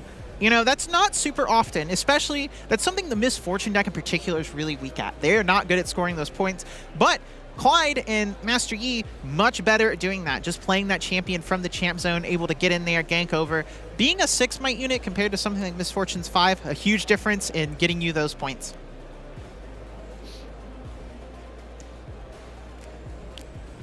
Clyde here probably having, or ESR having to think about, you know, okay, I only have so many more White Flame Protectors. You're about to put a lot of numbers in these battlefields over the next couple turns. I have some tasty Faith folks. What are the things you can hit off this Dazzling Aurora that give me an opportunity to still win? What are the odds you kept in that Stalwart Poro from game 1? I would say pretty low, but you can hope that that's the case. That is a prayer for sure if you are looking for something like that. But I mean, even hitting this White Flame Protector, like I said earlier, when, you know, theorizing when a Dazzling Aurora was eventually going to hit the table in this match, the White Flame doesn't do anything aside from be an 8 might body when you grab it off of the Dazzling, of course. So it is still going to help you, obviously, win over these Poros, but we still have to deal with, you know, now a Tasty Faithful here from ESR and their own White Flame that's already still in their base. Yeah, this Tasty Faith folk trying to maximize whatever it can do, getting the battle into the other Faith folk. Probably going to do killing the White Flame Protector, leave that, not let you draw the extra card. But that Faith folk threatening a trade with this White Flame Protector if Clyde has no tricks of their own. But I'm not sure it's going to get to hang out there for very long. Yeah, I think that's why ESR is even going to posture to bring it back to the base, because it's already just going to end up losing straight to that White Flame, and Clyde is already in the lead points. We've got to save as many units as we can, and remember, because like you said, ESR has basically all of these White Flames. Yeah, you can see another white flame from Clyde, one white flame for another, the story of this match. But also just access to things like Defy to counter ESR if any tricks are there. But ESR also has a Defy. Both players, ESR knowing about Clyde's Defy from that early sabotage. So having to keep that in mind and play around it, but no real tricks of ESR's own to even worry about. I think it's probably going to end up with the Defy trading for a Defy at some point. But white flame for white flame, big units are what matters. These little tricks, maybe not even super relevant as we crush into these battlefields. Swinging in for 16 on top of an 8. Tasty Faithful going to give a little bit of value back for ESR, but that's going to be the 6th point here for Clyde. And once this Dazzling goes off, there's no unit that's going to give a Double Conquer here, so 6 points is where we're going to end up landing for Clyde at the end of the turn, passing back. So there's still room for ESR to catch up because of that battlefield being left alone. I think using one of these Poros to get that point is a lot more meaningful than you just probably losing it right off the get-go. Yeah, I mean, this is a big turn for ESR. Clyde at 6, not enough to win with Aspirin's Climb, but really needs to have enough pressure in play because the amount of might Clyde has in the base, pretty high, only going to get higher next turn, going to play a big monster from hand, hit a big monster from the Aurora, really needs to set up a situation where you are scoring and have enough might to crash back in, and if you can't put that into play this turn, it is never getting easier than here. Absolutely. I was going to say, we have yet to see a single Dead Bloom Predator from either player, but that's not what's coming out. We got that White Flame Protector that we already knew was going to be here. Onto the Poro, into the White Flame of itself. Only up by 2, but here's where I think we're going to see the exchange of these spells that we already kind of know about. The On Guard, ESR did not necessarily anticipate because he only knows about the Defy. So it ends up going to be trading those 2. 8, 10, 12. That doesn't seem... was there a Master Yi missed? Or a Miss trigger, maybe? That seems like that Poro should have been a 10, and that Dragon should have been a 12 after the On Guard resolves. Yeah, I was doing some quick math and I was, wait a minute. But it does still provide the opportunity for this Poro to go in and still get the Conquer. It just means you had to give up a unit, and you will inevitably lose this Poro as well. Passing back to Clyde, and now it is time for Clyde to kind of run away with this game, depending on what we can continue to spend our runes for on our own turn and still continue to grab large units off the top with the Dazzling. ESR was able to do one thing that is important. Been talking about how even numbers matter a lot. In the Aspirin's Climb game, odd numbers matter a lot. If there's any chance of winning this game, it is definitely going 5, 7, 9. But that door is shutting closed here really quickly as Dead Bloom Predator takes that battlefield in Dead Bloom Predator fashion. Yeah, straight from the hand. And if we're all keeping track at home, of course, ESR is officially out of White Flame Protectors to play from hand. They are already in the trash or on the board. So getting this extra unit up here. And then I think we've missed our Dazzling prog is what we have done. Unless we get a takesies backsies. Little judge conversation to see what if this was missed. Clyde really wanted to hit this to kind of shore up those battlefields. Choosing to not use the Tasty Faefolk to defend, saying, I think my 2 8s are big enough. They beat your White Flame. I only need to hold one battlefield, and I think I'll probably be able to capture both next turn with just whatever board I have. So not too worried about really trying to put that extra only +4 might into one of these because of the Wuju Bladesman. Absolutely. Full runes at disposal for ESR and a plethora of cards in hand.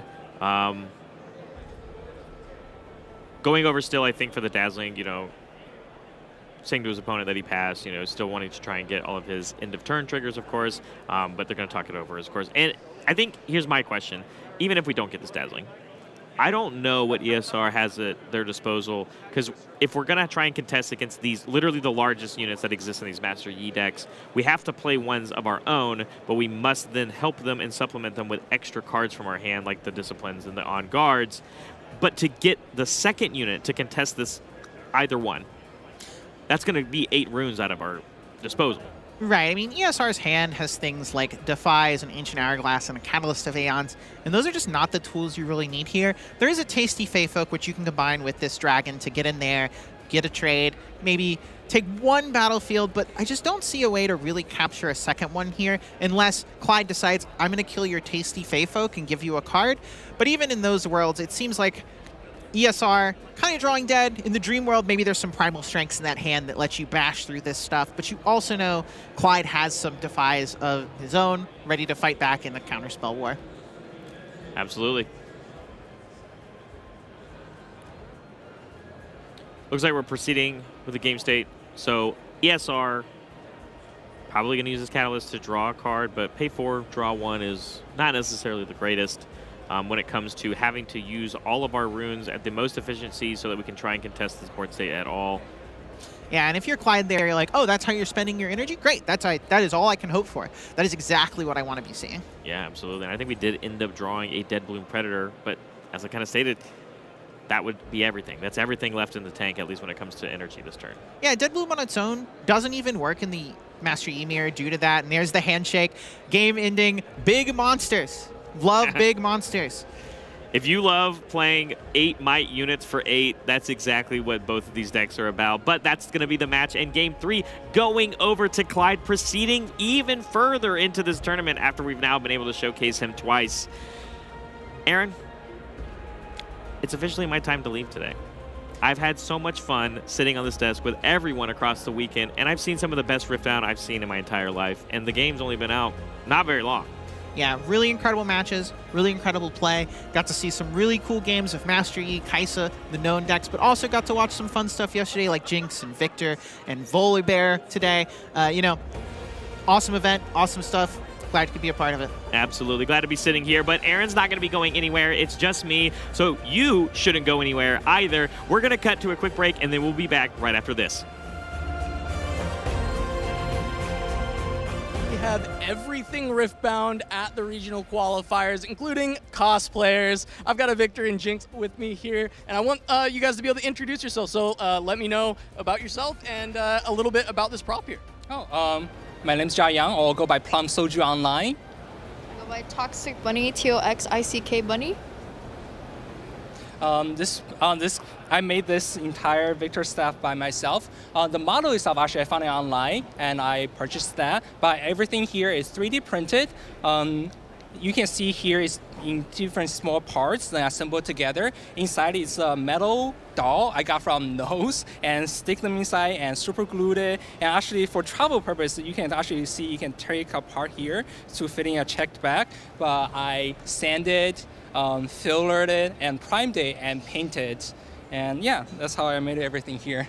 All right, that is amazing. And Toxic Bunny, why don't you tell me a little bit about this this Pow Pow here? Yeah, so the Pow Pow is also 3D printed with the Bambi Lab A1. I don't know why I said that. Also primed, sanded, painted, and then these are also same process. And then we also have a ton of Hextech crystals to give away. So we'll be giving away little Hextech crystals.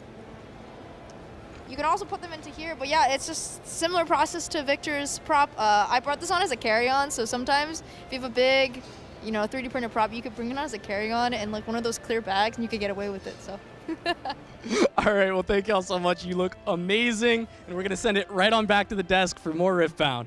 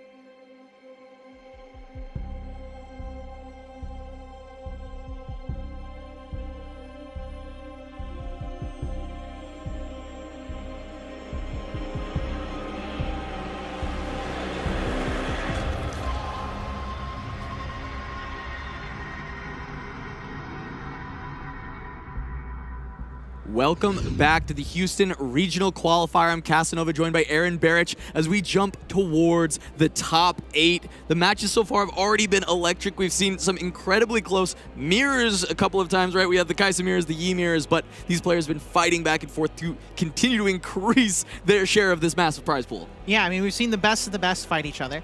Yi versus Yi, that's a pretty skill-intensive thing. Once you get into these mirrors, it's about having a really clean plan and really knowing what's going on, and that's how you get to make your story and become part of the top 8. All right, well, we've talked about it. We're going to that top 8. Let's take a look at the bracket to see who makes up this top 8. What legends have ascended to the top of the tables? It is going to be George G on Kaisa versus Zent on Annie. George, the winner of the Chongqing Regional Open in China, has now made it to the top 8 in the West as well. We have Sean Dollywall going up against Alan ZQ on the Kaisa, another Kaisa Annie matchup. And then on the other side of the bracket, it's more Annie, but it's Yi this time. End of the day, Annie triumphant, standing at the top of the tables with 4 copies, as we got Primor versus Clyde and Blarg versus No Veggies. 4 Annie, 2 Kaisa, 2 Yi. Look, coming into this, I said 4 Kaisa, 2 Annie. I was wrong. I had it flipped. Yeah, we have a setup here that means we could have a 4 Annie top 4. This is a bit of an upset, I think, in people's minds. People knew Annie was good going in, powerful deck, but Master Yi and Kaisa did have the option this weekend to kind of tech forward and make decisions to try and make a better matchup there, but here they are. We're going to see if the best players on Kaisa and the best players on Master Yi have found those angles to beat the up-and-coming Annie, or if they too are going to fall to these well-talented Annie players. 100%. I mean, this was known, right? We knew that Annie was starting to make this surge. Players were talking about it as the worst-kept secret was that, hey, this Annie deck is insane coming into the event. And the question did remain, will the Kaisas and Yis be able to deal with it? I know that some of the Annies felt like the Yi matchup had become very good for them. When I knew the Chinese events, it was actually Yi that kind of gate-kept Annie from finding those top finishes. And so a lot of players had questions on would this deck be able to do enough. And I think the biggest adaptation is going up from saying, hey, maybe we can fit 1, 2 rebukes at max because it's too expensive, to saying, no, 3 rebukes in the board, maybe even summon main to help deal with that Yi matchup. Yeah, the Chaos decks really struggle sometimes with giant units. You have Fight or Flight, that's really powerful to kick them out for a single turn, but you need a lot of those if you weren't able to get ahead and get to that really important 6-point threshold for this Annie deck. So having extra rebukes, having access to more tools explicitly for this matchup lets you do those situations where you set up Vi, ride the wind. And sometimes those Yi decks, if they don't have access to something like a Defy, they don't really have a recourse against that combo. Right, and On the other side of the table, we've got the Kaisa matchup into Yi, and they absolutely have nothing to deal with the Vi Ride the Wind. It really becomes a 6-point matchup for the Annies. They say, if we can get to 6, we just have to survive long enough to find Vi Ride the Wind, and the game is done because there is nothing that Kaisa can actually do to answer it. Yeah, the Annie players over time have definitely started to internalize this is the plan. The deck is built with that in mind fully. We're all about digging as much as possible. People playing things like Scrap Heap in the main with Zon Warren's Game 1 because it just gives you the deepest chance to find that combo so you can get that 6-point win. And it really does impact the whole way the deck is built now. And I bet all of these players have that in their head. 6 points, combo win. Yeah, well, we will have to see as we start to approach towards these matchups if the Annies can reign supreme. I think already it has been a pretty successful time for the Annie players to say, you know what, this was the right deck to bring, as we've got such a great conversion rate from even just day 1 to day 2 with the Annies, but even more so with that top 8 conversion. And there's still a battle going on for these last 3 legends for that best of prize. And you would think the Kaisa players are like, wait a minute, I thought I'd have to be fighting more people at this point. Top 8, maybe I only have to get top 8, top 4 to actually land this instead of having to win the whole thing. We'll see if George and Alan can hold it down.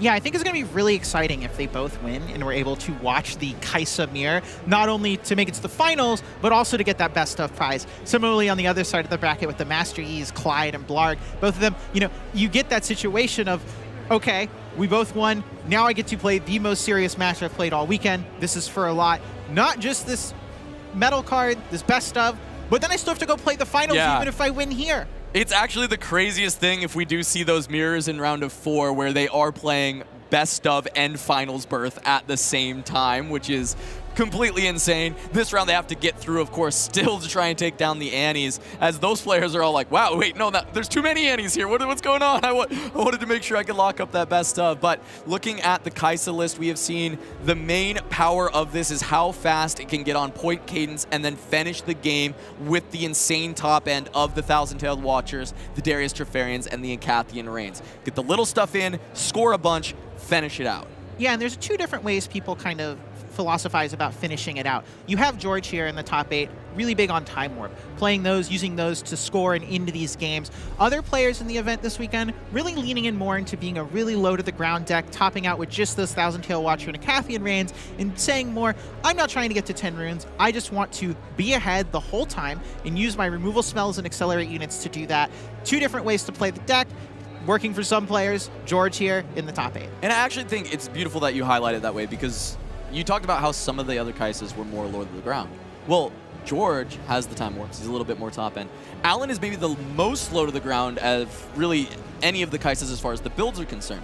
I believe it was either 1 or 0 main deck Rain and no Time Warp. He's playing around the smoke screens and the Void Seekers in the main deck, trying to deal with some of the faster stuff, playing around dealing with Kaisa Survivor, was dealing with the sets and the Dariuses in ways that players had originally written off coming into the tournament. The smoke screens had been out of the Kaisa list for like a month at this point, but he brought them back and he's felt like they've been a really top-notch card to have in the deck. Yeah, and some of that deck building variation is part of what makes Kaisa so powerful. If you don't know your opponent's deck getting, before this top cut, you just kind of have to play around all of the things. There's so many different tricks you can have with 1, 2, and 3 energy that it's so painful to play against Kaisa, so much pressure on you to know of all the things in the accelerate units and being prepared to not lose to a Time Warp when they get to 10, that it can be really tough to play against, and the better players are really able to capitalize on that fear. All right, well, the wait is over. Let's go ahead and kick off our top 8. It's Alan ZQ versus Sean Dollywall, Annie versus Kaisa. We have I've seen so much of Alan this weekend. This is my 3rd time covering one of his matches. He's just played absolutely excellently with his Kaisa deck, really understanding his role in each game, knowing how to capitalize from going second and get those extra points and catch up. I'm really excited to see more of him here. I'm curious to see if he's stuck going second again. Looks like this time around, Alan does get the die roll win to go onto Warrens from the Annie and Reaver's Row from Alan ZQ. We have seen the Warrens from the Annie over and over again. This is that scrap heap in the main. You side them out for games 2 and 3, but your game 1 is just so potent as the Annie. And Reaver's Row for Alan being on the more low to the ground aggressive build, this allows him to leverage his Kaisa Survivor a lot more to get those draws. And with the smoke screens, he is able to bluff that Reavers so effectively by sending in small units and saying, would you like to go home or would you like to potentially get completely blown out? Well, the Reaver's Row is also good for Dollywall here in that Vi is one of those units that oftentimes you're forced to play it early and it can be a little fragile, and getting it into a battlefield means it's likely to get crushed. But with the Reaver's Row, you can use it to go in there, they go in and you run your Vi out and protect it, even if you don't have access to something like a Flash or a Fight or Flight. We do just have these early developments. Survivor from Alan on the 2nd turn. Merchant was the first play from Dollywall. This does mean that Alan is completely tapped out, so this is all up to Annie. What do you want to do? How many cards do you want to be able to cycle through? Because you can have the Merchant move in to the Warrens, get the Conquer. You get 2 of the discard, then draw triggers, and accelerated Kaisa for another draw. So with Alan not having anything open, this is exactly the kind of turn that Sean wants to have. Yeah, going in with the Kaisa first over the Traveling Merchant, wants to draw the card from that before deciding any cards wanting to discard, get the most information, know what you need to do over the next couple of turns. Also, Kaisa and the Zon Warrens at least threatening a trade with the opposing Kaisa instead of the Merchant going there and probably just getting eaten. Yep, and then the Merchant instead can go to Reaver's Row, and if Alan decides to run in there, you can get another trigger from the Merchant when it goes home to try and find the combo pieces that you need. Yeah, another Reaver's Row good with Vi for Dollywall, also good for Traveling Merchant. Go, ready up those 2 runes, back over to Alan, going up to 6 on this turn. Really, it's going to be up to what removal spells he has access to, because the unit combat is not looking too favorable straight away, but a Stupefy can help change that. Yeah, just firing off, starting with the Stupefy before going in. Might as well see what card you're going to draw before you force yourself into this combat. Yep, and knowing that Annie on the other side only on 2 runes, you don't have to worry about the Void Seeker, so Survivor is safe to run in and try and make something happen. Question can be, is there just a fight or flight from Sean that's going to help out in this spot? Does he want to expend the resources to do so? Is he still worried about a Ray just cleaning up his Kai'Sa afterwards? But is that still a worthwhile trade? Yeah, this is the type of situation where if you have the fight or flight, there's a lot of things to think about. Am I kicking out your Kai'Sa? Am I kicking out my Kai'Sa? Do I think I'll be able to get in with mine later? What if I have a flash and a fight or flight? Now I have a ton of things to think about. If I want to move out my Kai'Sa, 2 different options there. We're only on the 2nd turn, but there's already so many decisions having to go through their head. Yeah, especially because Sean has filtered so many cards. So he's kind of helped curate a little bit of this hand to know exactly, hey, what options do I have? And he's given himself a lot of options to consider. It is just going to be a fight or flight, and he will pick his own Kai'Sa, playing around a Ray, dealing with her after the fact. I think the other thing you had to be afraid of was that Darius. There's already been a Stupefy played this turn. Darius 7 might. If you kick out the Kai'Sa, but your Kai'Sa gets eaten by that Darius, that's a devastating start to your game. You're left with a Traveling Merchant against Kai'Sa and Darius. Not a fight you're happy to be having. Yeah, the other big thing to look at for the Annie decks is they usually like to keep the Survivor alive as much as possible if they can, because of its ability to draw additional cards. Unfortunately for Sean, this is the worst case scenario, is that Alan has the Falling Star to follow it up, deals with the Stupefied unit and also the Traveling Merchant, and so the fight or flight essentially just ends up kind of going to waste. Yeah, that Stupefy really getting double value. First, forcing a usage of that fight or flight, kicking out the Kai'Sa, then still being shrunken, letting that Falling Star be a 2-for-1. Really, really powerful combo when you're able to use those 2 together. Yep, and now even the follow-up being a Noxus Hopeful means that there's just 8 might on the board for Alan into nothing from Sean after that turn cycle. Now, of course, Alan down to a single rune, so at worst, Stupefy or Ray are what we're looking at as the range, but Sean still has to find a way to get back on board and start pushing the tempo of points. He doesn't want to fall behind. That's where Kai'Sa can really excel. If Kai'Sa can be the first to 6, then they don't have to worry nearly as much about that Vi Ride the Wind. Yeah, and Kai'Sa is a deck as well. Alan, lower on Time Warps than others, but they have a 6-point combo in too. Just have both those battlefields, use that Time Warp, and get there that way. Using a stack deck here from Sean, possibly leading into a Darius to take out this Kai'Sa.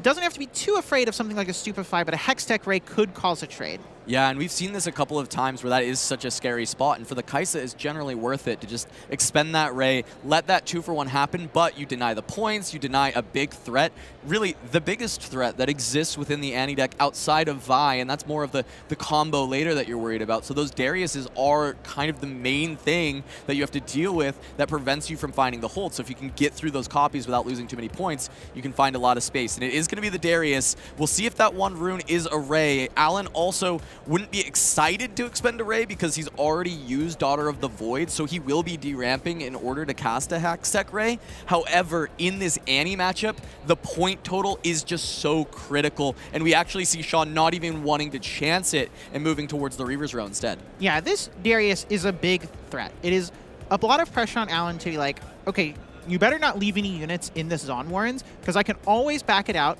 ready it again, and go and fight whatever you leave here.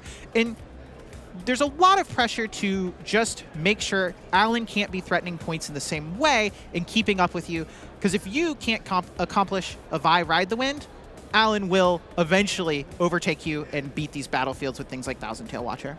Yeah, and we are going to see Alan awaken, and now it is look at the Reaver's Row, but second Falling Star, critical piece of the matchup to keep this board clear, and is just going to make way for the Hopeful to take the Reaver's Row and leave Alan catching up in points, still a little behind Sean. He's not quite on the full cadence, but just 1 step behind, and now so far ahead on board as he establishes a Pouty Poro. Yeah, I mean, the double Falling Star is really tough for the Annie deck. This game we got to remove 2 units with it, then take out a Darius for a massive energy gain. Just getting to be really efficient with those plays, where Annie, normally a deck that gets to be efficient itself by readying those runes at the end of a turn, but hasn't been able to really capitalize on those. The 1 fight or flight that got played pretty much got countered by a Falling Star. Yeah, no, I mean, the fight or flight did nothing. I mean, of course, Sean is playing around a range of cards at that spot when he casts it. Unfortunately, the worst one was the one that was in hand for Alan at that time. And yeah, as you said, there's just not been any value out of the Annie Legend in this game when we've seen throughout the tournament so much value accrued from it over and over again, which is shown why we have 4 Annies in our top 8. But Sean in a certainly tough spot as now we have a total of 10 might on the side of Alan. He still has runes available, enough runes for a Void Seeker to even be the potential case here, which is threatening to some of the normal things that Annie is trying to do. They're trying to play out Survivor, Accelerated, push it in, Seeker deals with it. I want to point out something Alan did here that was really on top of mind. That Kaisa stayed in the Zon Warrens. It didn't run away. That's normally a unit you go in with and leave. And if you go back in, you would get 2 Conquer triggers, the Kaisa and the Warrens. But Alan is super aware of Sneaky Deckhand, a unit that's going to come in if there is an open battlefield, and Alan's just like, nope, I'm not giving you that opportunity. I'm blocking these off. Yeah, he says no sneakies at all, no sneaky points. He says if you want to score, you're going to do it the hard way. And it is going to start with Vi. And now we see Sean thumbing through the trash, deciding, hey, how much of this can I expend? Am I going to Vi Ride the Wind now to actually just get some points and start getting towards 6? Yeah, this can't be a spot that he's really happy about. It's something sometimes you're forced to do the early Vi Ride the Wind, but it does mean the ability of the later one is much weaker. Going only up to 5 points with the Vi Ride the Wind in this situation, and not even being able to kill both units because of the Reaver's Row, going to be able to run out the Noxus Hopeful.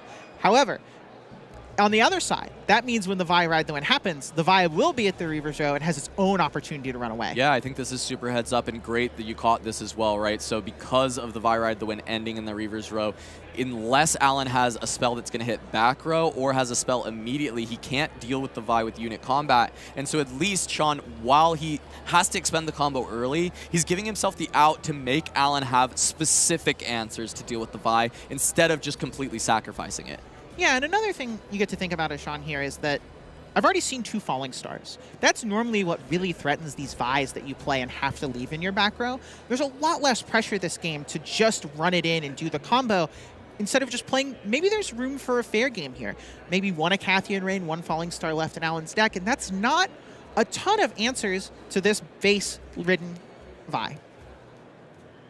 Now he's just considering the math. I mean, as he's already committed to the trash, I imagine that this is always getting cast, and now he's just trying to determine exactly how this turn always plays out into the 3 runes. One of the big things for Sean, we had that interview with him earlier, he started playing the game like 2 weeks ago. He really just picked it up. He is a big TCG veteran. He's been playing forever. He's top 8'd at Fab Worlds. He's an incredibly strong player, but this is a new game for him. He's really excited about it, and he's learning and diving in, but he's trying to take his time. He's trying to learn everything he can about the game. Yeah, and I said this before the match started, but playing against the Kaisa deck is so hard. There is 3 energy up, and the possible combinations of spells Alan can have here are pretty deep. Smokescreens, Stupefy, a Hextech Ray, Void Seeker, a lot of things to think about all at once, and some combination of those could be enough to kill this Vi in one of these combats. Yep, and here we go. One of the explanations as well is staying there, you get to deny the sneaky, and if you've got the retreat, it's no risk. You're happy to play that retreat, get the extra rune, save the Kaisa, and now you can re-accelerate later if you want because of these runes that you've been able to buy over time.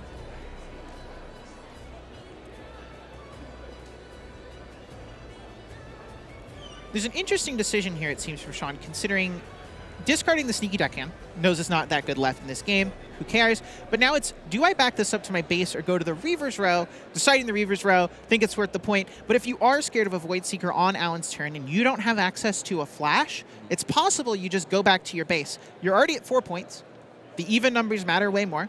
So going to 5, maybe not the most important thing. Yeah, but decides to go to 5. I'm curious if it is exactly that flash that you called out as maybe being in hand, so you're not worried about the play from Alan with a Ray or a Void Seeker. And you don't have to worry about unit combat, as we established earlier. The Reaver's Row actually kind of hurting Alan in this spot as that Vi might have a chance to just go home safely. There's the Ray. Is the flash in response, or will this land?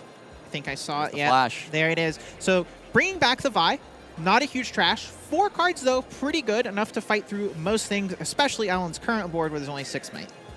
Yeah, and this keeps Sean in the lead on points. And Alan, yes, he can conquer both sides, go up to 5, but he's not actually gaining much traction this time. And Sean, because of this on Warren's game, even though he spent 6 cards from his trash, already has 4 more there ready to go to pump this Vi up to at least 7 going into the next turn. Yeah, I mean, the Zon Warren's game for the Annie deck is so powerful. A lot of your deck is about getting the right combinations of cards at the right time. Cards like Flash and Ride the Wind, there are situations where they do pretty much nothing, and having access to an easy, repeatable way to loot past those and find other things that you do need in those situations, in addition to making those Vi's better, adds so much to the deck. Looks like they're just maybe asking for clarity on some kind of ruling here, because both players are kind of waiting. So we'll see as that gets established. Nothing in the current board state is very clear on what they would be asking, so it may have something to do with something in the hand or a rules question, or even just Oracle text on a card that maybe they were curious about, thinking that maybe in their opponent's hand, and they wanted to know exactly what that card says. Yeah, never be afraid to call a judge and ask about some cards you may not know. Knowing what's going on, that is the most important thing to do. The worst way is to lose because you didn't know what a card said. Exactly. So as we take a look just at the game state, Alan, 3 to Sean's 5, has the 2 units on board, but the Vi on the other side. Ray expended, so not going to be available to try and deal with the sneaky deckhand or deal with the Vi's total might level going into these next few turns. Alan, we assume, will go up to 5 on this turn. He's got 2 units back. He can easily move them in. Void Seeker, a potential answer, but with so many runes available, it's possible that Alan still has some additional game. We know at the bare minimum, he can accelerate the Kaisa Survivor that was retreated on the previous turn. And so from there, the question becomes, how does Sean leverage this 5 all the way to a win? I think 6 is not going to be difficult, but the Vi has already been spent. The Ride the Wind can be grabbed from Annie Stubborn, but if this Vi can be taken down, how does Sean find those last 2 points? Yeah, I mean, Alan is in a really tight position because of that ability to threaten. This Vi, if there is no tricks about Alan, multiple damage-based removal spells, that Vi can probably take that Reaver's Row, no trouble whatsoever, and then can still threaten to be ran away again. Alan used a lot of damage-based removal this game. Even if he doesn't have any, it's possibly a position where he's forced to bluff it, leave up this energy, threaten, hey, I have Void Seeker, hey, I have Hextech Ray, maybe a smoke screen, just so that Sean doesn't have the free reign of being able to run over these battlefields, because Cleaves and other tricks from Annie gives a lot of power there to be able to do that. And in the hand, we talked about how Alan was lower on Time Warp. I thought he didn't have it in the main deck. I think he might have added it last minute before registering for the tournament because he didn't play him in the skirmish. So slightly different list than his skirmish list that I was thinking about. He's got a warp in hand. So this may be able to change the math, and he can find a way to circumvent this because he's been able to ramp the runes pretty well this game, considering he's played 2 Falling Stars. Yeah, it's the great thing about Kaisa is you play a really powerful card like Falling Star, and somehow still the Annie deck has less runes than you. Yeah, exactly. Yes. All right, move both in as expected. Sean just lets it happen. Back row can be filled. Darius being held by Alan currently. I see a Raven Bloom as well, considering what he can develop back row. The Darius you play and then have to leave in your base, not always the most thrilling action. And also definitely having to consider that, how much energy do I leave up? What can I pretend I have? What can I convince Sean is still going on? I think I'm counting 9 runes here. So Darius can be played and still have enough runes for Time Warp on the next turn. If you play Darius, Ravenbloom, if you think that that is enough to push on to the battlefields and then cast Warp, it can work. And I think that's what Alan is looking at. He's looking at how can I set up for a Time Warp victory because I am behind by a single turn here as far as points go. Playing that Ravenbloom student into the Zon Warrens is so interesting into the face of this Vi. There are 4 cards in the trash. The Vi is at least a 7. That's only 6 might in play. However, 6 energy up, a lot of potential to play some spells. This is a situation where it could be Alan is really hoping that this is some amount of bait. You go in with the Vi, you take this battlefield. I have the Darius to kill the Vi after, and maybe I don't have to be as afraid of a Vi Ride the Wind. But I imagine if Sean is aware of that, knows really only needs 6 points, might just end up going to the Reaver's Row, kick the Poro out. It's a tough situation. You do have to be considering, I need to make sure I don't lose to Time Warp. Yeah, I don't know how much of this is bait from Alan and how much he actually has in this hand to juice up the Ravenbloom student and deal with the aggression. I also know, he's on 9 runes. He only really wants to expend 1 more here to keep the warp up. So how much action does he have that's not going to deramp him out of the warp range in trying to deal with this? So a lot of questions to be answered on this turn from Alan, but he's asking so many questions of Sean to say, what do you want to play around? What do you want to try and deal with here? Yeah, I'm sure Alan is also pretty thrilled if Sean ends up having to recycle that Ride the Wind. It's one of the 4 cards in the trash. The Annie can pick it back up. There's some good things in that trash, and if they get used in this way, Alan doesn't have to worry about them as much. However, I do think I saw another Ride the Wind in Sean's hand, so not as worried about using that one out of the trash, but Alan doesn't know about that. All right, big decision for Sean. If he did find that Ride the Wind, if we've spotted that in hand, it is such a big difference. It may be one might, but one might can be the difference on winning and losing the game in this spot with so many tricks available. Playing Annie is always so tough. You see Sean flipping from trash to hand, trash to hand. This is also my hand, despite it being my trash. Oh, if I use the Annie this turn, I'm down 4 energy. What even can I accomplish after that? Really needs to get to 6 this turn.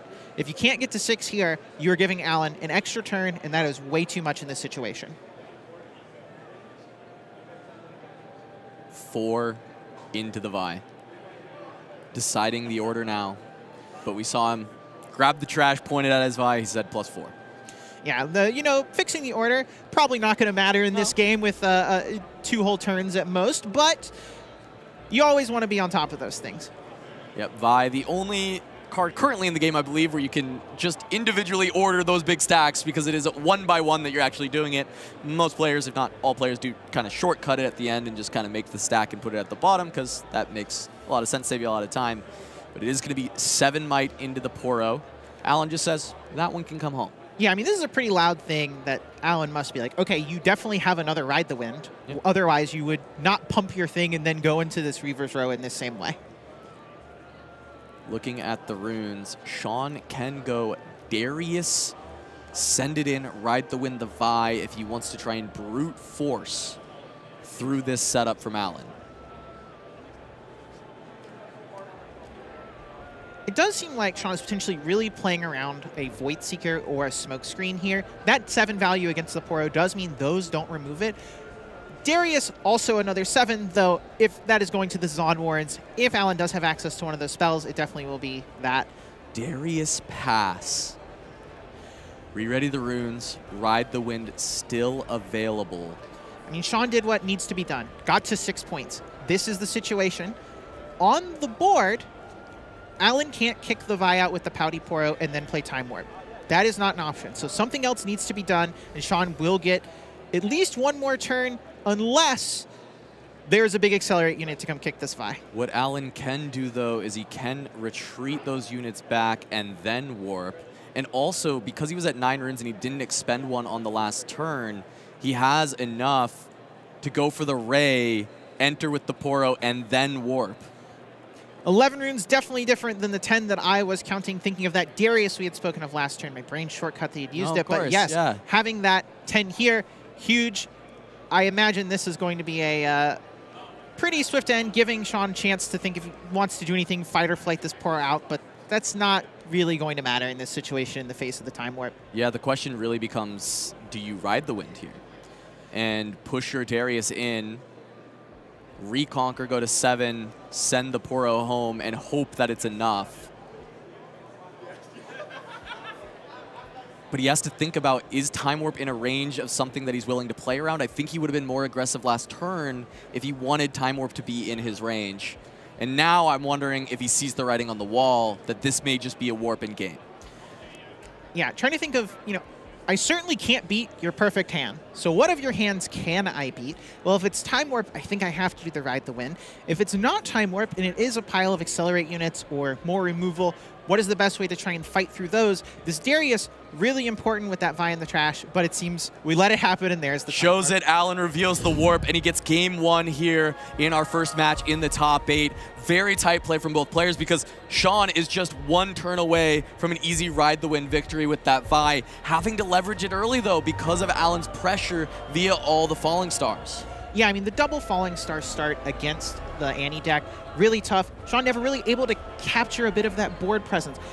Doing exactly what Alan wants, can't stop from getting a few points as the Annie deck. You're going to sneak some of those in. You still get to put that pressure, but never letting them come easy. Always need to expend those resources, forcing that early Vi, eating the trash. A lot of things that really important in those games, and Alan doing a great job to never let sneaky deckhands get free points. Yeah, and this time, I mean, it was Kaisa on the play. This is a very aggressive matchup. The fact that Sean was even able to turn around the point advantage being on the draw. We'll see going into the play for the next game with Annie. Very likely, I'm going to expect Arena's Greatest on the play for Annie, which is a very tough matchup for anyone else going against that deck. It's why this deck has had so much success. You've got your Game 1 Warrens, which is hard for anybody to deal with, and then you've also got an on-the-play Arena's Greatest, which can be just a nightmare. Yeah, the great news, you only have to win best 2 out of 3 in a match. Unfortunately for Sean, did not win the Zon Warrens game. Those scrap heaps probably going to get taken out, going to bring in some other tools to help fight against the Kaisa deck. We will see if that is enough. My guess is this game on the play definitely favors the Annie deck. All right, well, we should jump into this, getting game 2 of this top 8 matchup to see if Sean is able to turn things around, or if Alan is able to actually continue on this win streak, get the quick 2-0 with the Kaisa. I am wondering what needs to be done from the Kaisa side when it is Annie on the play, on the Arena's Greatest. We are going to expect really the Falling Stars being the critical piece yet again. Right, Falling Stars super duper important in those games. I will say in game 1, Alan got to finish the game with the Time Warp. I tend to think those are a little bit of a liability when you're going second. Having those effects in your hand instead of more removal or instead of more cheap units that you can play to not allow the Annie deck to get too far ahead, big deal. Any game where you mulligan and one of your 4 cards ends up being a Time Warp, you're pretty much just down a card, and you really are instead looking for those early plays or accelerate units to just not let that board get captured. Yeah, it's cool you bring this up because you think about it. You look at this game and you're like, okay, Alan does not win this game unless he has a Time Warp. Unless he finds this Time Warp at the end, and that seals the deal. And yet, siding out those warps might actually just be the correct thing to do going into game 2. Yeah, and the difference in game 1 and game 2, game 1, you don't know who's on the play or draw. If you think it's really good when you're on the play, great. You do know you're going second in game 2, and you know there's an Arena Greatest coming for you. So that pressure is on really, really early, and those expensive cards do become a bit of a liability. I don't know how far Alan goes with it. I could see things even like Thousand Tail Watcher. If you have 3 copies in your deck, drawing 2 of those early is really, really bad. Possibly trimming on those, bring in more of those cheap spells, any type of thing that messes with combat, especially because if you're able to have something like a Smokescreen and a Void Seeker in your hand and hold those up, you're maybe just barely able to beat through a Vi Ride the Wind. And if you can do that at any point, that will really give you a huge advantage in those games. So there's so much opportunity to be had by just being more efficient. All right, well, we're going to get that game 2 soon enough, but before we do, we're going to check in with some of our best of winners from throughout the weekend. We're sending it over to talk to T. Tebow, who won the best of Garen.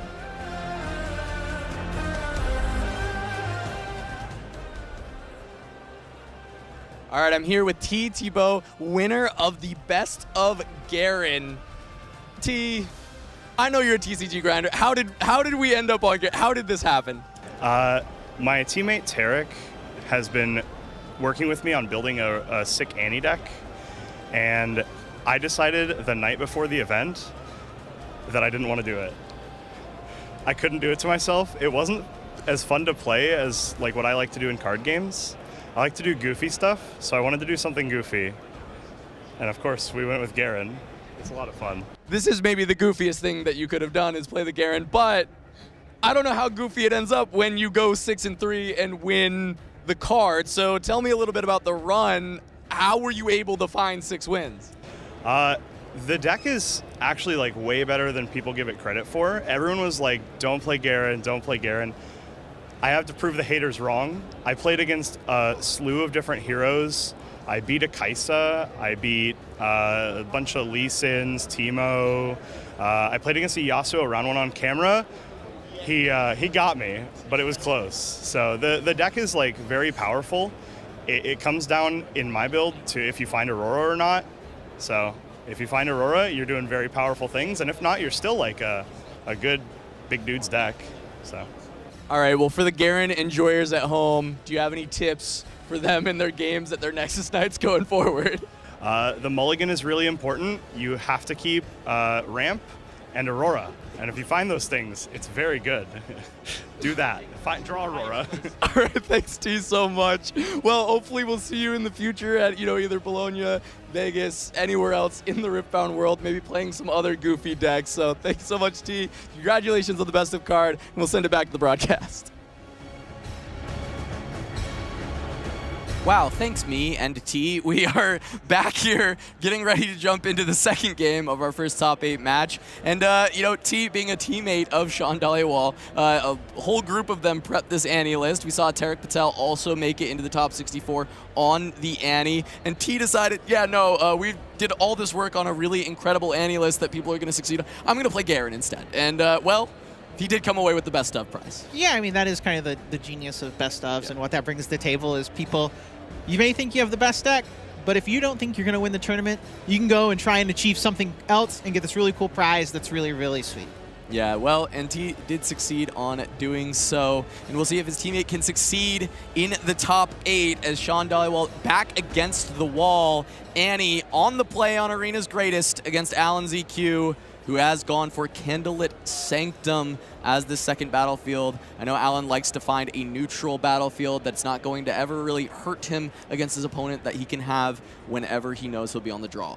Yeah, getting in here with the Pouty Poro as the first play, much less fragile to that Falling Star in the first game. Traveling Merchant getting cleaned up really easily. Definitely something that is nice to have for Sean.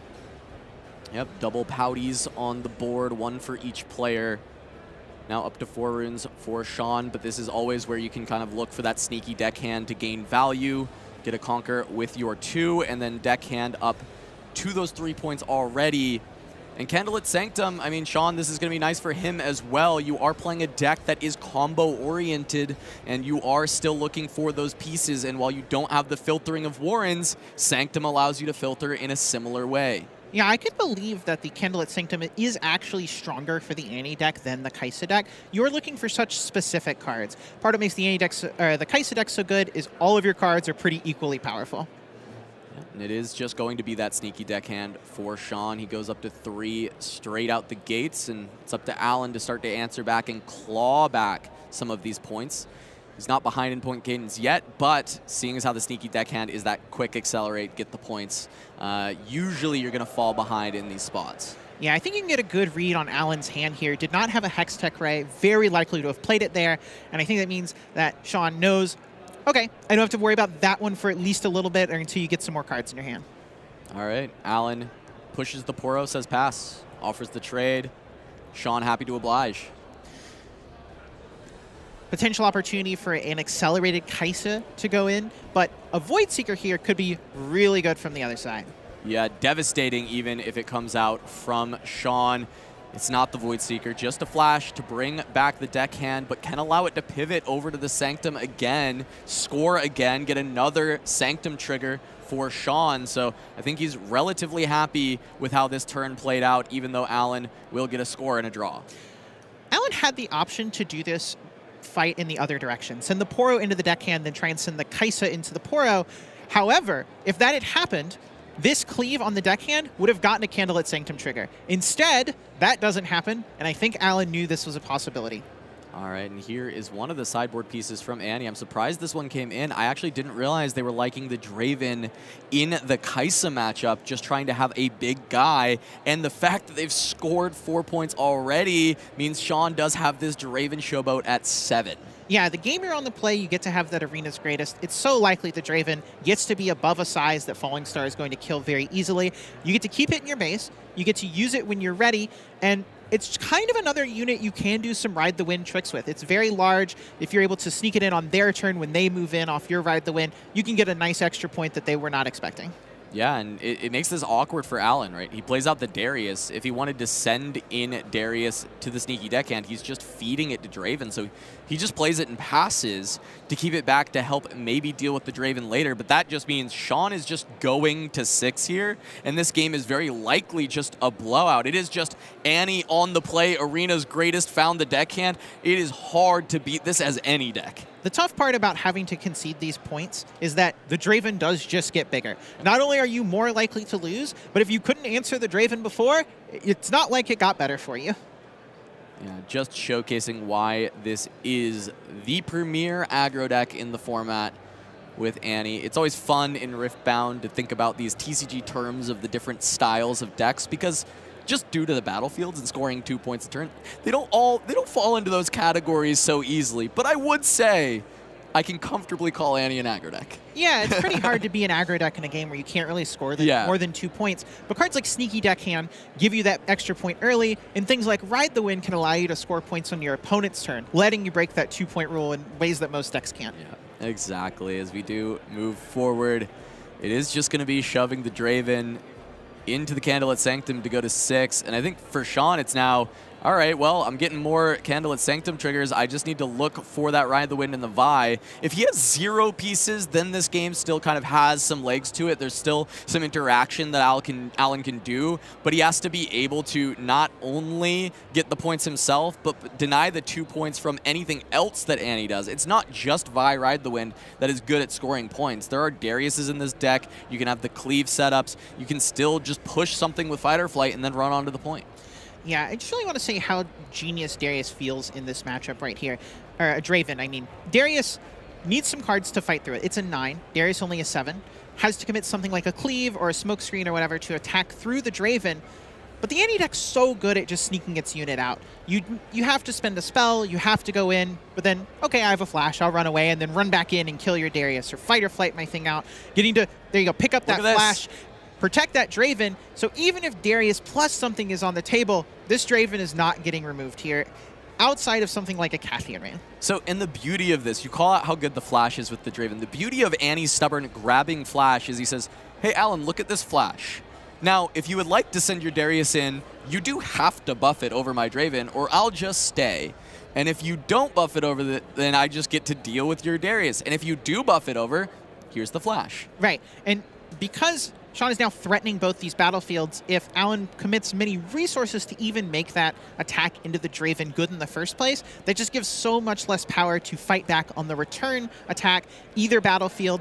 I mean, Draven's a 9. Send 1 unit into the arena's greatest, it's going to be a 10, and that's going to be a giant monster. Yeah, and you call out the Acathian Rain, now we're just beyond it. You know, 9 and 3 on the Annie, these are awkward breakpoints for that Acathian Rain to come through. 4-9, you have to put 5 of the 6 uses of the Acathian Rain to get in there. Last turn, it would have just been the 4, which would allow you to kind of sweep up some of the other units. But even at this point, your biggest removal tool is not really enough to help deal with this. You'd need unit combat to beat the Draven, and Sean just picked up a flash from his trash. Yeah, Alan really in the squeeze of, I feel like I have to leave up spells to, you know, posture that I'm not going to lose when you get to move your stuff in, but I'm also behind on board. I need to play these units. I need to grow my own situation.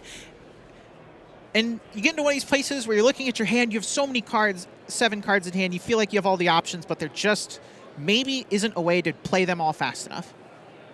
There is the cleave onto Darius, so as we talked about having to commit early, you will need to still play a second card to push the Darius to a high enough might to push over the Draven, as currently it would just be an 8 into 9. What Alan can do is send it in and then cast a spell to re-ready it after the move so he can move the Darius back after. The problem is that Sean is at 6. So that doesn't actually end up helping you when normally that would be a really nice play that you can make. Sean has just been way too fast. Yeah, this Darius is going to need to hold. That's not one of its strong suits normally. It is a much better card on the offensive, but just because there are these extra units in the base and this Draven's going to get sent back to the base, you got to be able to stop some of these. And you don't have a lot of energy to do it otherwise if you're not including this 5 might body.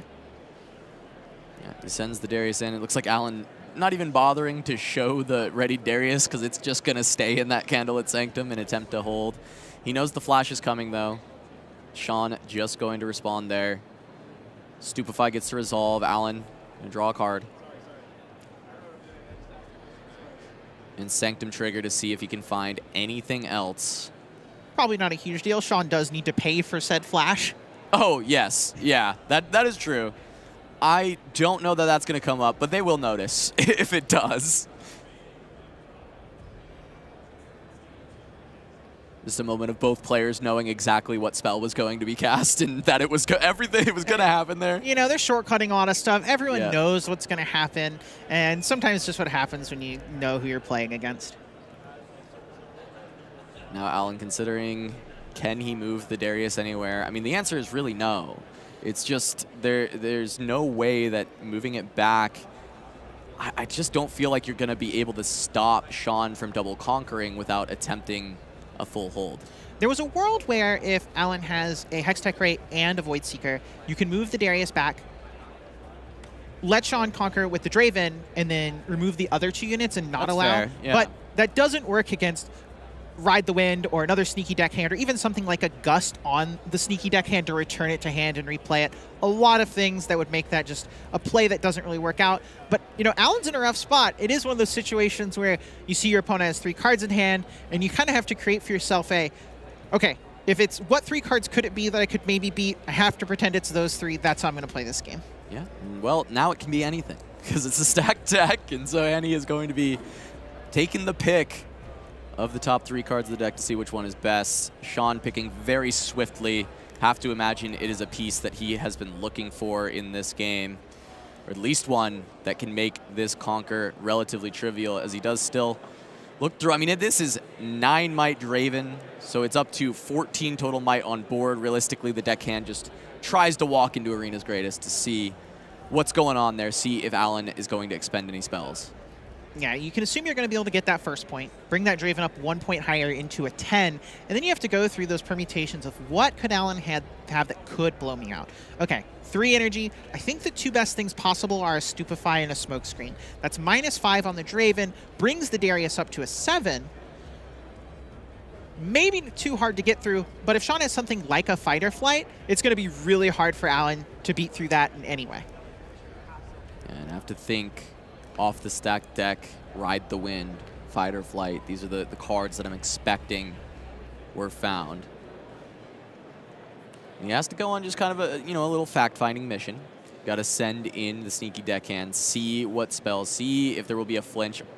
This is another way you can send in a sneaky deckhand, is play it from hand. Yeah, it's kind of like your first one in play. It's like you play it accelerated to your base instead of to the battlefield. Yep, Alan just going to scoop it up after that, recognizing, okay, well, with the Draven getting an additional point there, it's going to be far too much. Yeah, I mean, that was a game. We saw the Annie thing doing exactly what it's supposed to do. Get the extra point to start, have a sneaky deckhand with 2-drop, score both battlefields, have a big finisher like a Draven, not a Vi Ride the Wind, but in a matchup like Kaisa, a 9-10 might unit, it's really tough for them to answer that. Yeah, and I mean, look, before we even went into this match, Aaron, we started talking about, hey, Annie on the play, Arena's Greatest, can be really scary. And we saw exactly why that can be, because the sneaky deckhand comes out, you end up getting to 3 points right out the gates, which, yes, that's not on point cadence, but it is just so far ahead. And the Draven tech, I think that was very impressive in this game. I knew that they had it in the deck. I knew it was brought in for some of the big matchups, because sometimes you just have to go tall into these like Aurora decks to get that last point. But into Kaisa, yeah, Falling Star didn't hit it. Even we got to the point where Cathian Rain looked pitiful into this Draven, and there's just no good answers. Yeah, the best answer is probably something like a Thousand Tail Watcher, but if you're committing to accelerating that in, you're signing yourself up to get blown out by a Ride the Wind or a Flash.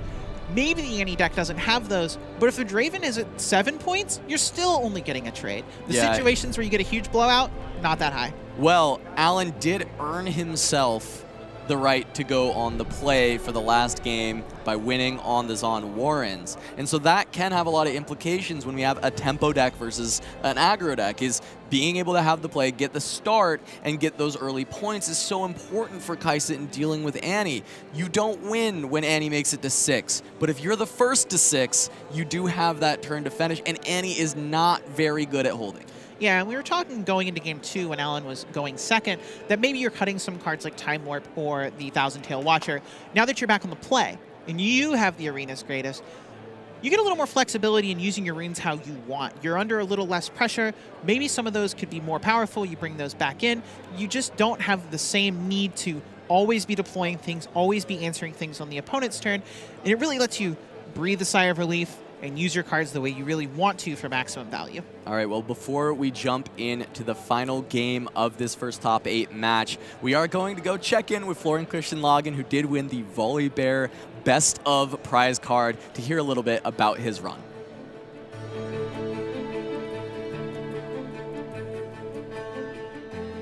All right, I'm here with Florian Christian Lagen, winner of the Best of Volibear on the weekend. Florian, what possessed you to bring the bear to this event? So I wanted to try something that was basically a little bit off meta, and Volibear is kind of in this spot where you can kind of compete. I mean, you're not favored, but you can still compete. So yeah, that was basically the idea behind it. And how did it feel to make the top 64? I'm sure this might have been pushed past the expectations that you had coming in. Yeah, so obviously my goal has, I mean, if you're playing, let's say, a bit of an off meta, you're kind of hoping to get the prize card. But yeah, top 64 was, let's say, beyond expectations. But yeah, I had some good matchups. I faced only one Annie. That was the game that I lost, actually. But yeah, that's how, yeah, very glad, very happy, to be honest. And for the aspiring Volibear players out there, what are the like good matchups? What are the things that you were looking for that you had a good time with as you were playing through the event? Yeah, so I think like Aurora matchups are playable. I think you have good game into them. Of course, it has some intricacies. You need to take care of that. I think it's very serviceable into Kai'Sa. You basically have a game, like a broad game. You can basically play every game because you have more interaction. So you're not a Aurora or nothing kind of deck. So you can play without Aurora. Obviously, it's a bit of a struggle. But yeah, that's basically, you have game into almost all matchups. Well, speaking of that, was there any like MVP cards from the Volibear deck this weekend that really helped you find the big wins? Yeah, match 1, it was on Cam, hitting that Predator off the top. I mean, that was my only out. I just Anivia'd in and then hitting the Predator. So I guess Predator is the card to hit. Yeah. All right, fair enough. Thank you so much for talking with us, Florian. And you know, good luck in the future of Riftbound if you decide to play the bear again or find some other pet deck going forward. Thanks. We'll send it back to the broadcast. Wow, that interview sure is annoying, but we are going to be getting back into the games in just a second with the final match of our first top 8 series, Alan ZQ versus Sean Dhaliwal. Aaron, this matchup is incredibly exciting. I want to send us right into the match, and we're going to start talking about this last battlefield selection, as we do have the final game. It's their last battlefields, but on the play, Arena's Greatest, this time for Kai'Sa, and the Dreaming Tree is the last one remaining for Annie. Both of these decks do love the Dreaming Tree. Yeah, both these decks do love both battlefields. I mean, Annie is a deck that is about getting that 6 points and achieving that combo, and normally when you're on the play with a deck like Kai'Sa, you're like, yeah, this point is really good for me. But this is a situation where, ooh, maybe I'm giving them that one. If they have a good start with a sneaky deckhand and start getting points on the board, I might be in trouble. Dreaming Tree, also good for Alan. Stupefy, draw 2 cards. Really powerful thing to do. Both decks cleave decks. Interesting situation where fighting over what these battlefields do to the game is going to be really important to who wins. Yeah, the retreat can be very valuable because it actually draws a card, even though it's something that you're not as happy with usually as Kai'Sa in this matchup, but now it gains some additional value, and I wonder if Alan brings them back in. I think I saw one in his hand, but it looks like he is going to ship it back. And I think he just needs to mull 2 because I did not see a 2-drop for Alan. This can be disaster if Kai'Sa misses the 2 going in, and especially if a deckhand is found. It can be salvaged a little bit if you do have the Ray to answer the deckhand, so at least you don't have the 2, but you have the response. And we'll see what gets found, but to kick things off, it looks like a smoke screen drawn. I saw Alan just a pass? I saw Alan peel his top card with the face of someone who knows they need something good, and it was just a smoke screen. It immediately washed over his face of, I am in a little bit of trouble. Yeah, pass to kick things off. 3 runes for Sean. Is there the deckhand? And is the Ray there to answer it if it is? But it looks like just 2 runes being held by Sean right now. Might just be something like a Poro to kick things off once again. Starting by saying that Arena's Greatest, maybe potentially a little stronger for Annie than for Kai'Sa. It definitely risks doing that if you fail to play something on your first turn as the Kai'Sa player. So we do have stack deck. Just going to draw. Maybe Sean also missing a turn 1 play. We'll see if that was just kind of digging for something deeper, but that is going to be a merchant. I'm sure if you're Alan here, you're like, oh, I'm so glad it's just a merchant, not a sneaky deckhand, not a Noxus hopeful, not something that's harder to answer. Second smokescreen pulled off the top from Alan, and it is going to be just Kaisa played, having to hope that this can do enough early on, but that is going to be seeding a lot of pressure over to Sean's Annie. Likely doesn't need them immediately, but Alan has failed to find any Mind Runes. If we end up getting into a situation where we need to cast both smoke screens, there's maybe a world where we're unable to do that. Not likely, but something Alan does have to be thinking about while he's sitting there. Heavily considering on this turn. Can always start with a merchant move to dig for more, but a lot of options in hand. See the Darius, some of the bigger threats ready to go. But the Darius is something that at least Alan will have that answer to. With the smoke screen, it can help a lot in this matchup. It is just going to be an accelerated Kaisa into the Dreaming Tree. He's got the flash that can help draw a ton of cards as he starts out with a draw from the Kaisa. We saw this game one with Sean choosing to accelerate the Kaisa before moving in with the Traveling Merchant, really valuing maximum information of cards in hand before having to decide on a discard to that effect. Is going to be 2 more runes, only 1 blue. With the double smoke screen in hand, something to look out for. Will have more coming up, but on this turn, if it is a card that he wants to deploy, using the Kaisa ability is one way. That is going to be a cleave on the Dreaming Tree. Get a draw, try and push over the top. This is a pretty good setup for Alan. If we see a flash or a fight or flight here moving out that Kaisa, I believe Alan has a Darius that can be played and just run into the other battlefield to take out this Traveling Merchant. And now we are out of runes on Sean's side. Yep, fight or flight just to save Survivor. See this time and time again. This also has the additional text when saving Survivor, this time of drawing a card, being on the Dreaming Tree. Yeah, this is a game both players going to have a ton of resources. Kaisa's on both sides, Dreaming Tree going on, got the Traveling Merchant making sure the card flow is going really well for Daliwa. That is something that really incentivizes and pushes for the person who is using all of their energy and playing all of their cards every turn, which is where Alan struggled to start. Just as it's not on the screen yet, the point should be 3-2 as of now. Sean in the lead. Darius going to come in ready. Called out this could be the easy response if Kaisa had been pushed back, but this is also just allowing an easy cleanup of the Merchant and for Alan to push up to 3 as well.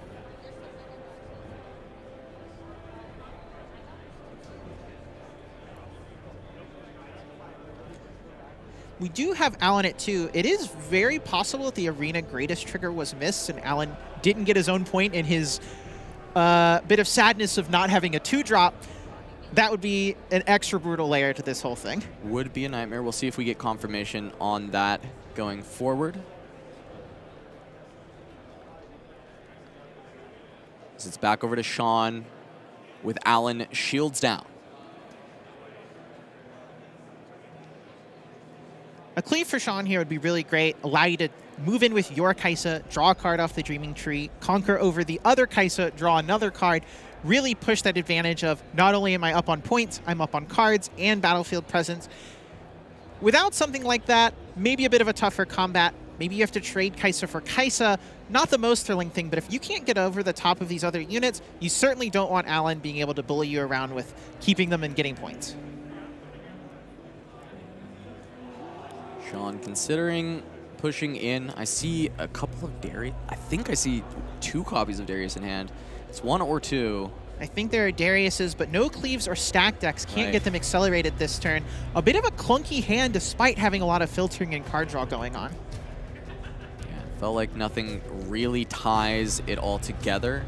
Can just develop a Merchant. There's a Vi, it looks like, as well. Sneaky deckhand. Some of these small units really unhelpful against the board of Alan. I do see a Gust, which is a 1-cost play, but you can't play it on this board, unfortunately, for the Darius. So close to being able to make a really strong play with Darius here, but just a little bit away. Yeah, and for Sean, he just says, okay, well, I have these sneakies. I have to do something, so I'm just going to trade Kaisas so that I can get the sneaky deckhand into the Dreaming Tree, and it will just overall be a development turn. Likely to drop maybe just a 2-drop to follow up, and the Darius will stick around for Alan. Now it does have the Gust, so if the Darius, moves back to base, 2 spells, tries to go into the Dreaming Tree, can always Gust your own sneaky deckhand back to threaten the other battlefield that is maybe left open. Yeah. To Gust it back and draw a card, very valuable in these spots. Often used against your opponent as a tempo piece in these anti-decks, but always have to remember there is the ability to use it on your own units. We often see that through Annie Stubborn to actually get another spell off of that card. Also, just yet another way to keep those ever-valuable Vi's useful and safe when you have to send them to the battlefields early. 100%, as we do have Ravenbloom Student going to be committed to the arena's greatest. Darius going to come home. Second card will ready it. And it may be exactly what we expected to see. Darius is going to be increased to 10 might there. Moves into the deckhand. Sean has to decide if a Gust is worthwhile to trade it for another card. I think if you're Sean, you can have a pretty good guess that Alan doesn't have another card to play this turn, because Alan just cleaved before going to the Dreaming Tree. Had to do it to ready up that Darius, but if there was another play coming, absolutely would have chosen to do that first, move in, and be able to draw that card. And this is where the smoke screens start to come into play. We talked about how maybe Sean's hand is Darius heavy, and so setting up for the Darius turns where he tries to send in and conquer over Alan's Darius Treferian and Alan's Student, those smoke screens are massive at dealing with Treferian as a threat. Yeah, I mean, -4 might, a huge amount of might. A Ravenbloom versus a Darius with a single smoke screen is a trade. You don't even need anything else to be going on, and that's a trade I'm sure Alan is really happy to be making now, let alone if there's a second spell like a Stupefy or something that is cheap and easy and costs you very little. Alan scores the Dreaming Tree up to 4. Behind cadence of Sean, but this time he gets to keep up 4 runes with action, holding both battlefields. And the smoke screens drawn back to back early on in this game. This is their time to shine to try and show why they're in the deck.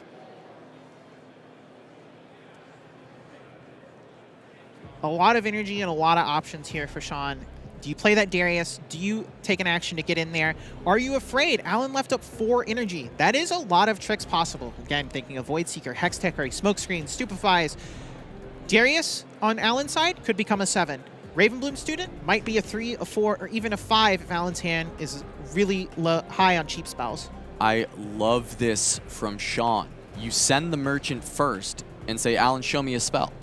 Because this student won't get stronger unless you show me the spell now, and it can leave room for that empty battlefield to be reconquered by something like a sneaky deckhand that was bounced back. And Alan, we know there's the smoke screens. You kind of want to hold that off. If there was a Ray, you'd maybe expend it and keep up 1 smoke, but in this spot, you can't afford to flinch and use a smoke screen to try and defend that student. Yeah, I feel like that attack gave Galoe a lot of knowledge about Alan's hand.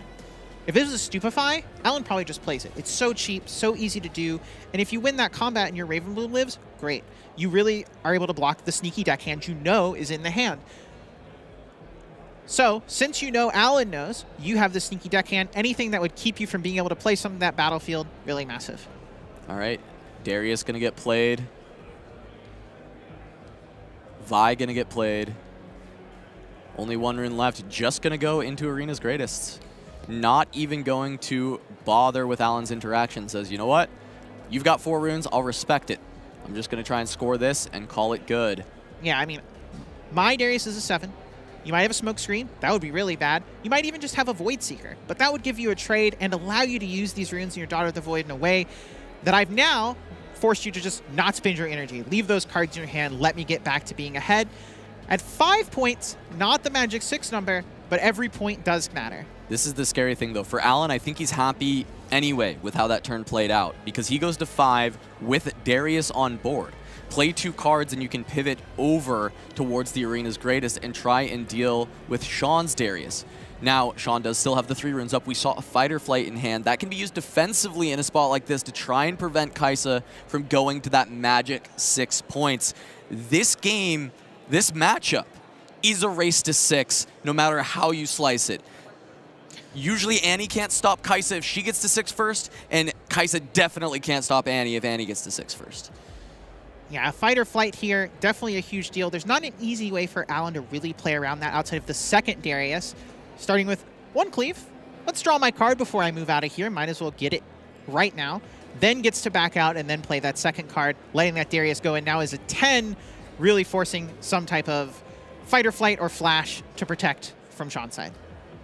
Darius gonna go home. What is the second card? Icathian Rain. This will deal with everything on the board. Yeah, I mean, Annie is a deck that doesn't really have a ton of recourse against Icathian Rain. You can move your units from battlefields, but you can't even Gust of Vi if it's in your base, even though it is a reaction. It only hits battlefields. This is a spot that is exactly how Alan wanted to set all of this up. Scoring, going to 6, threatening the win next turn. Can do the same Darius trick again. And this is where Sean says, you know what, no, I can't let you get there. I have to expend this fight or flight just to buy myself time because Rain has completely wiped out his board. His Vi is gone, he's lost his Darius, but he still has a decent grip of cards, and now he might still be able to push to 6 before Alan can if he's got the sneaky deckhand. Really smart usage of the fight or flight, really aware of how the game is going. You know, it is often a card you are using to protect your units, but also the game is about the points. Sometimes you just have to use it to say, I need to protect 1. This is the one that matters. You don't go to 6.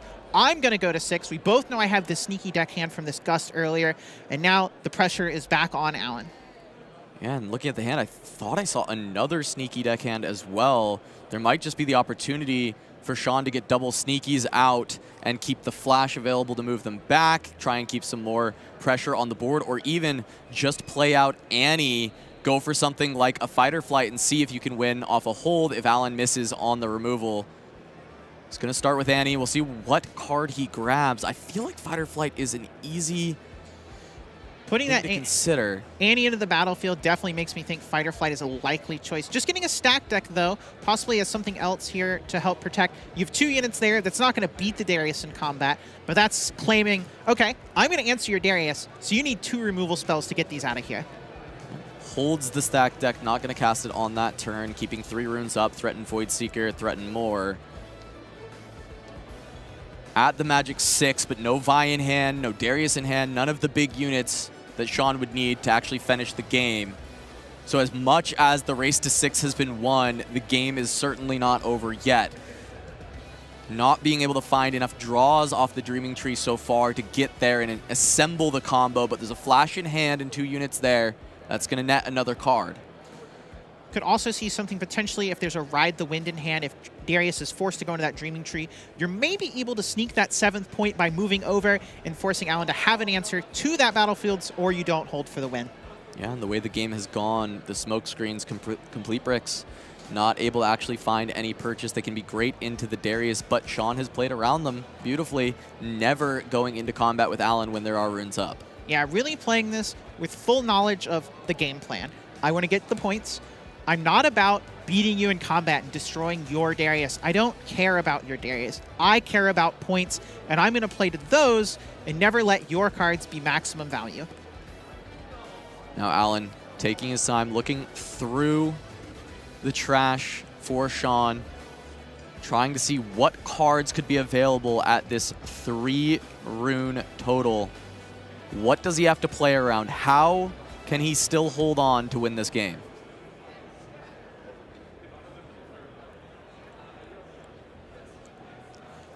We've seen a little bit of a lot of the tricks here. We saw a fight or flight. We did see a flash. You know that Sean chose not to pick either of those up. So you got to imagine there's some piece of another one of those in hand, because if there wasn't a fight or flight in hand, there's such a high likelihood Sean would have just picked that up with the Annie. Instead, it's like, no, I think I have most of the pieces. I just need to find stack decks to make sure I can close this out. All right, Falling Star. That can deal with both of the threats currently on the board. Flash won't matter, but it will give Sean a card. Flash is no longer a useful card for him. Drawing something on the top, much more valuable.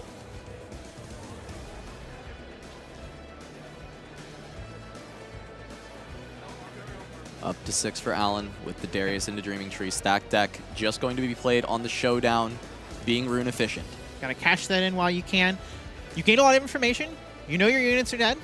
You know, I probably have to win this turn. Alan's going to 6, and I can't stop him. And now we talked about how those smoke screens have been dead for much of this game. But going into this final turn, that is representing -8 to whatever tries to go into the Darius, plus the ability to send Darius up to 7 by playing 2 cards on the turn. So it opens up a possibility where, depending on how big this trash is, which is rather large, that you can actually still deal with a Vi Ride the Wind. The trash looked to me to be about 12 cards. That's only a 15 on the Vi. That's a really close number. If there's a couple more cards there. That would tie a double smoke screen. And we talked so much about how important, how Kaisa can't beat a Vi Ride the Wind with a big enough Vi. And Alan might be setting up to beat exactly that. Yeah, I mean, I don't feel bad about saying you can't beat it, but there's just some exact combinations of cards that get there in so many different spots. This Kaisa deck's so resilient against even decks that are designed to handle it, to beat it. I really want to call out Alan here and the resilience of this game. Started off with a hand that was not that good, did not make a play on turn 1 while going first, while bringing your own Arena's Greatest, and Sean had the sneaky deckhand. But this game is now 6-6 with Alan threatening the win if Sean can't figure out how to answer this Darius or put a win of his own on the table. And that's despite everything. Showing a Vi Ride the win, and Alan didn't says flinch. do it. Yeah, show me. Alan says do it. Let's go through the motions. Yeah. Alan said play it. Make it happen. We might see Sean have his heart broken here. He definitely thinks he had the game won in that moment, or maybe just wanted to see what could happen. That looks like... Yeah, Alan said show me. Alan said do it. Sean's like, are you sure? Is this game not... Okay. Yeah. All right. You know. And it's top 8. Even if you don't have it, Alan, you make him do it. I got 7 runes. Make it happen. 7 runes. I could play so many things. Let's, 3 smoke screens. There's the first one. Alan says, you know what? That's fine. Hey, you can have the first one. There we go. Plus first 14. one's free. I imagine we're going to see this Ride the Wind eaten as well to make it plus 13 or 15.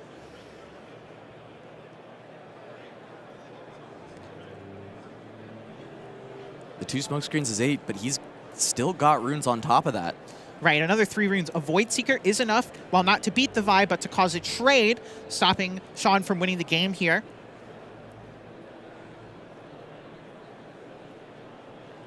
And Sean considering if he can actually play any more cards.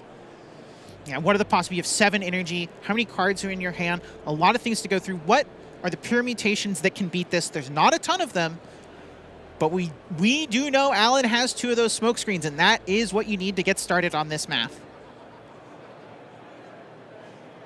Start with Void Seeker on to Darius.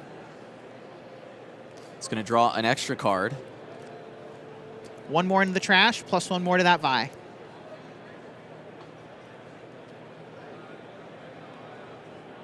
Vi goes in. We say, this is it. All right, plus 16. She's a 19. 2 smoke screens into Darius. That's going to be 15. Need another 4. And for Sean not to have a cleave or anything like a fight or flight. Let's see how it starts. This is top 8. This is advancing to top 4 on the line. So much money at each increase from here on out. Fighting for 2 days, long, grueling days of Riftbound. Alan, a Legends of Runeterra world champion, trying to show his stuff in another Riot TCG, whereas Sean, the TCG mercenary, coming to a new game that he's so excited for to see if he can do it here as well. On the Annie deck that he and his team cooked up over the last 2 weeks that they believe is the best in the format against the Kaisa that's proven to be the best across Origins so far. Alan just has to do the math so many times, has to make sure this is the situation. There's the first smoke. -4. Take it away. Smoke. -4. Ready the Darius up to 7. Currently 11 on this Vi. 4 more might difference to make up. Smoke! Third smoke screen. Number 3! Oh. And that will reduce the Vi to 7s even. And I saw a Stupefy in the hand of Alan ZQ. The question is there action from Sean Dollywall? 2 runes remaining. It's not over yet. As he allows the trade to come through, or he pass action, focus can come back to Alan. This is absolutely wild. Alan played those smoke screens so close to his chest this whole game, had them from the start, and we said it right at the beginning. Maybe this situation comes up. Found the 3rd smoke screen. That's the only way this breaks down here. And Alan lets the trade go through, even with the Stupefy in hand. I'm not sure the rest of the cards, but just a Poro from Sean. Alan afraid there of a cleave. If he cleaves, I believe Sean has a cleave, he needs to bluff the Hextech Ray. Can't use the Stupefy to try and blow out. Now he's found the Ray, so if Poro just tries to run in and end the game, he at least has an answer. But is there a unit for Alan to now try and win? There's a Darius. That's one of the best ones. It's hard to have something bigger than that. That plus the Ray on this Poro means it's really tough for Sean to win here, even with an accelerated unit of his own.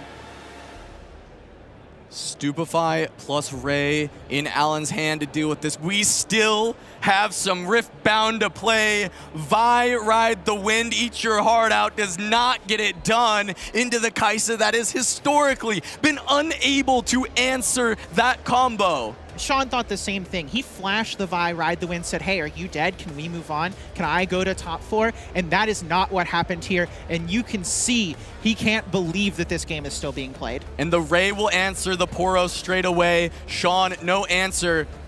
Very few cards remaining. And card for card, Annie, a lot less power than on the other side, but it will be a deckhand.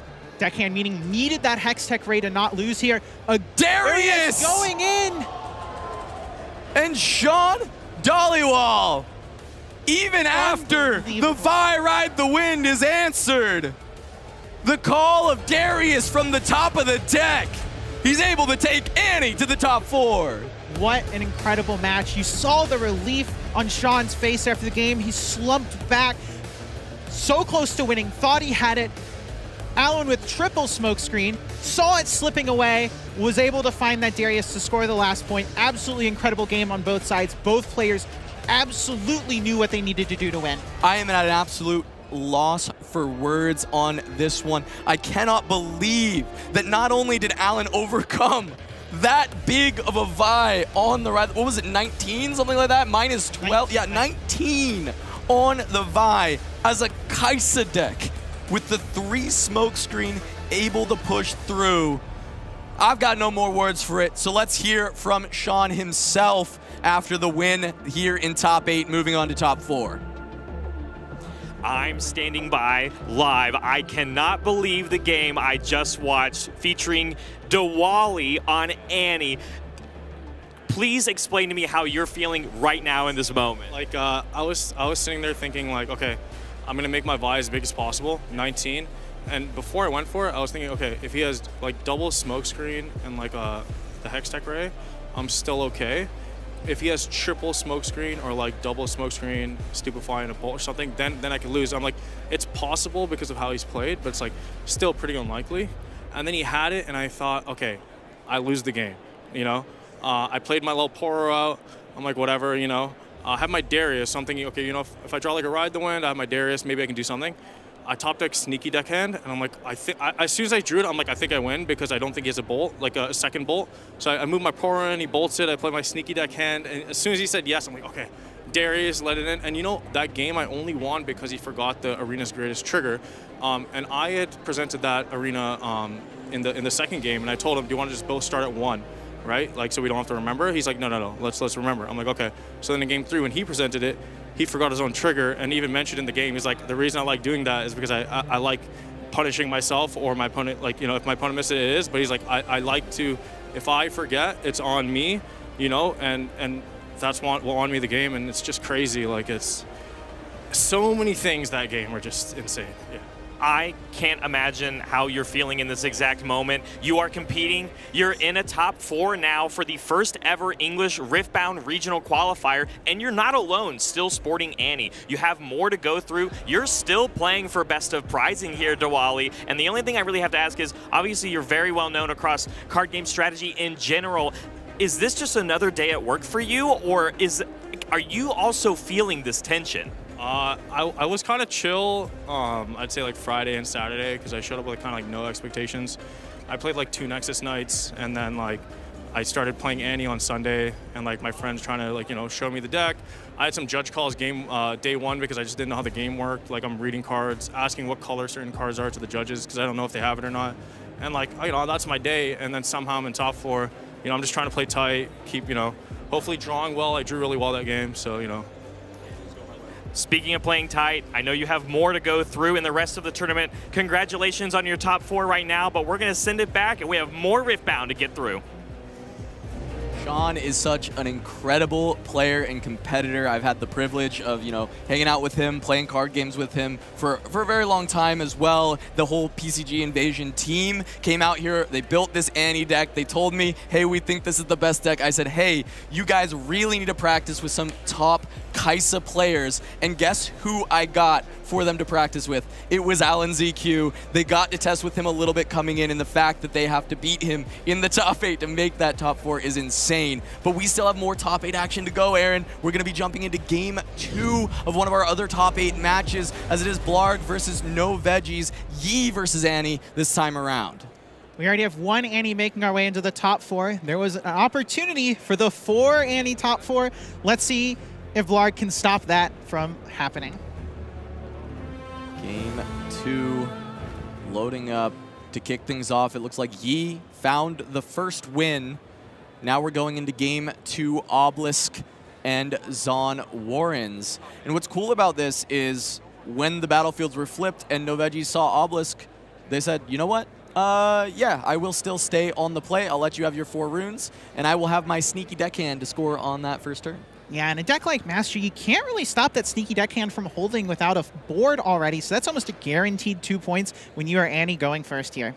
Yeah, and Zon Warren's game 2 is also an interesting adaptation from No Veggies. Usually we've just seen this as the game 1 battlefield every single time out of Annie Dark Child, just because they're playing the scrap heaps and then they board them out. But for this one, No Veggies actually having the Warrens as the second game, so still being able to potentially have those scrap heaps works. Or, I'm curious, maybe it's a no scrap heap build. We are not even sure exactly what No Veggies has brought. This has definitely given me an option of something I hadn't considered before, which is if you think you're going to play a lot of Annie mirrors, it's possible you're supposed to have your scrap heaps on the board them in game 2 with your own Zon Warrens to have that advantage. Yeah, that's totally possible that we could see something like that from No Veggies, but they have made it all the way to the top 8. Going to start with the stacked deck. It looked like they grabbed the rebuy to just do it again. We'll see if that ends up being the case, as it is that nice early start of the 2 points from the sneaky deckhand, and just going to be able to play out the Annie. But this version of Yi, not going to be the Aurora that we've seen out of Clyde. It is just going to be the low to the ground early game, but I would imagine there's a good bit of ramp into the Dead Blooms and the White Flames here for Blarg. Yeah, playing that Annie, picking up that stack deck gives you a nice option here. You said, I have 5 might. If you want to come in, you need a trick, and then I probably have a way to get you out. Fight or flight or flash to save my things. But if you end up going just the other battlefield, I can just play this stack deck if I don't think you're going to be able to break into the Zon Warrens. There it is. Just a push onto the Obelisk. Veggies, I think, considering any action here. Yeah, there is the downside to the stack deck, which is then you don't have 2 up. Your opponent knows you don't have the fight or flight, and Blarg can maybe double trick up this Clockwork Keeper and break into the Zon Warrens, which would be pretty disastrous of a start. Some runes turned by Blarg makes me feel that they've already passed both, and it is the case. A couple more 2-drops deployed for Yi. 2 keepers in the back. Azonia's coming down. A little bit flooded on the early plays. Not exactly what you want to see as a Master Yi. However, if you can get them onto battlefields, they are really annoying for Annie. She doesn't do a great job at trading into the 4s and 5s that you are getting the value of from these 2s. Yeah, having something like a Dead Bloom Predator possibly next turn, a really huge thing on this board, maybe forces No Veggies to move out so it can't just be played there directly, though the Clockwork Keepers still allow that if you take the battlefield. The Dead Bloom plus the Hourglass means you need a lot of tricks to keep pushing it out, because it's really hard for the Annie deck to remove it through damage twice. Yeah, and I mean, this was the matchup in China that kept Annie away from the top tables, even though a lot of the players were spouting how good they felt Annie was. They knew this deck was strong, but they couldn't get past the Master Yi players. And Blarg trying to show that that is true, whereas the Annies, No Veggies included, trying to prove that false and show that they can make it even further in this tournament. But this board state is actually proving to be quite tricky for No Veggies to navigate. As you said, move away, prevent the Dead Bloom, but now these Clockworks are 4s, and that's not easy to just push through every time as Annie when most of your units are very small and you're reliant on just pushes, and instead gonna stack up to equal the 8 of the Dead Bloom with some action available with 4 runes at the end of the turn. Yeah, people always say the Annie deck's really strong, and it is, and part of that is such high access to card selection, things like these stack decks, and flowing through and getting to discard cards and draw new cards and find things and build this combo. And people will look up down on a deck like Master Yi sometimes. Just kind of big monsters and combat tricks, really simple. But sometimes really simple and really powerful is all you need, and that's how you get situations like this one. Yeah, and the Dead Bloom is 8, which was played around beautifully here, but this is 10 with the White Flame coming through on the Clockwork Keeper. Wondering what the action is for No Veggies. I see a Rebuke, a Flash, and a Ride the Wind as options, but rebuking a Clockwork Keeper is not a very exciting notion, even if it does save you for now. Curious if it's just a Flash and sacrifice your sneaky deckhand for this turn, but that looks like a Ride the Wind potentially being deployed, as we did have 1 purple go to the bottom. Ride the Wind the Vi. That doesn't currently win against the Poro that's hanging out on the obelisk. Yeah, this speaks of I have a cleave or something else. I want to get this point. Really highly valuing the Vi, knows that is the way in the long run to beat through this battlefield. If you are able to cleave here and kill that Poro, you're probably pretty happy to make them use the Hourglass on this small unit rather than on something big like that White Flame Protector. Yeah, so we'll see as that Conquer comes through. The pending showdown will go next. But Stalwart Poro in Master Yi is a 2 for 5, so it must be the cleave, and you called it perfectly. Cleave onto Vi pushes to 6. And Yi, playing the White Flame this turn, is going to be completely tapped out. That is just going to be a Conquer and some extra points on your opponent's turn. And when your opponent is ramping, that is exactly what you want to see for Annie. Yeah, so we're going to see Annie go to 4 points from this Conquer, up to 5 points from the hold, gets to go over and beat this Clockwork Keeper in combat really easily with this Vi, get to 6 without much trouble, and then Blarg's under the gun. Lots of pressure. Fear of another Vi if the first one doesn't get removed. This is a really tough spot. This is not exactly how Blarg wanted this turn to play out. Actually, you know, you called this perfectly, and we see in the hand a Flash as well. So really, this is set up beautifully. You've got the Assault here, you score, as you said, go to 4. Now we get to go to 5 on the hold, use bare minimum from the trash to push over the Keeper because there's no resources available for Yi. Now whenever Yi tries to take it back, the Flash is there and the trash is still huge to send the Vi again. So unless there's something like what we see there in the trash, a Charm being able to be used to deal with the Vi, she's safe. She's protected and able to just push through. Yeah, even if there is a Charm, it doesn't work too well against the Annie deck. Flash and Fight or Flight, I mean, they can be a liability. Sometimes you charm a unit into your battlefield and you get kicked out by Fight or Flight and they conquer. That is such a nightmare scenario for Blarg, and I can believe that's why this Charm went to the trash. Yeah, it has to be. It would have to be Charm plus Defy, and if you're missing the Defy, then the Charm, as you said, is maybe just fully a liability. You cannot trust it, and that looks like just a small judge call, just dealing with exactly how everything goes. But this should just resolve as we talked about. Vi going over the top of this Poro and setting No Veggies up for a beautiful endgame. Yeah, it all really depends on what the remaining cards are in the hand. We've seen a lot of stack decks from No Veggies, a lot of ability to kind of really sculpt the game plan. I would guess the tools necessary are there, but there's no guarantee at this time. Also, little low on runes, gonna have 6, can't play too many things in any given turn. So there is some hope from Blarg, as well as the potential to have things like a Defy in hand in the future. The White Flame Protector is large, and if you're able to counter a really important spell from No Veggies, you can find a way to claw back into this game after this rough turn.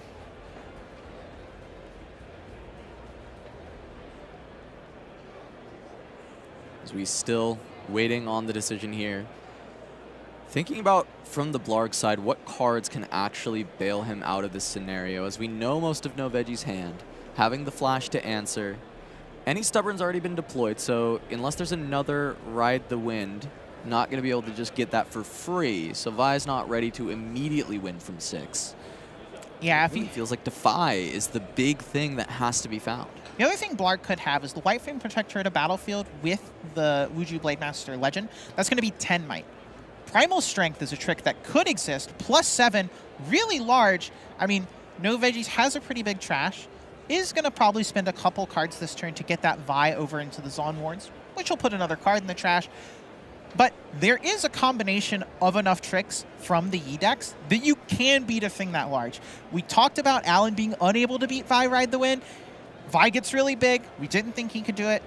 I don't think Blarg can do it either, but there is a combination of cards that lets you. No, you're right. And I think in green-orange are actually way better colors than blue-red at actually dealing with it. And if Alan can get rid of a 19 might Vi coming through on the Ride the Wind, then I think Blarg can do so too. I think Primal Strength is definitely the big call. And also, just looking at this trash, this is not 19. This Vi is not nearly as big as we saw earlier, so won't need quite the crazy amount of tricks to actually overcome the potential that can come through on this Vi.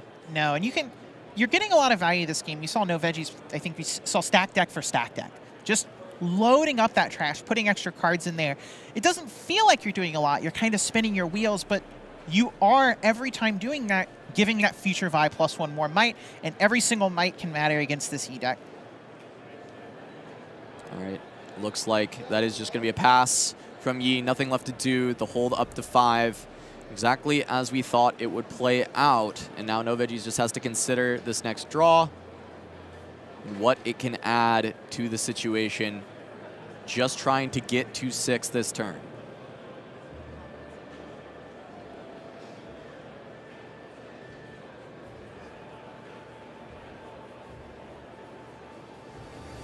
Considering just going for 3, pushing the Vi up to 6, which is higher than it needs to go. Right. I feel like you can do Exaxes with no runes available. Are there any? There's no cards in yellow and, or sorry, green and orange here, Calm and Body, that can actually blow you out. So I think this is maybe some unnecessary safety, and that extra might may end up coming to haunt No Veggies later on, as you only needed to pump to 5, not 6. Yeah, possibly thinking that's a Stalwart Poro. The 2 drops maybe getting a little confused there, seeing the shield. I can't think of a reason you would need to make this might extra large this turn. As that is going to be a flash put in the bin, and a Traveling Merchant placed onto the Zon Warrants. Going to bank on the other pushes and potentially just look for a hold. Rebuke and Fight or Flight in the hand. Yeah, I mean, if you have a Fight or Flight or Rebuke for the Protector, there's only 4 might in play. Besides that, that's not enough to beat the Vi and the Traveling Merchant. So you need another trick or another large unit, like that Mastery in the Champ Zone. But if that gets played, there's only 1 energy left for Blarg, saying maybe you need an On Guard in combination, but that one just doesn't work super well because these units are pretty stuck together. All right, first thing is just going to be Stalwart Poro going in, scoring. Nothing from No Veggies for that. Just looking to hold on to the Warrens.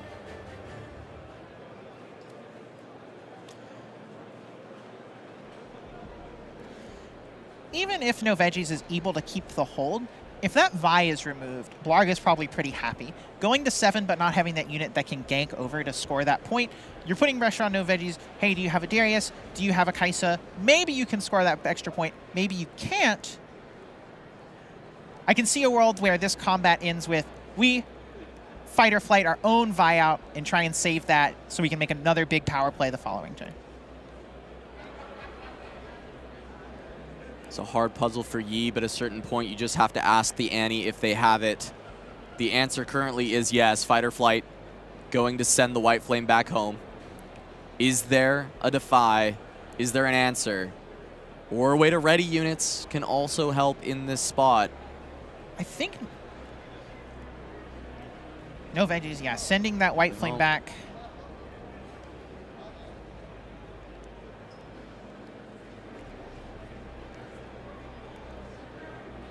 Big advantage towards Annie in this spot. Not sure how Yi pushes over through an additional rebuke that we know is in hand.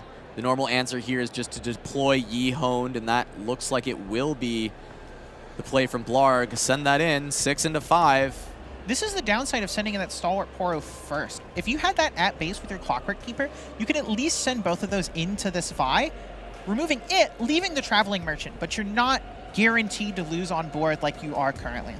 Yeah, currently just dead on board, 1 rune left. Is there something like an On Guard that can allow you to do the same, which is deal with the Vi but leave the Merchant? Or are we just headed towards a Game 3 between Blarg and No Veggies? Just considering if there's anything left for him to do. A Charm here actually accomplishes similar. You can move the Clockwork Keeper into that Obelisk of Power, then Charm over the Vi. Pretty good. You don't actually use the Keeper. Almost forgot the Blade Master for a second. But yeah, I feel like everyone does. Everyone does. That's a common thing this whole weekend. But if you're in that situation, I feel like you are... Even if you have the option to On Guard instead, you really are forced to use something like that Charm. You got to get this Vi off the table, even if there's a chance you get blown out and you let your opponent conquer here. Yeah, no, if you have it, you have to use it. I mean, there's no... You lose if you pass the turn, and there is a Charm. Good call. The Vi gets to head over to the Obelisk of Power, and if there is no cards for No Veggies, which there are not, Vi is gone. Trade the Keeper, so there's no material left for Annie. Doesn't even get the hold after all of that work. Actually, Blarg ended up having that turn go really, really well, despite the 2 effects, the Rebuke and the Fight or Flight, making both big monsters not really do anything. Yeah, the Charm was actually the perfect answer. We talked about how you can get blown out from it, but not this time, as it is going to be the sneaky deckhand going in to the Zon Warrens. One more draw coming through. Ride the Wind Cleave does not even get there, as this Poro is all the way at a 5. And there are those scrap heaps post-board. That's the opposite of most Annie decks play. Must have it in the sideboard and brought it in, but having to play the sad scrap heap. You know No Veggies just drew it. Just triggered the Zon Warrens, pitched the Poro, sees the scrap heap, sigh. Yep, plays it, makes sure he can find some action for this next turn. As now there's the White Flame, the Yi in hand, so it can come in ready again. And now that window of opportunity to beat the Yi may have been missed because of the fact that that Charm was there to answer. Gust to just try and bring back the sneaky deckhand. Blarg gonna allow that to go through. I'm curious. I mean, I guess really you have to keep the sneaky at this point, but Gust onto Poro can be quite valuable. It does seem, though, we're at the point where Blarg is just playing big guys and pushing the Poro back is not going to do enough. Yeah, I mean, Blarg is now threatening the win. We are at 6. I have both battlefields. I have a lot of might. Really hard for No Veggies to score both battlefields this turn outside of Vi Ride the Wind, putting a lot of pressure on that. But Blarg just passing with all this energy. Highly suspect there's some type of trick in here. Yeah. At this point, Yi is in a very comfortable position. It is going to be an answer to one of the big units with the Fading Memories, but the Defy is there, and No Veggies has no further answers, and Blarg is going to push a Master Yi into the top 4. No 4 Annie top 4 for us. Master Yi enjoyers rejoice. I'm very excited to see some of these more matches. I mean, you were talking about how people did think Annie had a bad Master Yi matchup. In that game, it did look like Annie was really in control so much of that time, and then there was just that one turn. Had a Rebuke, had a Fight or Flight, still not enough to take over that turn, and Blarg able to remove all of the units and then set up for a quick win after. You can hit this point in the matchup as Annie where there's nothing that you can do about the holds, and even just the Poro can be way too much. 5 might is more than your Kaisa Survivor that you love to accelerate over the small drops in the early game, and that can cause so many issues. Yes, the rebukes, the fighter flights, they allow you to take this tempo game plan. This was very close to Annie just winning immediately, but the second the game is stabilized, Yi becomes unstoppable for the Annie. Yeah, I mean, Annie, red and purple, you have some things that answer big monsters for a little bit of time. You're not very good at removing them permanently, and eventually he's going to keep playing them. You can only score so many points. Eventually these pouty poros, these sneaky deckhands, all these little units fall off really hard in the game, and despite all your filtering, despite all your card draw, your cards just can't come together to tackle such big creatures. Yeah, I mean, it's crazy to see, and now this top 8 is looking real nice for Blarg as he makes it into the top 4. He knows there's at least one Annie on the other side of the bracket, but every single matchup had an Annie in it, so if he can just keep playing Annies for the rest of the day, that might be exactly what he's looking for, and especially because he knows if he won this and the other Yi lost, then he has locked up the Yi card. So we'll have to see that soon enough, but we are going to go to a break. When we come back, we will have that top 4 coming up here at the Houston Regional Qualifier.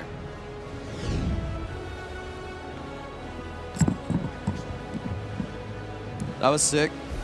I'm really fucking bummed that Alan lost.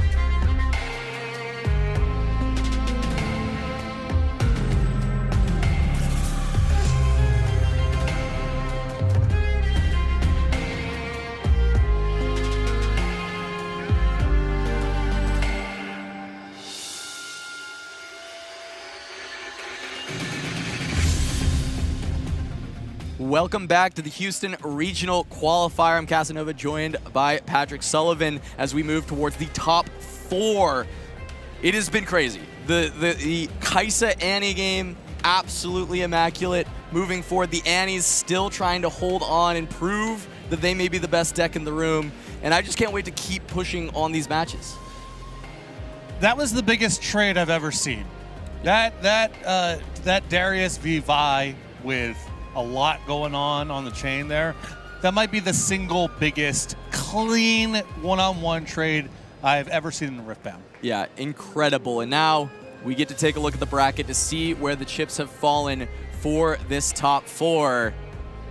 George falling to Annie. 3 Annies escape the top 8. And we will not have Kaisa as the winner of the Houston Regional Qualifier. It will either be Annie or Yi, as Zent, Diwali, Primor, and Blarg have advanced to the top 4. Yeah, so we have 3 copies of the most aggressive, low to the ground, really trying to even evade combat, I would say. And then about as big as you can get with Master Yi.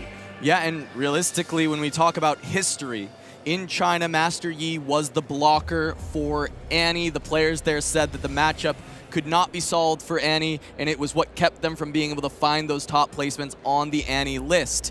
It's been proven slightly otherwise when we come here with 3 Annies in the top, but Blarg looks to prove that as close to correct as possible by taking out the remaining Annies and trying to become the champion here. So an inflection point for this particular matchup is Darius. The builds of Annie that don't include Darius, I think, are at a major disadvantage against Master Yi. Darius is the one card that is still part of your core game plan. It's about getting into battlefields, scoring as many points as possible, avoiding getting clipped on the way back by retreating things. But it's also something with enough size to actually brawl with some of the stuff that Master Yi brings to the table. You can see the Annie deck, when things start to fall apart, it's just because they don't have enough size. There's not enough mites on their units, and once those battlefields start getting locked down, they don't really have a way to get back in excluding pushing things out with a couple movement spells here and there. Darius is actually something that can go toe-to-toe with some of the bigger units, so that's a card to keep an eye out for here. Being able to get that 7, we got his brother Draven in the sideboard for Sean Dollywall that we did see against Alan ZQ, and that can even push higher to get you the biggest possible numbers imaginable, push over some of that 10s that we get to see holding from Master Yi. But our first matchup will be Master Yi versus Annie in the top 4, as we get to see if Blarg can continue this tear with the Wuju Bladesman and try and face off against all of these children in the top 4. Well, congratulations here to Blarg. As we mentioned before, 1 copy of Master Yi, 3 copies of Annie, meaning that's the best of. We have our Master Yi Master of the weekend. And there it is to kick things off. Players jumping into actions on Warren's game 1 for Annie, as we are used to seeing. Aspirants climb, so we're playing to 9 for this game, and a mobilize to start as Blarg is on the play.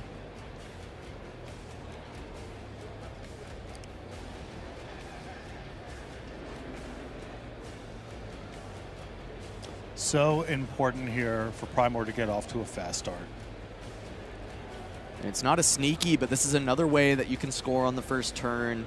We didn't see a lot of Legion rear guards in the Annie list so far, but a little bit of spice for Primor, something different, having the access to another accelerator, or at least an actual accelerator where a sneaky deckhand just kind of sneaks its way in to start off this game at 1 point. And, you know, it's usually not ideal to be accelerating this early and to be recycling rooms this early, but I think that Primor has a sense of the matchup here that the long game does not favor him. And the notion that a small accelerate unit could be part of some profitable combat down the road is very unlikely. You're not going to do a whole lot better than the opportunity to score and to hold the following turn. Yeah, it's 2 early points that you wouldn't get any other way. And you're on Aspirant's climb. You have the full 9 points that you've got to get over.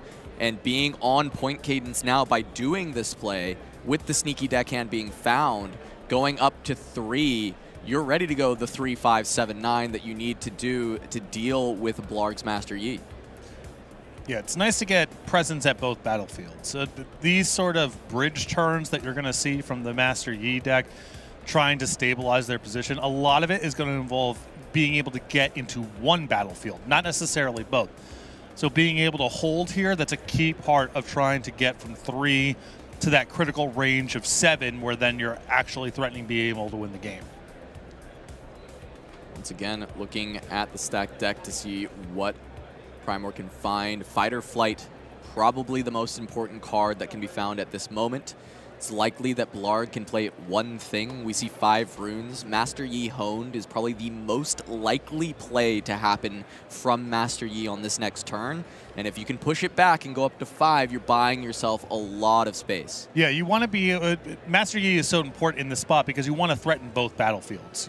You know, but doing it 1 a turn and allowing Primor to hold the entire time, not what you want to be doing. So even if this does eat some sort of retreat effect, at least you're forcing the issue here, and there's only so many copies in the Annie list. Yeah, and that is going to be exactly what we see, and immediately Primor reaches for the runes. It is Flash, so he does not have the best case scenario for himself to deal with the Master Yi and buy some more points. just going to move the rear guard back, but now Master Yi Honed is in position as essentially an 8 might defender with his Zonya's Hourglass to back it up. And the critical thing there is, even if you were able to, move your unit back to the base there, it's only 1 point on the hold this turn. That is critical for breaking up that rhythm of the threat to get to 7 and then threatening 9.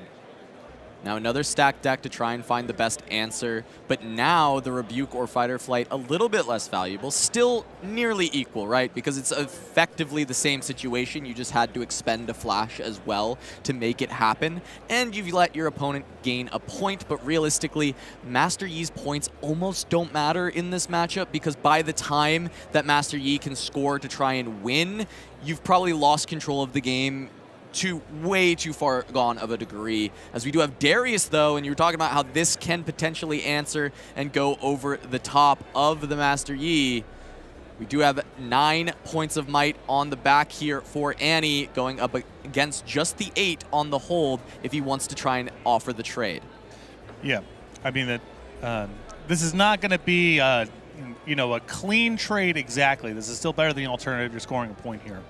But this is simply going to cause the Yi to retreat or be recalled to base. Yeah, so going to be recalled, but now you get to rummage once more with the Zon Warrens, look for the Fight or Flight, and then we're back into that rhythm of, hey, I'm holding both battlefields, you try and send something in, and now I've got the push. I do think that was a really good call-out that you made about the point total not really mattering that much from the Master Yi side. That is basically mopping up after you have effectively won the game by locking out the battlefields. We'll see what Blarg has to offer now. The Master Yi on 7 runes means that now you have 8 available, so a Dead Bloom can come out after this push if that's what you've got. So either a Defy or a Dead Bloom can be absolutely devastating for Primor, as he is going to offer the Fight or Flight to try and stop Honed from getting him off the point, as he can go to 7 if there is no big unit to come out. White Flames don't do enough against Annie. It is the Dead Bloom Predators that you need to find. Yeah, that's a huge one here. That would really start establishing some sort of defensive posture on one of the battlefields. It would prevent a hold point. You'd kill a unit for your trouble. That's really the play you would want here.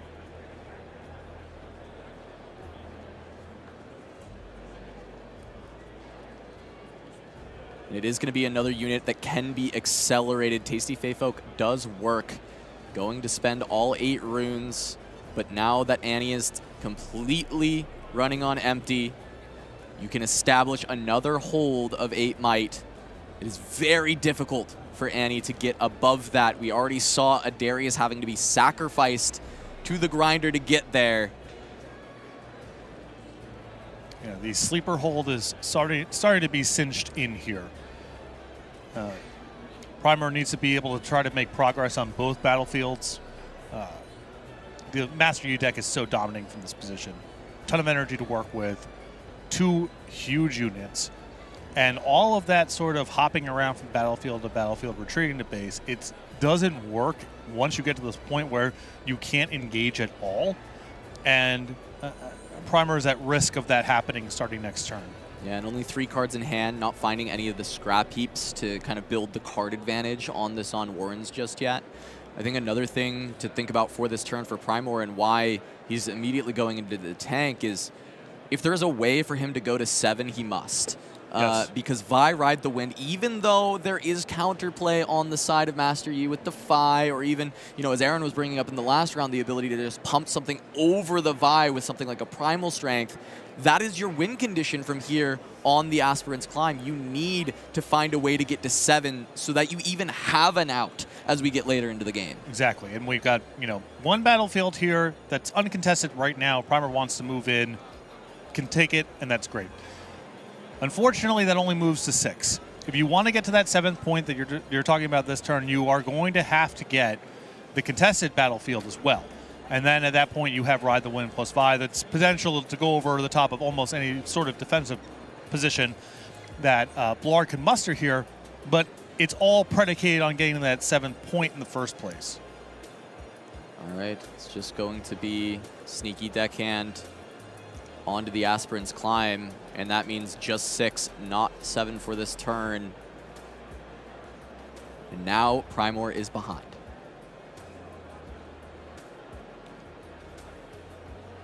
It really speaks to how important battlefield selection is in this game.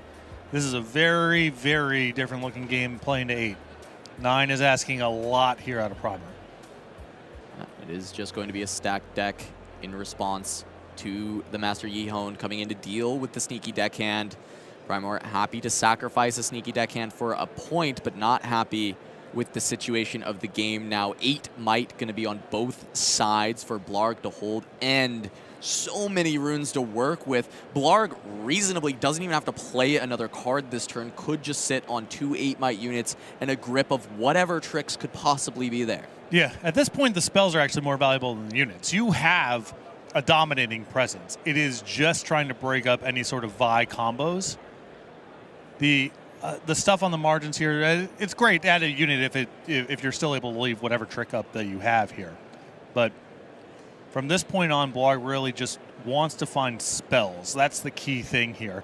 Going to be really impossible for Primor to break up what's going on if Blarg can play back against any sort of movement effect or readying effect. Yeah, and actually, I want to call it, I think this is the turn to play this Dead Bloom, because after this, if Primor has the ability to push some of these units back and go up to 8, now you have even more value on the next turn where Primor actually can look to end the game to keep up as many runes for spells as possible to never let that actually happen. And you wouldn't have maybe another time where this Dead Bloom can actually hit the board. Yeah, you want to get, basically you want to get in a spot here where Primor is, but it will require additional help to be able to conquer either battlefield as it stands right now. If something gets left over on Primor's side, be it because you push something out with a movement effect or you have enough pump spells to go way over the top of wherever you're going to, you want to have that attacker back to be able to clear that out. And if Primor has another movement effect, whatever, that's not really that big of a deal. You're going to, at a certain point, Primor is just going to run out of cards in hand. A lot of things are being demanded. This is a huge stress test, both having the requisite number of units, the ability to get through big stuff, the movement effects in case one battlefield effectively gets locked out. Yeah, this is a crazy spot that Primor is in when you are pushing your ante to a battlefield just to gust it, because you need to find anything else, and you've been missing the spells you want. Even in this bin, I mean, Fight or Flight is the one I'd expect, or it's just another stacked deck to keep digging through. Now keep in mind here, again, we're playing in 9. While Blarg has both battlefields held up here, Primor may be able to go over the top. And Blarg is also now a turn back, ostensibly, from being able to win the game, because he's holding to 6 and then holding to 8. Under normal circumstances, that's game over. But playing to 9 here, Blarg actually needs to hold off for another turn. The Aspirin's Climb is certainly better for Blarg on the balance, but it does cut both ways here, and Blarg's going to have to be able to play defense for an additional turn that he otherwise wouldn't have to. And this was big. I mean, Blarg recognizing just how much pain Primor is in right now, trying to play the ante, bounce it back with the gust, get the Fight or Flight, and Blarg says, you know what, I just have this Defy. I'll wait until you show me what spell you want. I'll wait for you to use it, and then I'm just going to get rid of it. Defies the push and gives another turn where Primor is not able to go to 7 and start threatening the win, and that might be enough time to try and seal things up. Really powerful heuristic here from Blarg.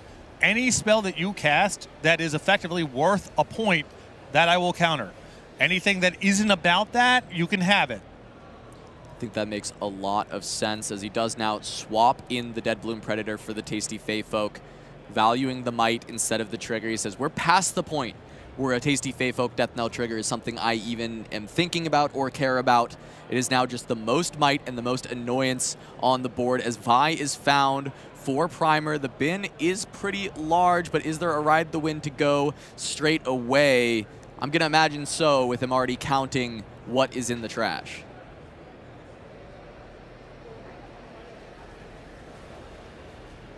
It seems very unlikely that you would deploy Vi unless you were already ready to go. Yeah, and the thing is this might not even be enough might to deal with all the energy that is available. Yeah. Clarifying, you don't actually have to shuffle here because you can just trigger the Vi one at a time in whatever order you want to. Very rarely matters regardless. We're not going to be playing long enough to get back to the bottom of the deck, but... Going to be playing a cleave onto the Vi. This is a lot of commitment already.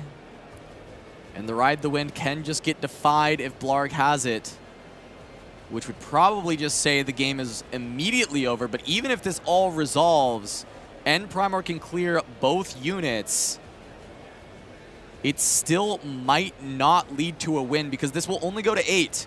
And Blarg does have a Zonya's Hourglass and a Tasty Fey Folk at home to try and retake. Yeah, even if you're able to get all of this to happen successfully, it's hard to imagine being able to fire a second time. And Rune Prison is immediately an answer to the Vi to prevent this from happening for Primor. And this is the main board for Master Yi, having the Rune Prison ready to go. Often a sideboard tech to deal with the Mirror, to deal with Set Brawler and other orange decks, but also works beautifully in a meta that is evolving to have so much Annie. Rune Prison adds to the amount of answers this deck has. Defy already deals with it. Rune Prison now deals with it. And sometimes you just have the amount of pumps you need to get over it. It's maybe not as strong in an overall sense as cards like Falling Star or Singularity. However, there is a place and a time where this is the most efficient interaction that the game has to offer, and Vi Ride the Wind is at the top of that list. Great metagame call for this weekend. You got to be really thrilled getting to this point, seeing 3 copies of Annie throughout the remainder of the top 4, and knowing that your metagame call here has paid off. Yeah, he's beautifully teched for it in a matchup that historically has been good for his deck. In a top 4 with only this matchup remaining and a masterclass to kick things off. Primar once again starting off fast though at the 2 points out the gates, and now we don't play to 9 anymore. So it does open the door a little bit as this is an accelerated Kai'Sa to get more cards rolling and another point going for Primar. Blarg not really caring too much about the cards being drawn here. Again, just trying to go so far over the top. Not really about incremental exchanges. Trying to just set up locked up battlefields.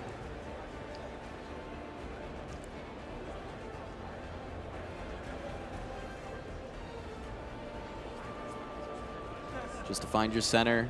Lots of ramp in this version. We've talked about different versions of Yi. There's Aurora, there's more of the mid-range, and then there's what was lovingly called out of China Eggplant Yi, which was named after the Tasty Fey Folk, and it was playing around the Find Your Centers. It would maybe have Catalyst, but it would definitely have the Fey Folks and the Find Your Centers. But we've seen Mobilize out of Blarg. We've seen, I believe, Catalyst out of Blarg, and maybe that may have been a different Yi. I might be going crazy, but at least Find Your Center, Mobilize, and Tasty Fey Folk in this match that we've seen. So a lot of ramp coming out from Blarg, and I would call this Eggplant Yi. Yeah, it's interesting because to me the ramp spells are, obviously there's a wide array that all have their pros and cons. And interesting to mention to me is, I think the first copy of any of them is better than the second copy of any of them. So you do want to kind of have a bit of a spread. Yeah, for sure. It's possible that those ratios could be really spread out as well. And the strength of this version of Yi versus the others is you get to maintain the 2-drops and the power that you get out of things like Stalwart Poro being a 5 versus the Aurora deck that has to cut these in favor of only having the top end. But you still get the strength of playing the Dead Bloom Predators and the White Flames that you see out of the Aurora deck. And speaking of Predator here, you're going to see a retreat here from Primar. It's painful to do, but if you don't have any way of engaging with it, you just got to pull everything back because you're just going to lose. You're going to be down a point and a unit as a result. Yet another way to answer Vi Ride the Wind in this deck, Sabotage. You can find the Ride the Wind, send it to the bottom of the deck. Sabotage uniquely recycles, not discards, so Annie Stubborn can't even grab it back later. Yeah, it's nice to have the recycle there for the Annie consideration, as you're mentioning.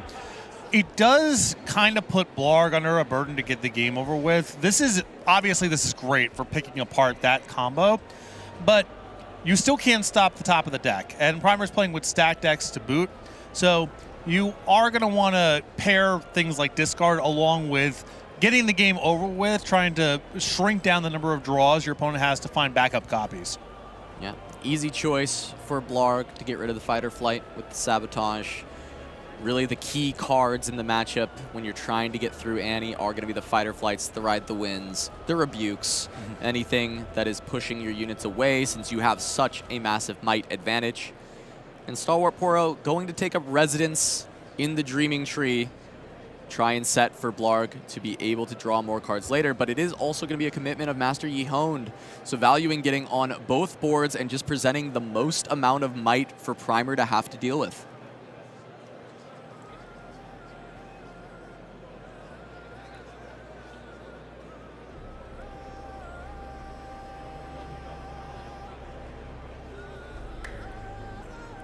I see. They, I think, didn't really open the showdown and resolve it properly, so just allowing Primer his window that he should have been given. Happens sometimes with the game when you're shortcutting a lot, when both players kind of know what's happening, and just making sure that Primer does have a chance to actually respond, not blowing past it.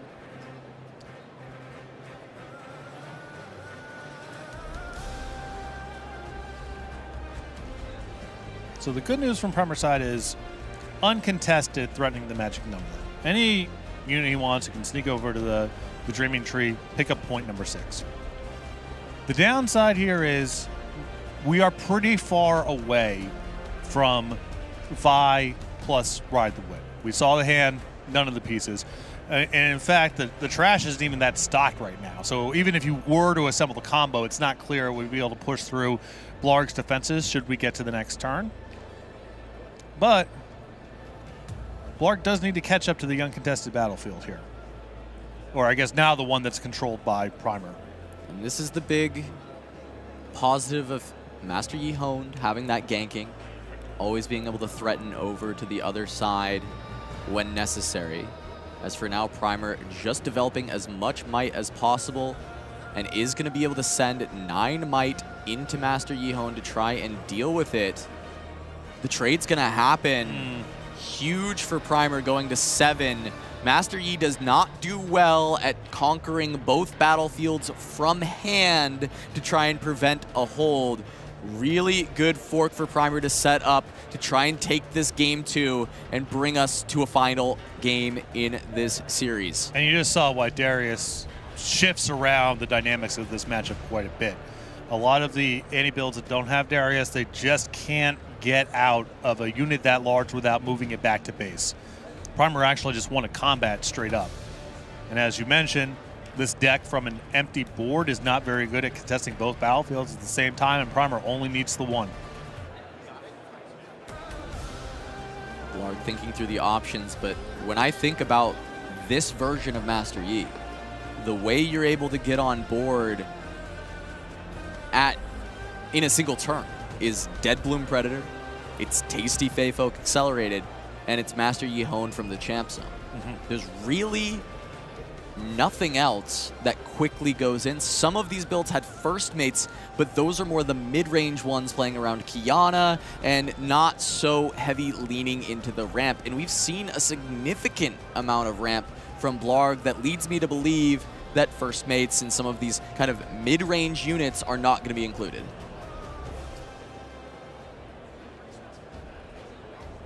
Dead Bloom Charm would work. Yes. Rebuke, though, to respond. There's nothing that can answer that. He's going to clean it up. We're going to a game 3. Very nice stuff there from Primer. Rebuke out of the sideboard, obviously huge in this matchup. Able to get off to a fast start. Blarg, I think, really the inflection point for me in that game was the Find Your Center as opposed to a play that impacted the board. Not to say that he had anything in hand. I'm sure he was making the best of it, but that was really where he fell behind and never got close to catching up. Yeah, now for our third and final game. Arena's Greatest not on the play for Primer, but it can work really well with a sneaky deck hand, as Blarg is going to take us to Vilemaw's Lair, which is really great tech for purple decks. So once again showing the respect towards Annie, as when you get your unit in, it can't be fight or flighted away back to base. Vilemaw's reading, you cannot move from here to base. Right, and Vilemaw Lair is an ideal battlefield for Blarg to simply dominate. So much of Primer's counterplay does not work against that. So we'll see if that is enough in this final game, as of course the arena's greatest is a scary thing to have to deal with anyways, as the Annie is going to get that one early point while you're still trying to ramp up. But I have to say, getting that catalyst, and I guess we do see the catalyst, we see one piece of each ramp so far for Blarg, means that he is one turn away from just dropping a Dead Bloom on Primer's head. During the developer Nexus night, I played Annie. Just, you know, deck someone made for me. My opponent busted out Violets, and it was not pretty. I was not really well suited to engage with that battlefield, let's say. Yeah, it can be very difficult. You can't push them out. You can't flash away. You can't even just retreat the old-fashioned way to get out of there. You truly are stuck in the spider's web. As we are going to see one copy of Vi thrown away. Not good enough in the early stages. The Cleave will push over the Clockwork. Not quite as good as the Poro. Just a 4, not a 5. And it is just going to be Kaisa played at home. 2 runes ready for the Dark Child ability. And we're pushing back over to the 8-rune breakpoint for Blarg, which is often just Master Yi, so you can go to 9 runes on the next turn. 9 is that magic number where you can play a Dead Bloom and keep up a Defy or an On Guard or a Charm or any kind of interaction at that 1 cost. And Vilemaw's Lair is so good with the Predator too, because you saw in one of the earlier games, Primer says, okay, this turn I have a lot of exposure. I'm going to just pull everything back so I don't get hit by this, you know, proxy accelerate unit. Can't do that with Vilemaw's Lair. Anything that gets committed there is then stuck. And the Predator is a very, very dominating card at that battlefield. Yeah, and I mean, we talk about how the point total often doesn't matter for Master Yi, but we're at 2 for Annie, 4 for Yi. This kind of a spread means that Primer actually starts to run out of time and becomes pressured to find a way to deal with the board. And that is not a good spot to be as Annie, because usually you have time. You have all the time in the world to put together one final push to beat the board. Now it's you have to scrap together a push, and even after that, you still have to find a way to score the points. Yeah, and I think Blarg is playing this really well insofar as just saying, like, look, if you want to go into Vilemaw's Lair, be my guest. I am going to absolutely dominate you there because I have so many accelerate units, so many large units, and your tricks just don't work. Everything that is kind of on the margins here that Blarg is going to do is going to be about controlling the other battlefield. Vilemaw's Lair, to a certain extent, is going to take care of itself. That is so advantageous for Blarg that he's going to invest kind of the ancillary resources just to the other battlefield. Yep, and there's Darius to follow up the stack deck. This will be able to push over Master Yi Honed with the Kaisa. 1 rune left. I haven't seen an On Guard yet. It's mostly been the Defies and the Charms that come from here, and Blarg has been relatively happy to just trade the Yi with the Darius when this happens.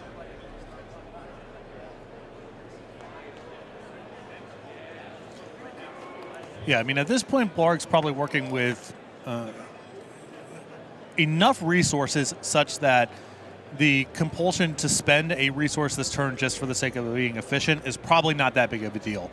I would assume that Blarg is just trying to set up a dominating spot where eventually whatever trick is in hand results in a 1 combat or a prevention of a point being scored.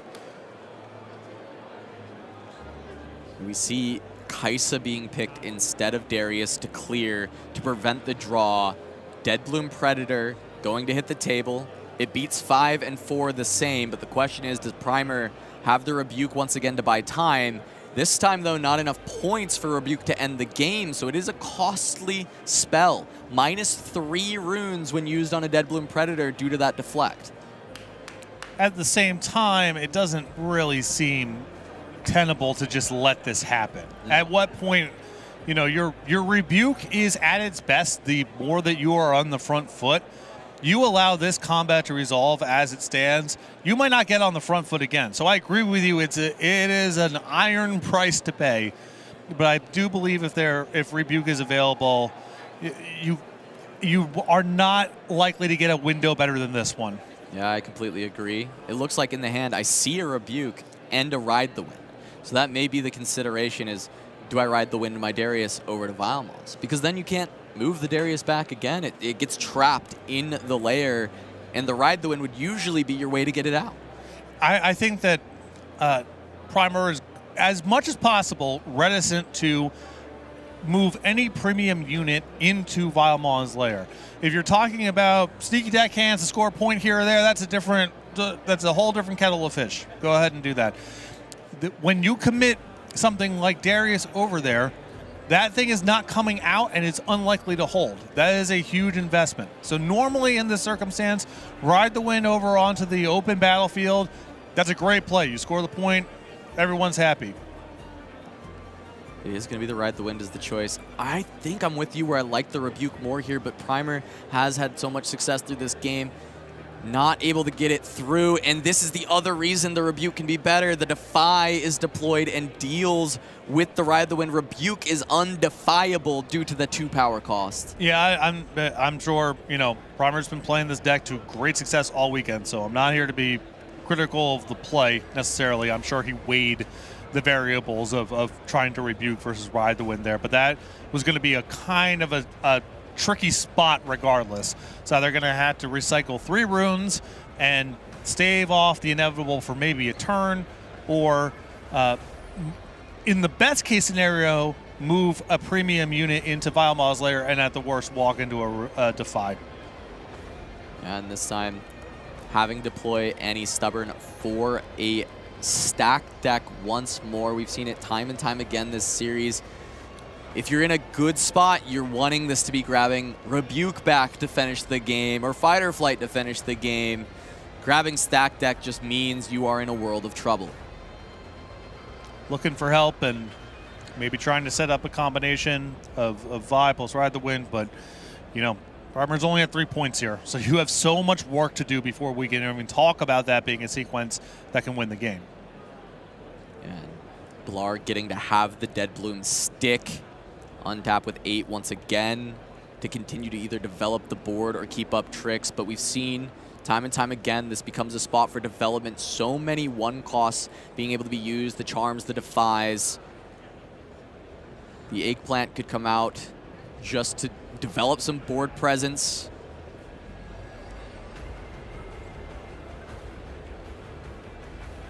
You would like to accelerate the clock a little bit here.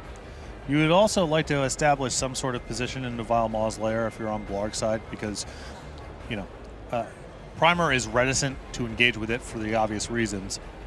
But the more time pressure that you put him under by threatening to hold into the wind, at a certain point, something's got to give. He's got to get in there and try to actually win a combat, have something left over, at which point your follow-ups on the way back are going to be very hard to overcome. Yeah, and once again, Blarg in the spot where he's got kind of this point lead. He's not afraid of losing, and so I like developing. When you're not going to immediately lose to your opponent just dropping 1 spell and pushing in, you have this space to kind of create that bigger board, and then you're able to beat more of these different outcomes that the Annie can create with her slew of spells put in the deck to beat you. This was a matchup that was on the forefront of many Annie's minds coming into the event, knowing that this was a tough one that they needed to be able to overcome. And you have so much cushion right now in Blarg's spot. Primer doesn't really even get anything going in reality until they're at 6, and now from there the sequences start opening up. Here it's, to make any sort of inroads at all, Primer is either going to have to invest a lot into combat to conquer the very contested one, or start throwing things into Vile Maw's lair, which is so easy for Blarg to clear up on the way back. And honestly, Blarg's probably happy to just move into Vile Maw's lair with something large and just say, okay, now I'm threatening to hold. You want to come back in here? Even if you win the combat, you're so unlikely to hold the following turn because your tricks don't work. So just squeezed from a bunch of different dimensions here. And we see in this spot, Primer actually dumps a Rebuke. He's got a second one in hand, so I can kind of understand the redundancy, but I also think, is double Rebuke actually the way that you can maybe find a win in this game? Do you need all of those pushes? Because it feels like the only thing effective into these massive boards is Fight or Flight can buy the space to at least score once more if Primer wants to try and push in with the Annie. And I assume that has to be the case, or else there's no reason to have casted this. I would assume that part of it is there's not really a material difference between pushing back to base and bouncing specifically the Predator. Correct. Because if you bounce it, it goes, okay, I'll put it on Valmal's lair that's contested right now. You're not really getting that far, and you are expending a lot of resources. Now, it's an interesting question of, like, how is that the worst card in his hand? Given how you have to assume that's part of the sequence to be able to squeeze this out, it just involves a lot of bouncing and pushing back to base. So what is left over in hand? Yeah, I want to see how the sequence comes together, right? 3 cards left for Primer. He is down on points. He doesn't have the 6 to try and push in and end the game. Blarg is going to be putting him on lethal on this last turn, so he needs to put together a combo that clears the board and gets him control of the battlefields in a way that Blarg can't just immediately come in and end. And that seems really hard-pressed to do, but we know it starts with 1 Rebuke in hand, and what is the rest? Is Vi Ride the Wind something that he's been able to put together and can try and use to finish this off, as the Deadbloom Predator is just going to run into Annie? This one you probably have to let go and save the Rebuke for the White Flame Protector.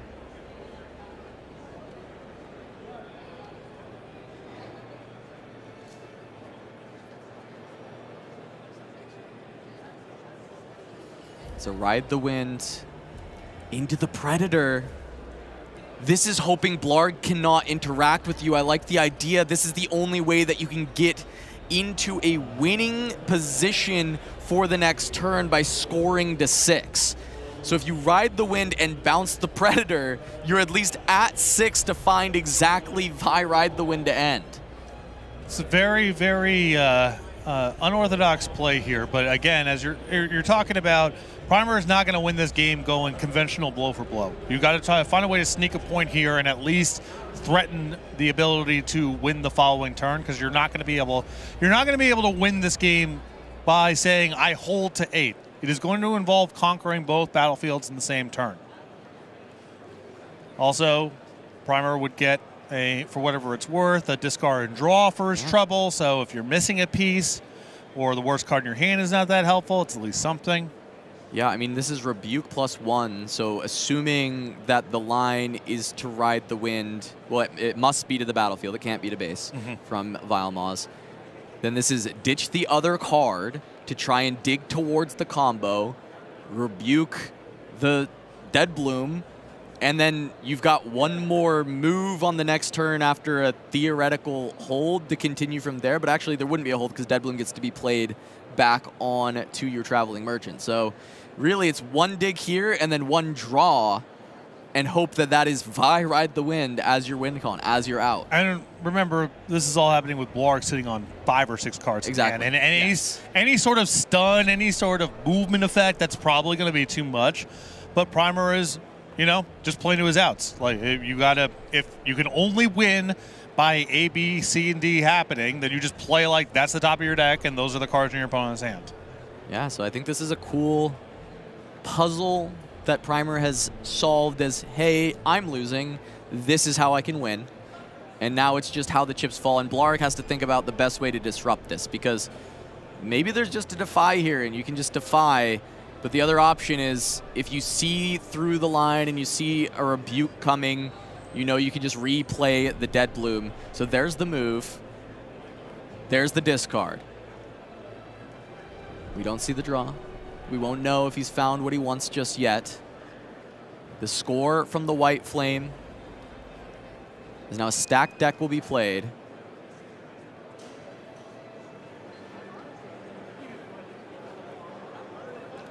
Make sure we're stacking the right deck. We'll move over to the rune pile. Another stack deck.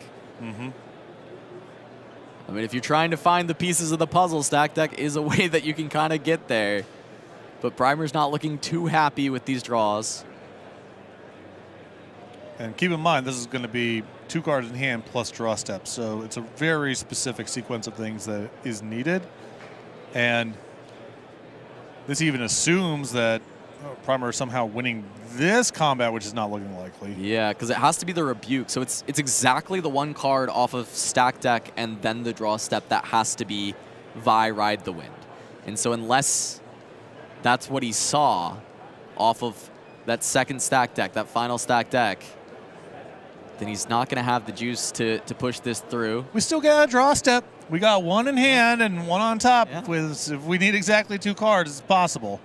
Again, this gets blown up by pretty much anything. But give Primer credit, seeing the line. Even if it's low odds, this is the best shot at being able to steal this one.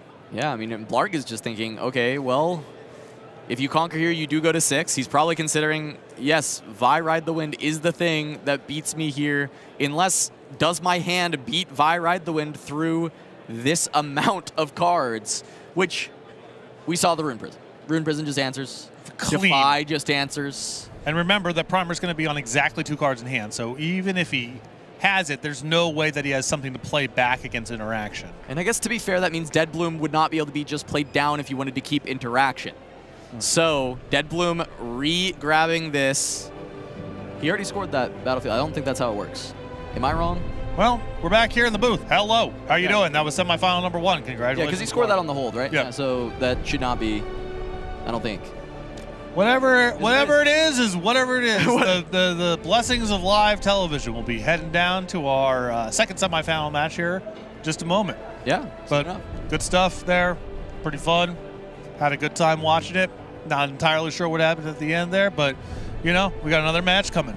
Yeah, I mean, I guess, I suppose they thought he scored on that conquer and he won the game.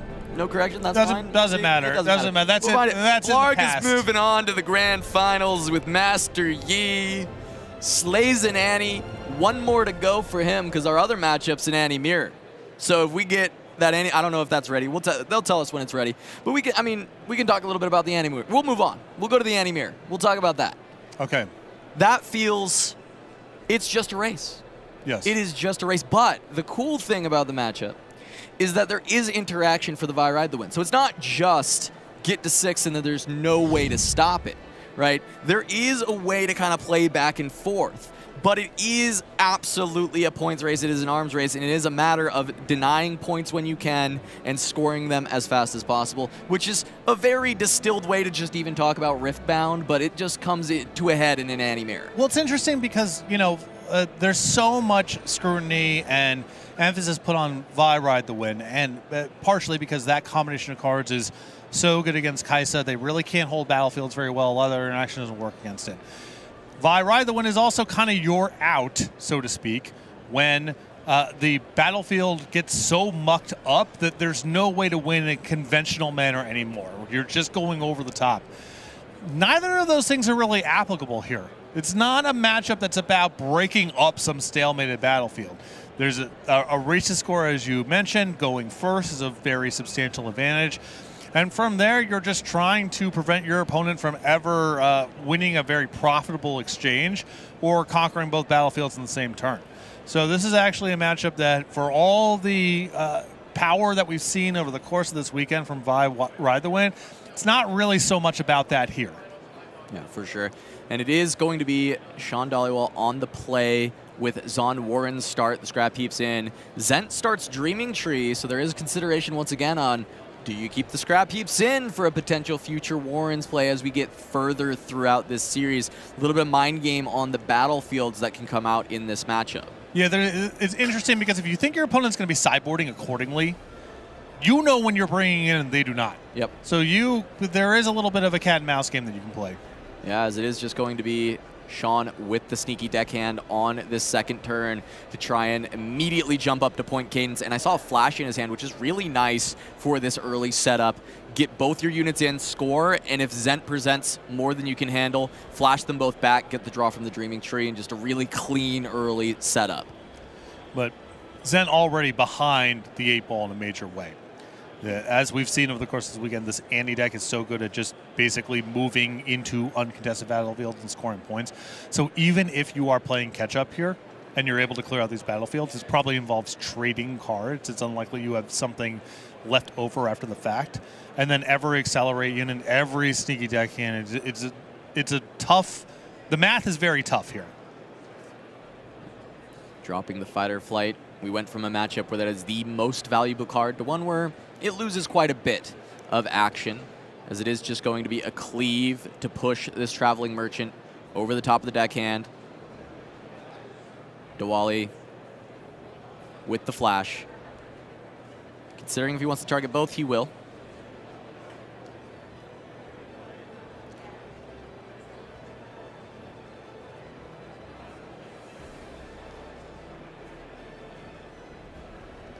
Thinking if the Poro has any chance of sticking around. We target both and get the Dreaming Heat draw. So, as expected. Yeah, I like that play from Diwali a lot, because you don't know for sure if that Poro is going to hold or not. But the spots where it can hold, select for Zen's hand is so bad that it kind of doesn't matter. And if Zen has an average hand or an above average hand, that Poro is not getting your next turn. So it's not like it's 0% chance that the Poro is going to hold. But if that's happening, whatever the texture is of Zen's hand, you're a huge favorite anyway. This is a good way of playing around the more powerful ranges of hands that Zen can have from here. I also think in the spots where this Poro is holding, you probably just get the chance to push it back onto Warren's anyway. Yeah, right? exactly. You're going to get another Warren's trigger. So it does feel very heads up to be able to just go for that. As we are going to have Zent continue this turn, 4 runes up. Often this wants to be Kaisa, but Kaisa Accelerated is actually a lot of value in the matchup to be able to clean up some of the smaller stuff. And it is just going to be a Vi being deployed early. And the nice thing about Vi is that it is able to just contend with all the small stuff. It's already a 3 baseline, but you can also just use maybe 1 or 2 pieces from the trash throughout the game to get a lot of value. The problem is the ride the wind stuff is, you know, for all the reasons it's good for you, it's also good for your opponent. That ability to push things off of combat and prevent Vi from going crazy. There's also potential, you know, falling star considerations. Part of the reason that in the Fury matchup specifically, you kind of want to wait a little bit is because this gets just cleared out a good percentage of the time. Don't see much of the hand from Sean yet, but I'm seeing, looks like a fighter flight, ride the wind, some of the movement abilities. Not seeing a lot of abilities that increase the might here, no cleaves. Yep. Goes for the trade. Accepted by Zent.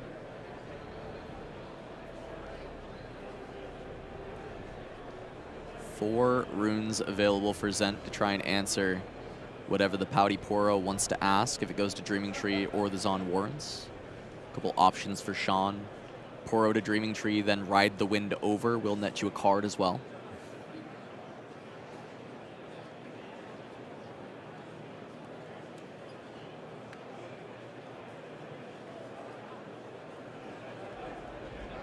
Gonna be Warrens first.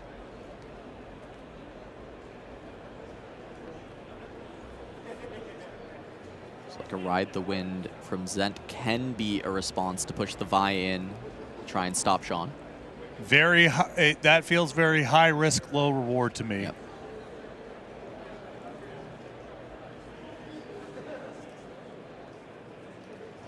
That Ride the Wind is going to go into the bin for Diwali. He's going to dig for something better. Stack deck.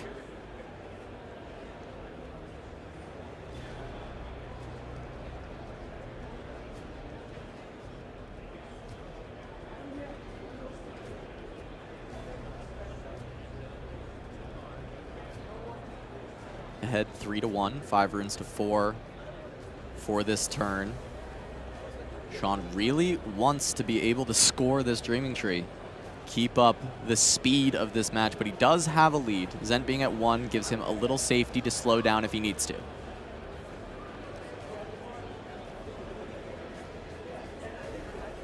Kaisa. No Accelerate, does not want to run into a Void Seeker from those 4 runes available by Zent. I like the patience here.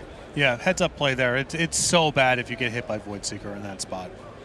And you are ahead on the race a little bit here. 3 points to 1. Your position's quite strong, and I just don't think there's any reason to risk it. The other thing about it is I mean, Vi is super threatening the following turn also. You kind of don't want to leave a premium sort of mid-sized unit just sort of lingering at a battlefield against a Vi. Big hope for Sean will be that Zent goes below 3 runes in the future, but for Annie with the Dark Child ability, that means she would have to completely tap out on the turn to be just at 2. But looking for that safety on the Kai'Sa, or at least looking for a big enough board where forcing through the Void Seeker feels good enough.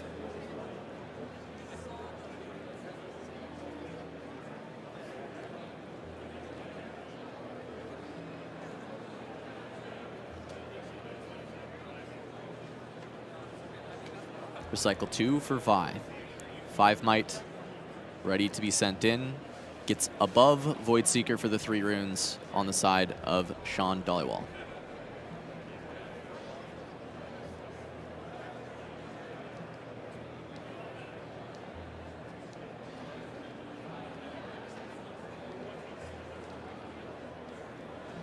Darius the follow-up. This will push Zent below 3 for this next turn. So Sean doesn't have to worry about Void Seeker next time, but right now that is 7 might going into the Poro. And 5 might sitting on the other battlefield. Not a lot of great ways around this, but we'll see what Sean has up with this 3 runes. Yeah, remember Void Seeker doesn't get it done here. Darius is going up to 7 from the second card trigger. So even in that scenario, Diwali is showing 6 against 7.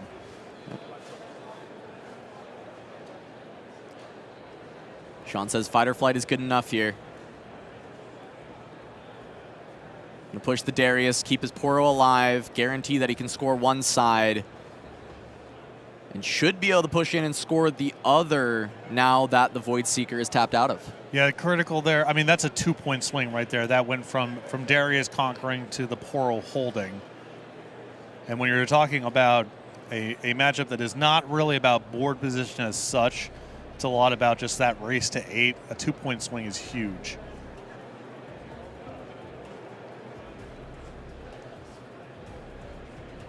Also just ahead on runes for Sean. We see a Vi and a Darius in play. There's had to be these recycles for Zent, whereas Diwali on the other side played the Kai'Sa naturally. No accelerate, played the Poro early on. Not a lot of resource expenditure is going to allow for some bigger turns as we continue on, where it's, and he's good low econ, but she can be even better when you actually have the ability to still play around that. There's you know, the champion Annie herself. That's something where you can really feel the someone having an advantage in runes. Having that level of optionality, given how much the game comes down to specific spells, is huge. It is a little bit of an investment getting it down in the first place, but if you have a lot of runes going around, you can do everything in one turn.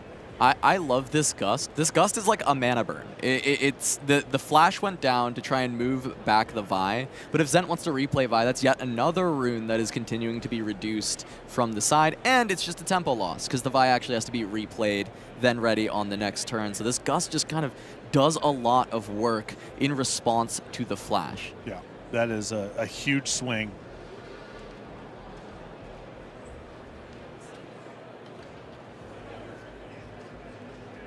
Now Diwali even considering going for the hold against Darius. He's holding his own Darius Trifarian in hand, so he would go up to 9 might at the Dreaming Tree, which could be hard to push over for an Annie deck. You keep in mind that,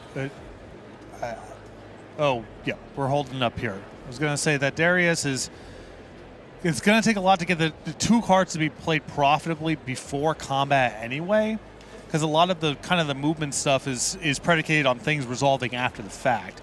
Not impossible, and you can just have 2 units here, but it's going to take a lot to be able to break this up.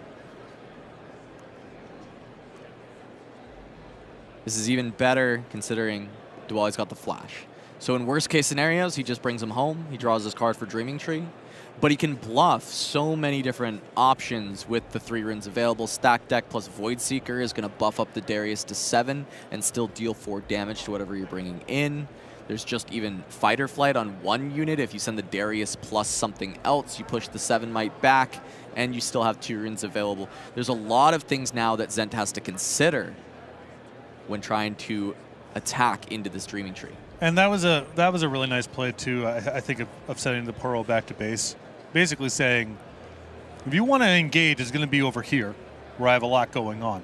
The Poro is leaving the Poro at the battlefield is really letting Zen off the hook. That's an easy attack to make, and you try to set up something for the next turn where you actually get in that battlefield. Here it's, you know, if you move into the uncontested battlefield, that's great. You're still really behind the race, and then my Poro is available to fire back with all of my pump spells and various things. But if you really want to brawl this turn, if you want to spend some resources using pump spells or whatever, it's going to have to be in the battlefield where I have a huge presence. And you are right. There's an implication here that Diwali has quite a bit more than 9 implied at that battlefield. Any 2 cards. Now it's another +2, and a lot of the cards you can have here modify combat as well. Vi getting replayed to base.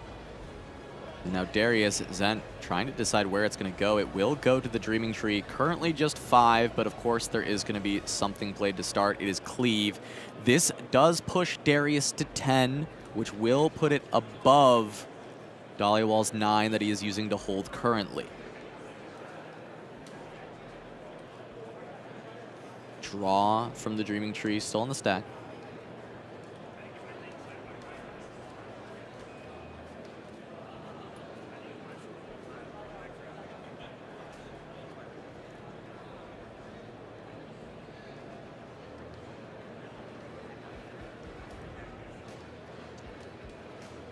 Ten versus 9. Flash always the option that Dollywall can take, but also he did have the Ride the Wind, I believe, in hand. There's a few purple cards hanging out back there. Ride the Wind does set you up to potentially win on the next turn, but it is risky into 4 open runes from Zent. Yeah. I mean, if you Ride the Wind here and Zent has his own Ride the Wind, that's a full clear out. Yeah. So I'm guessing with the race at 5-2 right now, it behooves Diwali just to not take any huge risks. Just move back. You know, you're probably going to be able to win combats a lot easier against Darius on your turn, certainly, than right now. And you have a point to give right now. You're not risking really anything down, huge externality of giving up a point here. So I like erring on the side of caution. Using one of your cards that's sometimes hard to use profitably in the matchup, and not taking any needless risks. Yeah, I mean, and it's just that bonus if you were holding on Dreaming Tree. So Flash is giving that card draw and being able to continue to look for more of the big units. And it looks like another Darius was found for the hand for Diwali, and that just allows him to push over these last few points a lot easier by being able to have that kind of accelerate from hand ready to go.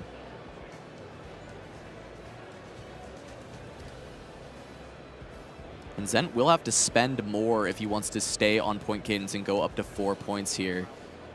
See 2 runes, Ride the Wind, gonna send towards the Zon Warrens. And that means that tool is gone for the turn of Diwali, but he also does still have 2 runes up to potentially interact with this.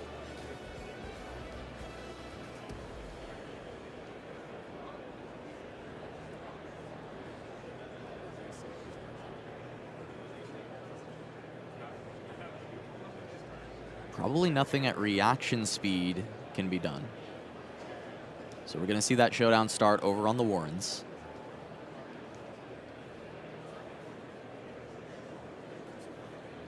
But it seems like Diwali has something he wants to say about this. I mean, now this might be a window where you want to Ride the Wind into the open battlefield. He's got it. There would be consideration there. It looks like Ride the Wind. Is that a rebuke? I think there is one main board for this team's Annulus to help with the E matchup. One main board, 2 side. And it's possible that that could find a spot, but maybe not here. I like the Ride the Wind into the open battlefield, as you mentioned. Banking on there not being another Ride the Wind from Zent. Darius Conquer going to come through. 2 runes still left. We're going to have the Zon Warren's trigger happen, and then the pending showdown at the Dreaming Tree as Sean tries to set up to win on the next turn.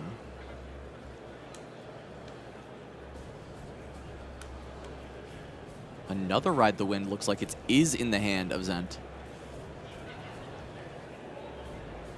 But the Rebuke is such a powerful option to have on your own turn that I like trying to save it for as long as possible. Use the Ride the Wind to scoop up a point. It's probably not going to get any better than that.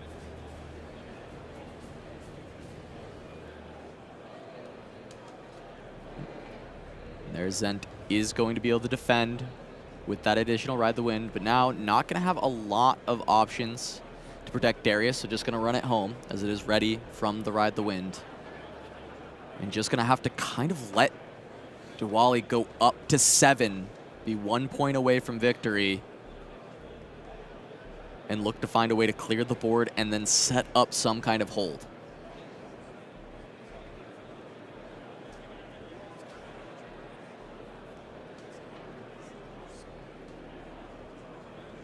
Poro into Warren's likely first, just to dig deeper.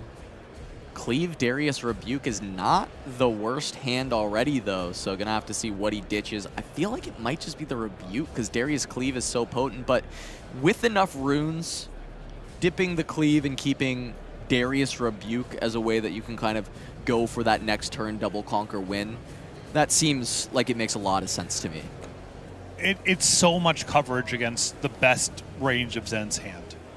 The Cleave is, if you get cleared out, if just stuff dies, there's no guarantee that you're going to be able to use that profitably. The Rebuke at this stage, it's hard for it to not be spectacular. We're going to see what Dollywall plays out. Finally going to be Annie. What spell in the bin is the most exciting to him? I wonder what it would be. If it's just Ride the Wind to say, hey, I have this, you have to respect this the entire turn. But instead, Darius will be the play. Yeah, I think what's interesting is, about that is Diwali paused and said, okay, the best thing that for me to likely be able to get back is a Rebuke, which I have not played yet. So there's an argument for just saying, okay, I sort of want to wait until I can have the option at least of using this twice. And so it's not super valuable to get any other random card out of my trash.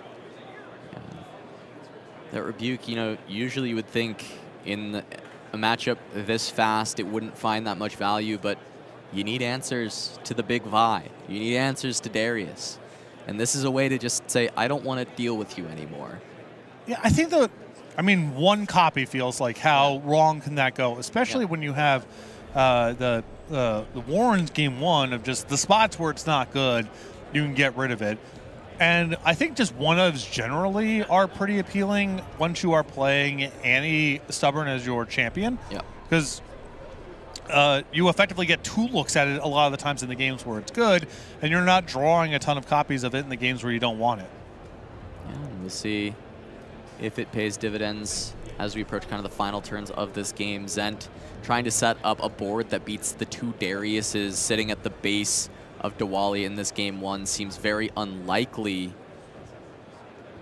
And a quick start to this mirror match showing how explosive it can be.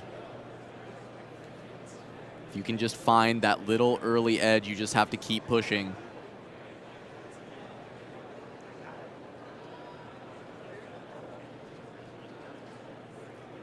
Top 4 of the Houston regional qualifiers. Both of them still fighting for the best of Annie. And in fact, this will decide the best of Annie. Yeah. As we saw on the other side of the bracket, Master Yi getting the job done, leaving these 2 the final Annies remaining. So not only do you get a berth in the finals of the first ever regional qualifier here in the West, you also win the best of Annie prize by winning this matchup. Yeah, a lot on the line here. It's the tournament semifinals and the Annie finals. Master Yi waiting on the other side of the bracket.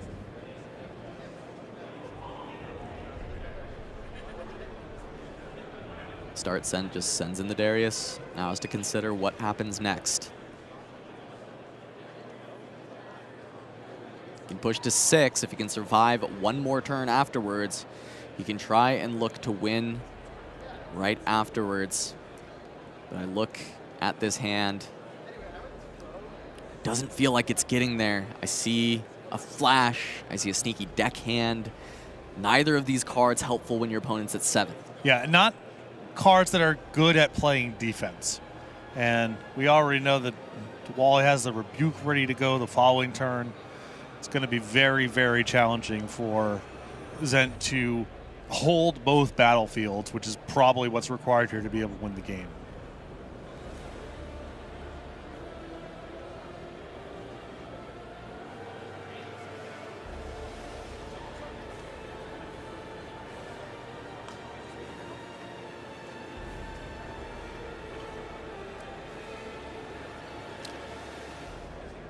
Stack deck can help look for more, but also considering how much energy he's got. Can the stack deck even find anything helpful into this? Long time in the tank for Zenny. Yeah, I couldn't see a conversation. It looked like maybe something going on between the Wally and the table spotter. Maybe a question about pace of play. Untimed rounds here in top 8. But still, got to keep it up. But it does look like there is some kind of conversation coming on as Zent has set down his card. So, see what the consideration may be.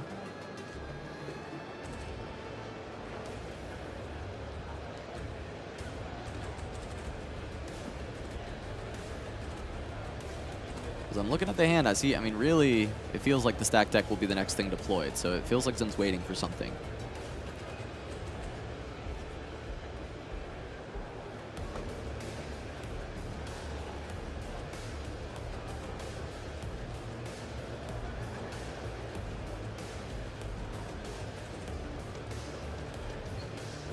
The more I look at the spot, the more I am convinced that Zent is running out of options. I'm trying to kind of like think through all the different cards in this deck, and is there a permutation where you beat double Darius even kind of on board with almost any cards in hand that allows you to play 2 and get the readies, go up to 7. And it's kinda has to be something like maybe multiple fighter flights, maybe a Rebuke of his own. There's got to be like a way where you consistently try and send these back and kind of prevent Sean from even getting onto board. I guess you only have to prevent one side, not both. So stacking maybe more might on one side while you continue to look for these pushes, but the hand currently, one stack deck, you don't even have another draw. Feels very far off. Yeah. It looks like players are resuming now. The Vi does go into the Dreaming Tree. Diwali's just going to let that go. And he's stubborn, going to be deployed. Can grab any spell, which will help quite a bit, but that means Zent will be down to 4 total runes to try and stave off the assault from Sean Dollywall. Being outsized on the table, to say nothing of whatever Wally has in hand. Considering where to put the ante now. Yeah. Do you stack with the Darius, go up to 8? 6 on the other side feels very soft. Right. I mean, I don't think it's tenable to go to 6 against an opposing Darius. All of this is unlikely to work regardless, but you at least have to get plausible deniability in the numbers game before we can talk about anything else. Yeah, and that is just a ride the wind picked up off of Stubborn in order to say, hey, respect this at least. But, you know, we saw the Rebuke. We know there's Stubborn available to just be played out and grab whatever spell that Diwali wants. And double Darius already on board, representing 14 as long as you can play 2 cards. And Annie Stubborn is 2 cards on board. Yes. Reasonably. So these are always 7. You have the deckhand at 2, so it's 16 might going up against a total of an 8 and a 3.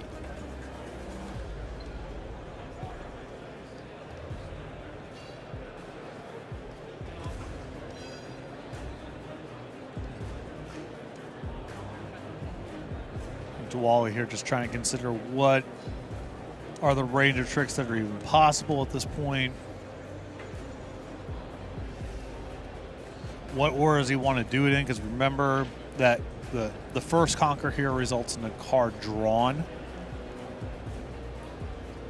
So in some ways you want to do whatever the most obvious, the most implied action is first before you draw the card and see if that changes anything that you want to do on the second attack.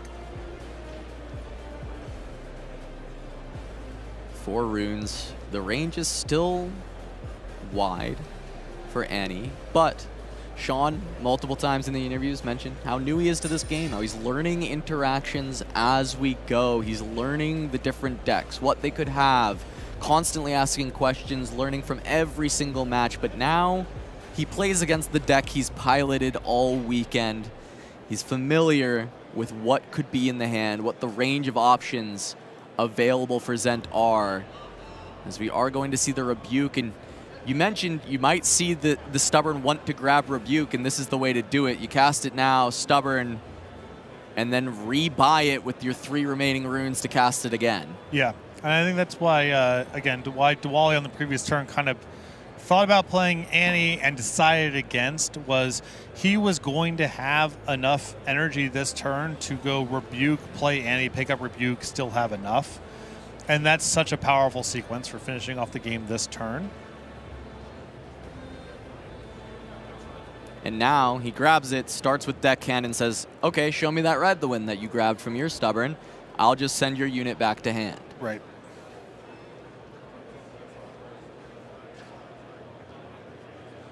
And this gets around the potential of Fight or Flight on the other side, because if the Ride the Wind isn't used now and then responded to, it cannot later grab the Deckhand when you attempt to send in the Dariuses to conquer the Zon Warrens. If it's not used now, you get to save this Rebuke to guarantee your conquer. Expertly navigated by Diwali.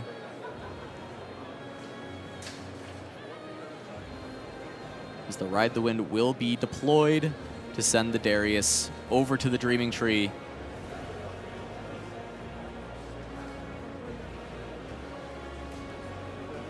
Clearly the Rebuke, the known information, the last 2 Chaos runes for Diwali, gonna send the Darius back home. And now this is on board, even if you had another way to get over with the Annie. You would sweep up both battlefields against a tapped out opponent. Sneaky Deckhand gets there, one more draw, double Darius. 14 might push through on 2 runes, there's no way to answer it. Diwali gonna grab game 1, and now we have the reverse. Dreaming Tree from Diwali, Zon Warrens for Zent, and the consideration is, did Diwali keep in the scrap heaps predicting the Warrens, or did he expect Arena's Greatest with Zent on the play and took them out?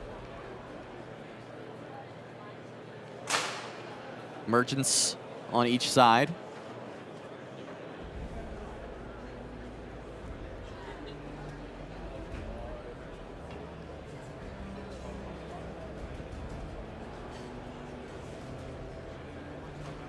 So I'm gonna start with his 3 runes for Diwali.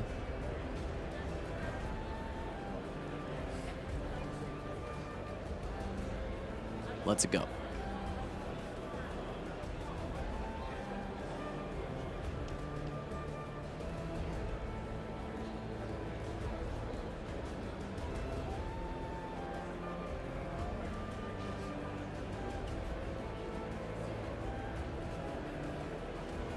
The Deckhand this time in favor of Zent. Yes. On the play, scoring to 2 on the very first turn. And I assume that Diwali would have done it on his first turn had he had one rather than the Traveling Merchant. So sort of a reverse of the game that we just watched. Zent on the play, up 2-0, and now Diwali having to play catch up.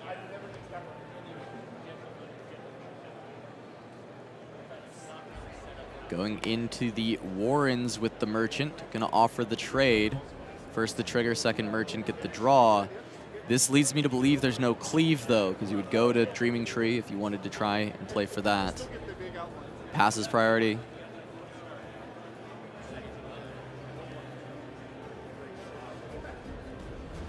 Gust in hand for Zent if they want to try and increase the pace quite a bit.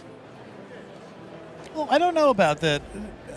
I think you're probably right that it means no cleave. There could be a certain level of, I would not want to use cleave here, and my opponent also might target their sneaky deckhand with something that pulls back to base. That's true. So, because, you know, Zen is sitting there with, 3 runes up. It's not a bad spot to play some of the more marginal tricks, and Diwali might, if you had, let's say you already have Darius in hand, you know for sure you're playing this turn with all 5 of the runes, then you probably just want to stay out of the Dreaming Tree altogether.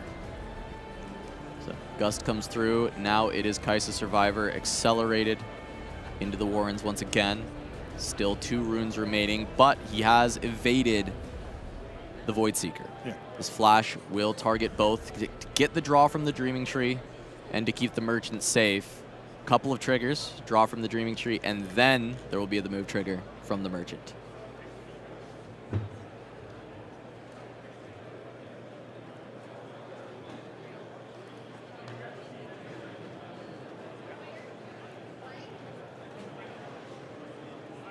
So now the draw from the Conquer on Survivor, then the discard draw from Zon Warrens.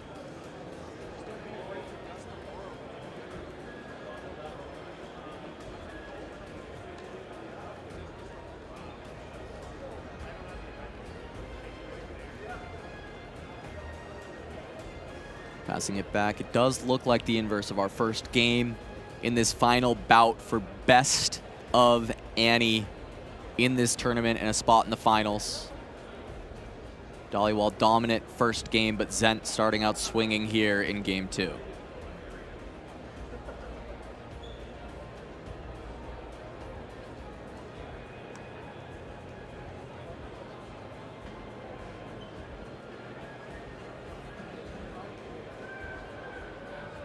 Although Wally not nearly behind to the same extent that Zent was in game number 1. Already picked up a point, has currently control of one of the battlefields.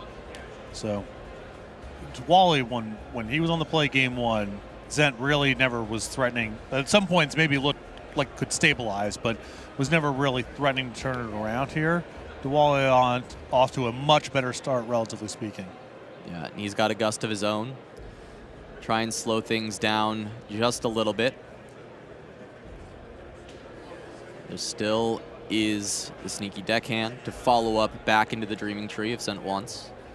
I think for Diwali this turn, if he can keep Zent off 4, he'll see as a success. Yes.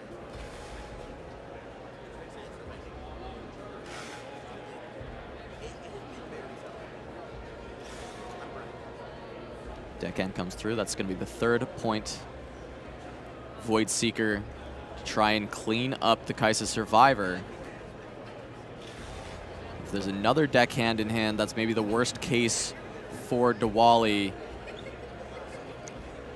One was thrown away already from the Traveling Merchant. You see the deckhand other one. number 3. Yep. That's that 4th point for Zent. It's key, and Diwali recognizing it, going to expend the gust. Says, you know what, yes, that may come back later, but for now, I keep you off of this 2, 4, 6, 8 game plan. Exactly. All the points matter, but the point totals where you're moving from odds to evens have a different implication.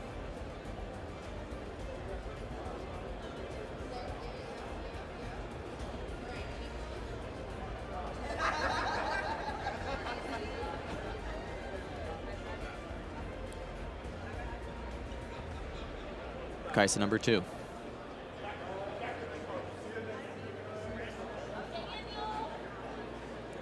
So had to force through 1 Void Seeker. Only 2 runes from Zent, though, so not worried about a second for this acceleration.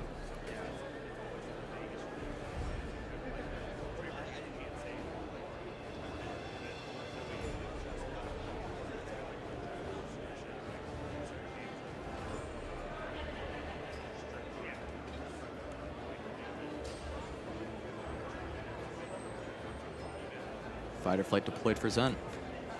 Targeting his own deckhand. Nice. So the Wally does pick up the point there, but Zent saves the unit, has something that can move into Warren's next turn.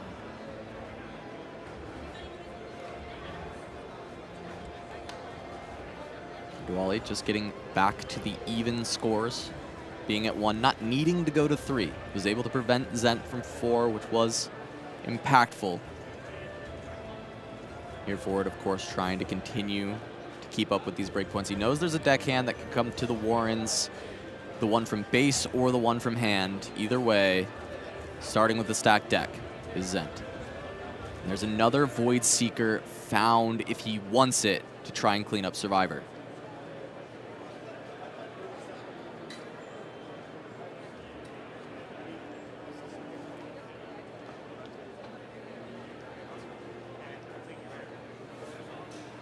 Looks like that's the pick.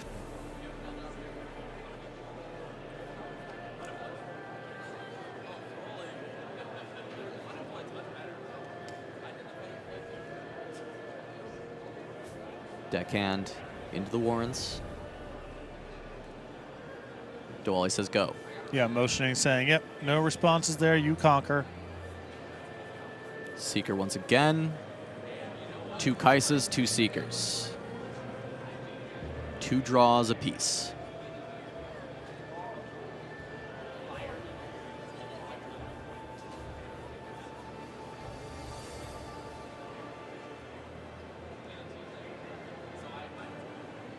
Second deckhand from hand. This time, going to 5.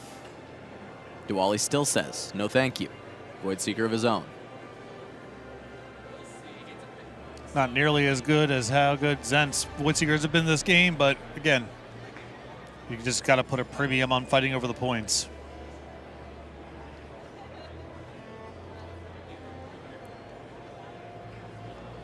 Just showing how important being on the play can be in this Annie mirror.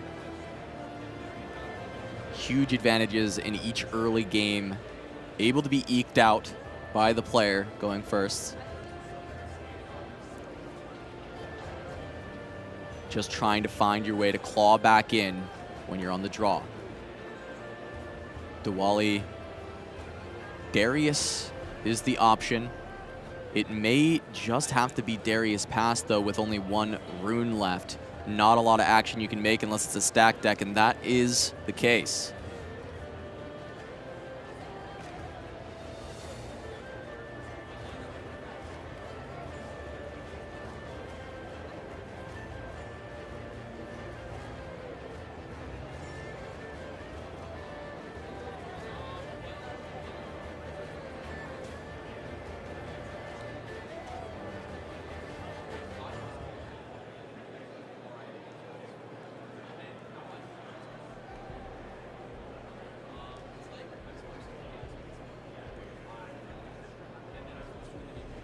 So much on the line for these 2 players. 2 full days of Riftbound, 9 Swiss rounds, cut to the top 64.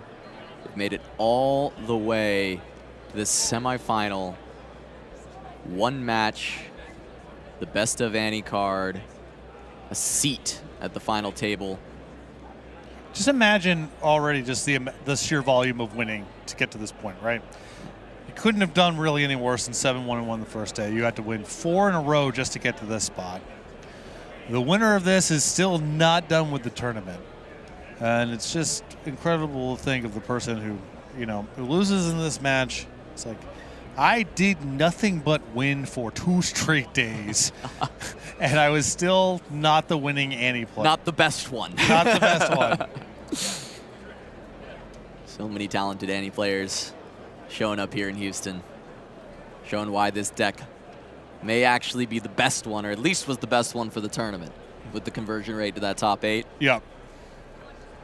May still not be the deck that wins the day, as we've got a Yi waiting in the grand finals, but certainly a performance that goes to show how strong this deck is. Fighter Flight. Deployed by Zent. This time picking Diwali's Darius, just wanting to hold on to material and points from here on out with this massive lead, looking to extend.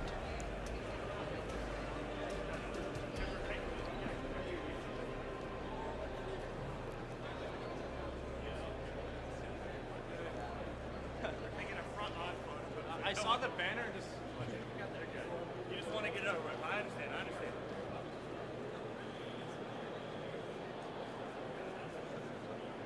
Well, initially this looked like Diwali had a lot more action than Zent in the previous game. This lead has quickly ballooned.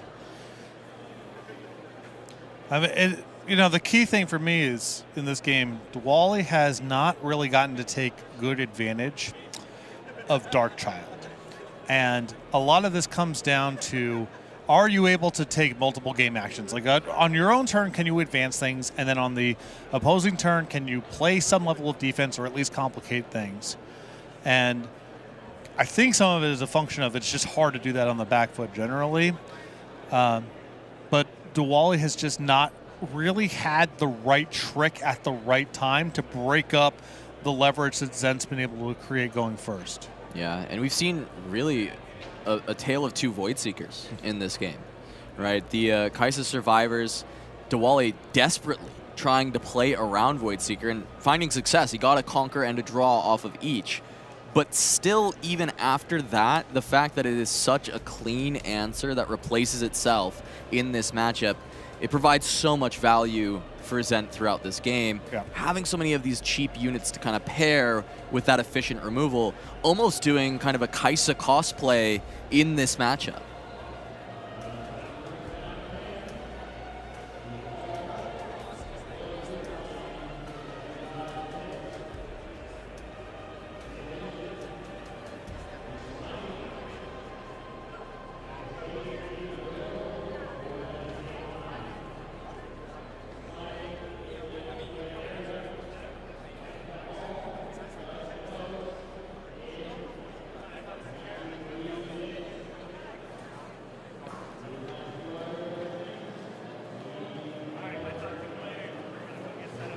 Tools to continue to push.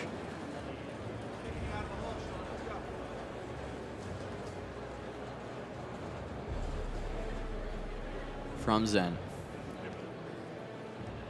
On 6 already, Diwali gonna try and contend the sneaky deckhand. At this point, even just seeing more of the sideboard can help, but this is the same deck you're running.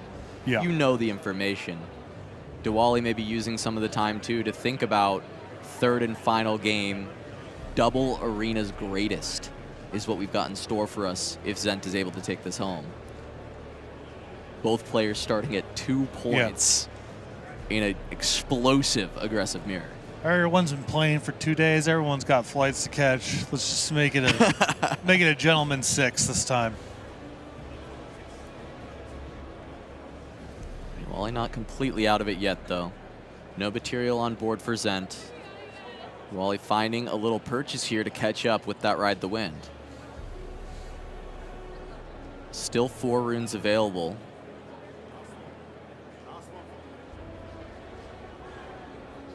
Thinking hard on this on Warren's trigger.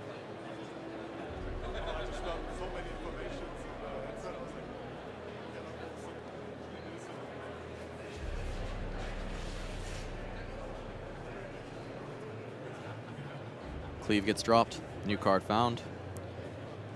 Points can come out of thin air in these purple matchups. Yeah, I mean, we're hitting the point here where that Cleave is, it's not exactly a dead card, but needing to break up a battlefield implies that Zent has already conquered it, and Diwali cannot win against many more conquerors, so it's a solution in search of a problem here, and I think it's wise to pitch the Cleave at this point, try to find something else. Vi, deployed for Zent, is Ride the Wind to follow. Fight or Flight is in the hand of Diwali to buy space. Just going to be the Darius follow-up for now. Trigger for Darius. Was that the third card played, though? No. Second. Vi, then... Yeah, yeah, there's no...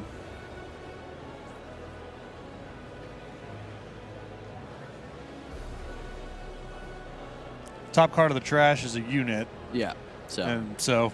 Vi, then Darius.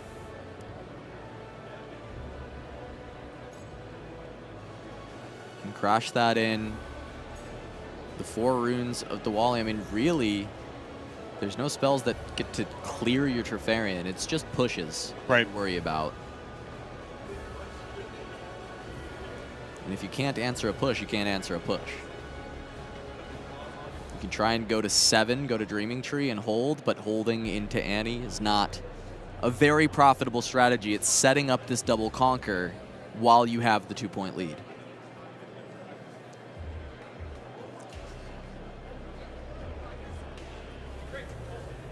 Time to spare. Second Vi potentially.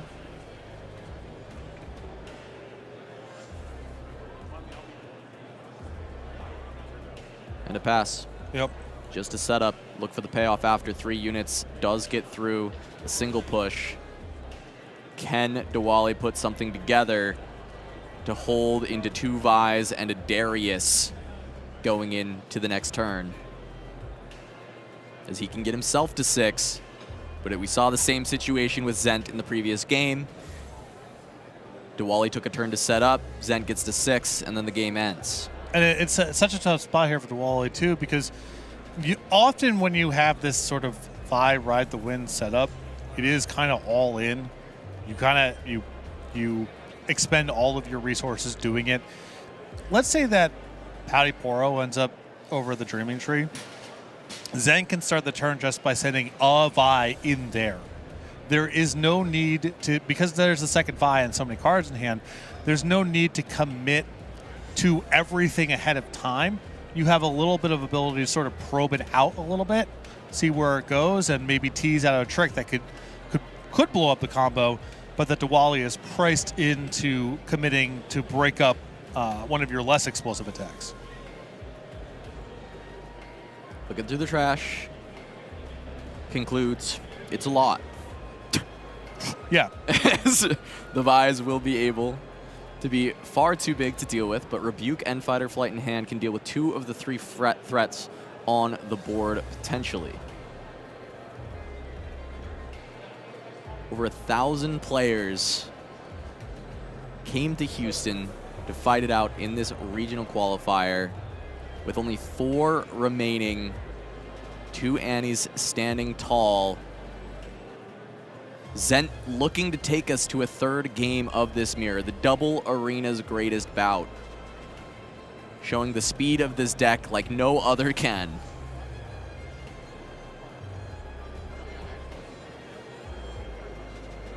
As we go to 6. 7 runes left back at home. Enough to play every card in the hand.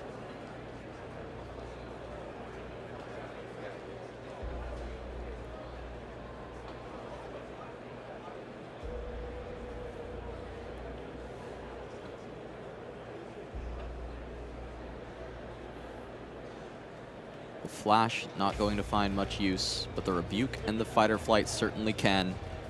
Into double Vi Darius.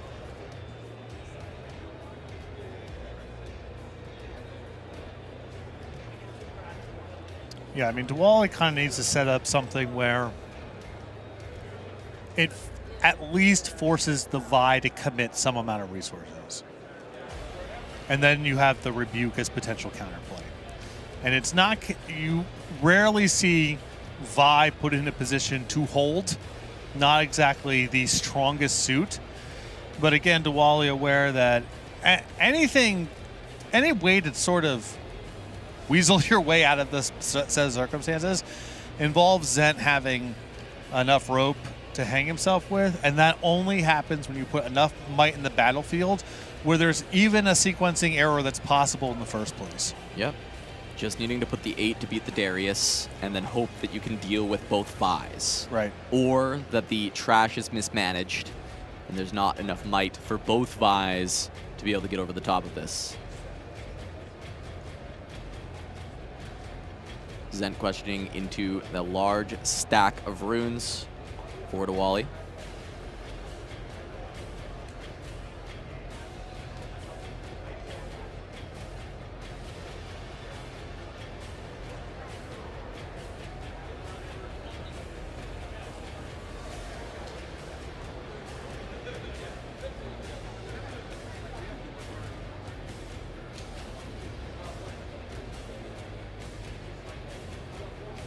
I just want to take a moment to appreciate how Riftbound has brought so many incredible players from all across the TCG world together. So, I by my own count, and this is not even exhaustive, Magic the Gathering, Flesh and Blood, Hearthstone, One Piece, Pokemon, Yu-Gi-Oh!, actual just League of Legends players.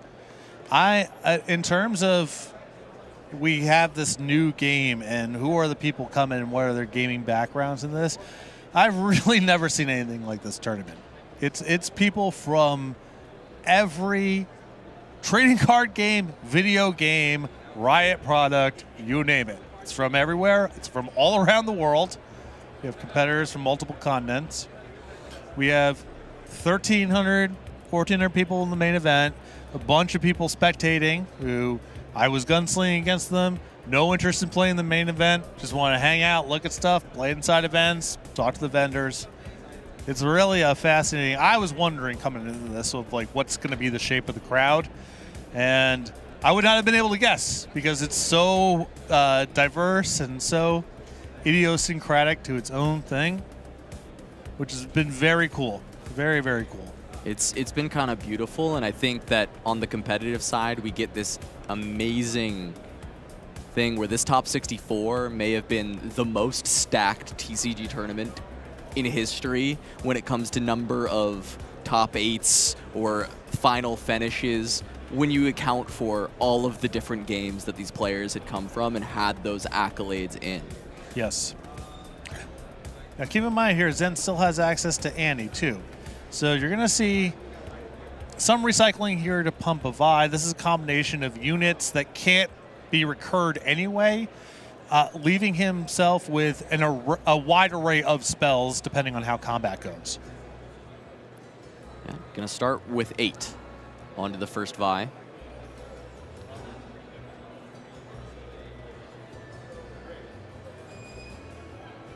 Still considering when the next swing will come in. Darius took the Dreaming Tree, but now Diwali looking to just hold on the Warrens. Fighter Flight is the first deployed. But as you said, Annie's Stubborn available to grab one of these spells remaining. And there's a Ride the Wind to try and push this further. Ride the Wind going to send that Vi back in. Diwali now will have to expend the Rebuke, and I think that leaves him out of gas.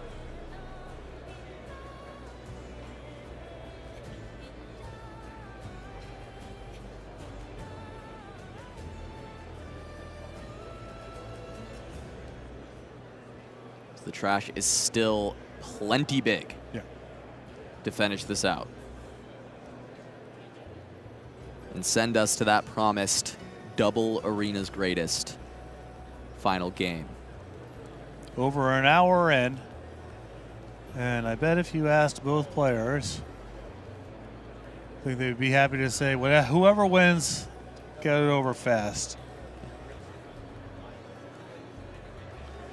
It's just a level of, mental fatigue at this point, especially in this matchup where everything is, it is very, very hard to play. There's a combination of just the strategy of managing the points race, meaning the tactics of, well, you have a lot of tricks in your deck that play both sides. They can help preserve your units. They can push your opponent off. They can prevent them from scoring a point. They can help you win a combat exchange, offense or defense. And so when you have this wide array of tricks that can be used profitably, offensively and defensively, and everyone's working with the same materials, very close to it, that can get awfully complicated. Yeah. At some point, sometimes it's worth simplifying. You said it a couple times yesterday, just to simplify the problem. Yeah. Give everything but the ride the wind to the Vi, push it in, see what these last 2 runes are all about. Then you've got the Anti-Stubborn to still go from there. Second Rebuke, you don't have counterplay to. Yeah. That just is what it is. Everything else can be covered by pumping this Vi up. Now it has to be past 10, actually. That's where the puzzle starts to be a little bit more difficult. Because notably, Darius is active. 2 spells have been played. This is 10 on the point. You have to push this Vi up to 11. Now, I guess there is the possibility that there's not quite enough in the bin if you don't use the Ride the Wind in order to push over the top of this, and maybe that's the consideration for Zent. Because it would be simple. If you could just spend everything but the Ride the Wind, push in. If you get pushed back, you grab the Ride the Wind out with the Annie, and you go from there.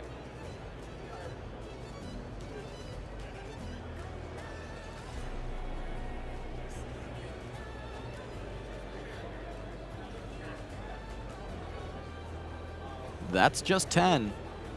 Currently not winning, so that may have been what this tanking was all about. A situation that seemed a little bit more simple. Now going to have to go 10 into 10. Dollywall's going to let the trade happen. And now you can still stubborn, grab the Ride the Wind, take Darius over to the Warrens, and wrap this thing up.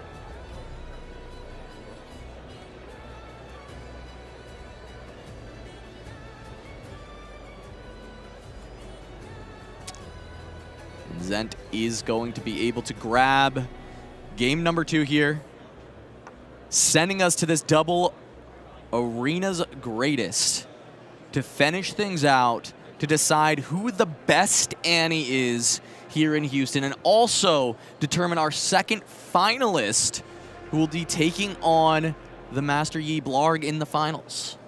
And I'm interested on the call here on the Arena's Greatest, because it seems to me like this is so bad if you are the one going second, right?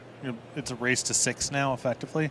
I wonder if Zent is supposed to play it in game number 2 to avoid this scenario where you get to game 3, you're going second, and now we're only playing to 6. And I imagine maybe Zent even kind of pump faked himself by thinking, oh, I go the Warrens game 2 because you'll expect me to go Arenas and you'll take out your scrap heaps where I get to keep them in. But then you end up in this spot. This ends up coming around. To me, the scrap heap Warrens thing is just kind of, it's 6 of one, half dozen of the other. Obviously, you'd rather pair it with the Warrens than not. But Diwali might not be playing your game regardless. He might just be saying, I'm cutting them for game 2 no matter what. And now you're in the spot where you are the one going second in a double Arena's Greatest game. Yeah, and we'll see if Diwali does have the sneaky deckhand for the full punish as he pushes his merchant in. Going to filter a little bit, but sneaky deckhand up to 4 on the second turn of the game. That is going to be a very tough spot to come back from. Not a lot of time to make your moves. Yeah.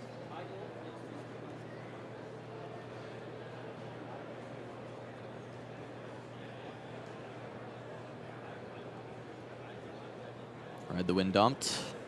There's the draw.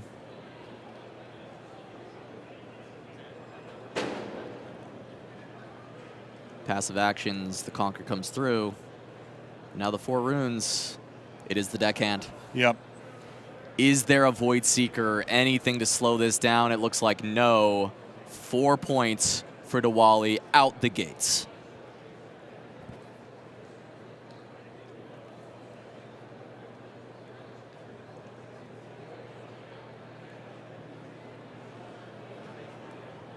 Initially, trade going to be offered. Move trigger coming through.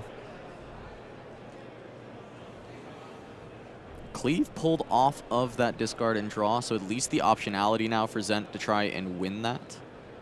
But they are just both going to pass. We will have the trade Accelerated Kaisa. I've seen this somewhere before. Yeah, at least, I mean, this is...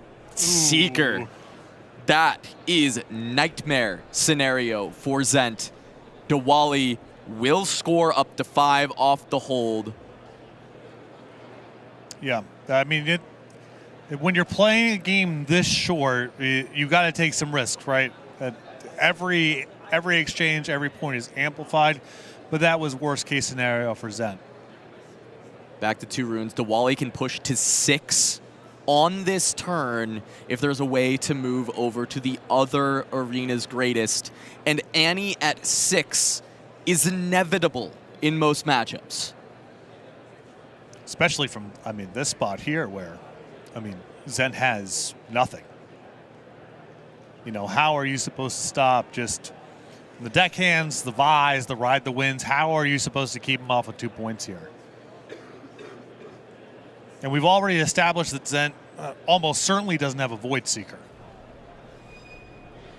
Yeah, likely would have been deployed to stop the deckhand from pushing to 4. Or the right merchant, away. something. Somewhere. You would have done something. Somewhere on that turn. Now the consideration. It looked like I saw a flash and a Ride the Wind both ways that this deckhand can get over. Flash going to be deployed.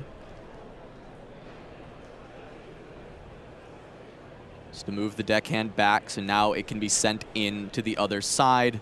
Poor man's ganking. Some assembly required. But there's that critical 6 point.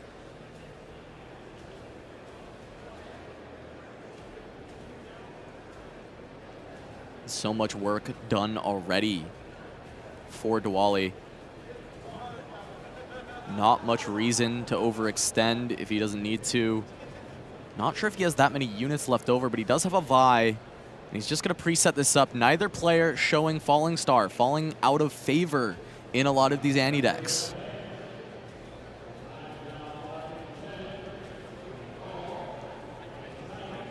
Stack deck to start. But what even bails you out of this situation is Zent. Right. Because, you know, these decks, they don't play a lot of pure removal. A lot of the movement stuff is supposed to be the proxy for that. But when you fall behind this far, not having access to removal means that it is just too tricky to kind of assemble enough things in time. Especially because the other side, a lot of those, you know, your quote-unquote proxies for removal will also be effective in pushing your stuff back and avoiding wins in combat. Darius goes down. Rebuke is going to stuff it. Zent out of runes completely. The Darius back to hand. Diwali only going to have 4 runes for the next turn, but will be going to 7 points with a Vi at home. Only 2 runes for Zent available from the Dark Child. And Diwali may just be locking in that best of Annie and a spot in the finals at the Houston Regional Qualifier. Just again, one last check to see what could go wrong here. Yep, you want to pump a little bit beforehand. Yep, play around the Void Seeker. There's no reason not to. Up to 5 is realistically... Oh, you can't even Void Seeker. It's 2 runes. Play around the Gust. Yep. Pump it by 1. Gust is the one. Up to 4. Can't get gusted. Fight or flight to stop it now. Gust on the own deckhand. Oh! Play it to the other battlefield. And Diwali is making it to the finals. Very, very nicely done. Obviously, a matchup where going first is a huge, huge deal. But even that aside, there was a ton of back and forth there. I think Diwali did a very nice job of prioritizing the tricks, getting some of the fidgetier stuff, the stuff that's harder to convert out of hand first, making sure that the premium stuff was always left back. It's huge. We go from the longest Annie match that we've probably ever seen in an Annie mirror to maybe the shortest in a double arena's greatest finale. And that will set the stage for our final as Sean Diwali picks up the win, becomes the best of Annie, and will go on to face Blarg on Master Yi to round out the Houston Regional Finals. We're going to go to a quick break, but when we return, we will have the finals right here. You don't want to miss it.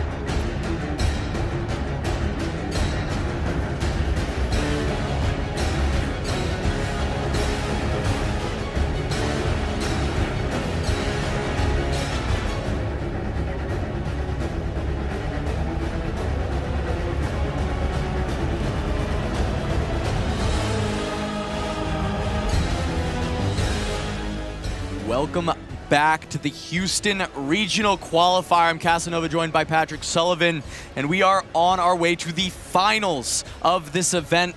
Over 1,000 players descended upon Houston to try and earn their spot as the first ever RQ champion here for Riftbound, and now we've got the last two who remain. Let's take a look at that bracket, see exactly who that is. It's Diwali and Blarg, both having to make big runs through this top 8 and through this top 64 throughout the day. So if you look at that round of 8, that's our, of course, our top 8 decks. We have 2 copies of Kaisa. Consensus most popular deck going into the tournament, I believe 33% roughly of the field registered as the champion. None of them were able to move on to the round of 4, where we had 3 Annies, an Annie mirror match that we just watched with Diwali coming out on top against Zent, and the one non-Annie player, Blarg, playing Master Yi. We watched them go over Primor in the top 4, and now another Annie versus Yi match to finish the weekend. Yeah, and Blarg has been on a streak of slaying Annies to get here. No veggies in the top 8, then Primor in top 4, and now just Diwali remains. And that is the matchup that he's been liking. We saw the tech, the Rune Prisons in there. We know that the Defies exist. We know that this is a matchup that in China was what stopped Annie from finding any success. And we'll see if Blarg can continue that statement here in Houston, or if Diwali can push through, as the whole PCG Invasion testing team playing around this Annie deck have said they feel quite favored into Yi. We'll see. I mean, you got some more long game elements in this Annie list than we see in some others. And Darius, I think, is a key part of trying to break through. As you see a Vi here on the first turn.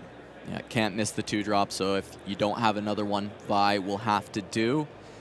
And we do have ramp for Blarg. You mentioned all the different versions, having that first copy be the best copy, and going second, there's no better than find your center. Going first, mobilize. Then on your Obelisk game, Catalyst of Aeons. So all the different ways to get the ramp going.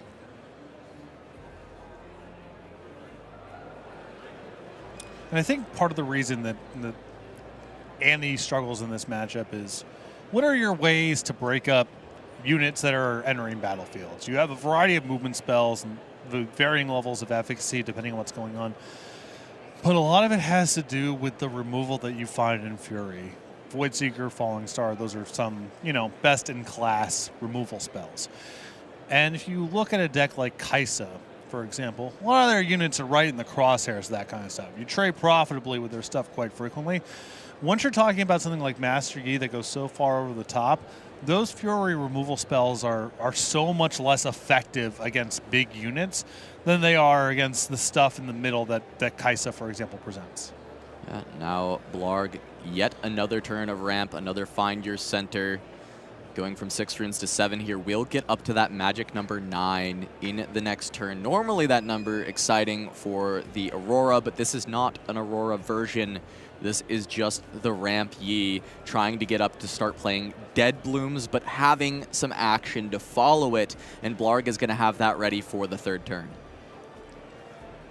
Although 2 copies of Find Your Center to open here, a little on the slow side, clunky side, Wally holding up to 4 here.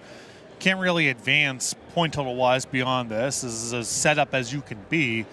But we've at least entered a point where it's sort of presenting a 3-turn clock in some respects. And some amount of the movement stuff, pushing things away, ride the wind into other battlefields, could be enough to squeeze this one out before Blarg starts deploying way too many large threats. And now just having to consider what this turn can look like. If you retreat, then you do open up the opportunity for Blarg to move in with something like the Master Yi Honed and try and get set up. If you stay in, soft to Dead Bloom. The question is, can you bounce it immediately? It looked like there may have been a Rebuke in hand, but it could be a Ride the Wind. It's hard to tell sometimes between those cards as we get these quick glimpses, but the stack deck to try and find your important tools to deal with the matchup is going to be what Diwali looks for.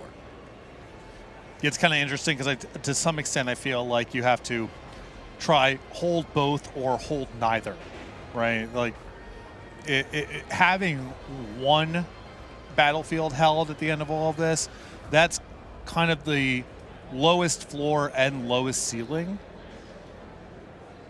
And it looks like Dwala is going to go with hold neither here. Yeah, sends everything home, playing a pair of 2-drops to add to this with the Merchant and the Poro. Just building as much might at home as possible, ready to run in and try and deal with the mountain that can be a Master Yi hold.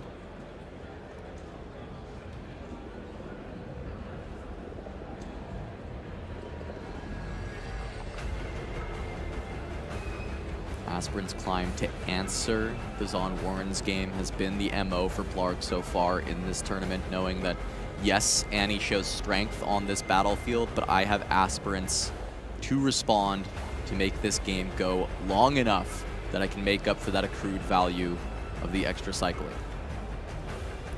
It's Mountain Drakes, also main deck for Blarg, without Aurora being seen in this deck at any point. Just valuing that is my total. That's some honest work right there. 9, 10, flavor text. We've seen Switchboard Master Yis before, where they take out all the 2s and put in the Auroras, but at least in the games we've watched of Blarg against these Annies, that has not been the case, which makes sense. Aurora not being a strategy that's always profitable into Annie, with it being so fast. And so there is maybe a world that that's where these Mountain Drakes are from, but if not, that is just that vanilla 9 for 10 that Blarg is valuing those stats. That's so much respect, you know? Talked a little bit about going out, working with Riot for the first time, first play test, building Aurora. And I very quickly got to the point of it's Mountain Drake time. There was just not enough big old boys to fill out an entire deck, and this was kind of the next best one. But I have so much respect for playing it. Just, are you doing anything with the fact that it's a dragon? No. Is for some reason 10 might a magic number? No. Are you just playing with Aurora and you ran out of stuff to play? No. Do you have some way of searching your deck where this happens to be the thing you want some amount of time? No. What you see is what you get, and this is in the finals. Just a big old guy. Just. What do you mean? What do you mean? What's my deal? What's your deal? Man, I just like dragons, all right? I'm pretty straightforward. I'm a 9-10. I tell a little story there on the bottom. That's all I got going on. And the flavor text is apt. It says, after centuries of researchers trying to understand dragons, the one thing that they understand is to run. After centuries of trying to understand why you'd want a vanilla 10 There's nothing to say. There's nothing to worry about. Yeah. You don't need, It's self-explanatory. You see the 10 in the upper right-hand corner. You look on the left-hand side with the cost, there's no power cost in it. That's all you need to know. All right, Darius Cleave. That's 10. That is also 10. That's a number we like to talk about sometimes, is there's 8 there for the Tasty Fae folk. Looking like a tasty snack for Darius. Maybe that's where the bite came through. Got a little hungry. 2 runes still up, though, for Blarg, so there is action potentially available. 10 on 8, Discipline or On Guard on the table.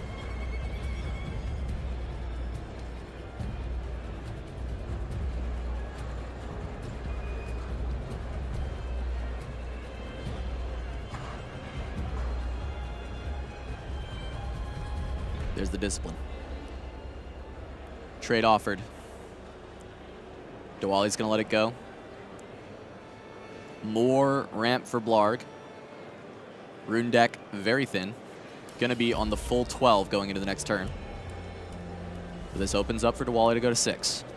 He loses a Darius for his troubles, but the Vi still at home and the trash getting full. Remember, again, if you're coming in a little late here, we are playing to 9 right now, not 8. That's a critical number.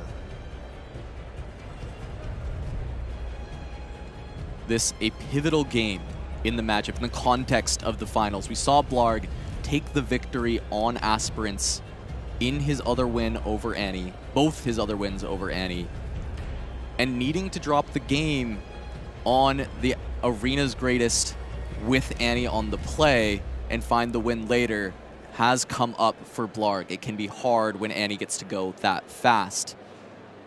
This is the opportunity for Diwali to find the games over Blarg, is to get the win on Warrens when Aspirants is there for this Yi deck. Yeah, being able to get the Aspirants game is a huge, huge swing. I have to imagine of the 3 games, this is the one with Diwali at the greatest deficit, just in terms of the quality of the battlefields. And Deadbloom has been deployed. Blarg having so many runes to work with. Deadbloom with 4 up for something like a Primal Strength even, if you try and go as tall as possible. Defy, Discipline, everything available to Blarg, all the tricks. Up to 7 on the hold. You don't have to flinch yet. This can be a full development turn for Diwali, and look to try and go for the double conquer to follow. But just still be playing into that uphill battle of the Yi deck with 12 runes.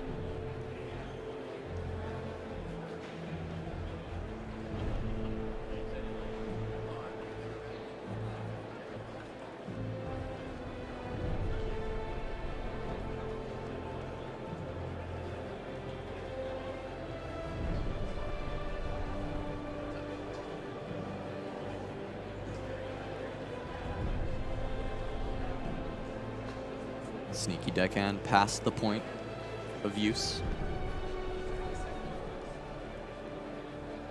Yeah, Diwali has kind of freedom of movement into the one battlefield, and the deckhand's not doing anything about the other one.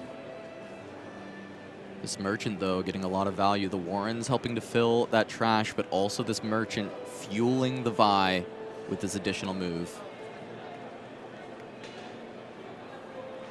But those answers for Blarg have been there in the past, and the conquering of Warrens has let him filter as well.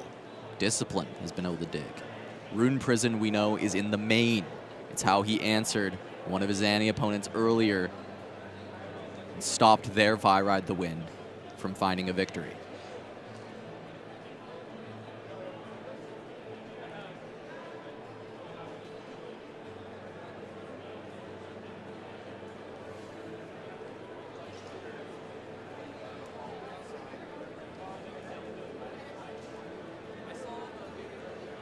Rebuke in hand, the one of tool that goes up to 3 post board that helps this deck with this Yi matchup, but the one main can find so much value. Just as that Rune Prison main for Blarg, the Rebuke main for Diwali can be the key piece to unlocking the matchup. But again, you would prefer to avoid using the Rebuke until it is actually lethal, because it is kind of the trump card to almost any defensive measure that Blarg can set up in game number 1.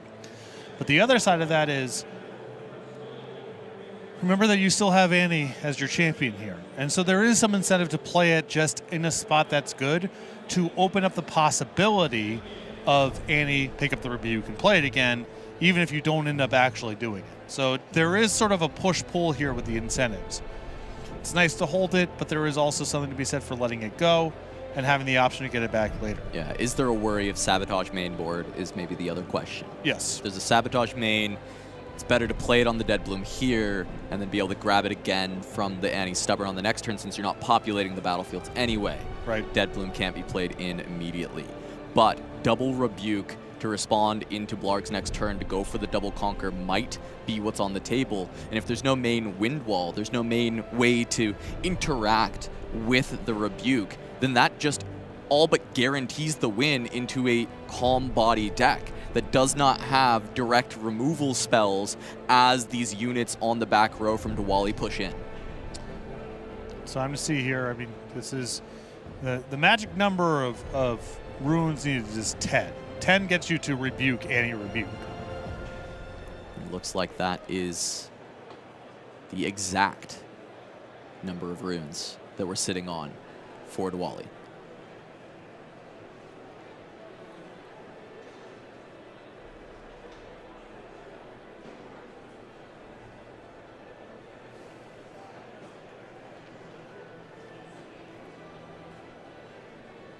Turn starts, 5 runes left. Unless there is a Wind Wall main board or a Mystic Reversal, but I doubt either of those cards have made the main, considering how tight this list seems. The Rebuke's gonna come out. Blarg gonna have to recognize the writing on the wall here. If he has an answer, it has to come now. So you see 3 runes recycled here, 2 for the Rebuke itself and 1 for the deflect cost.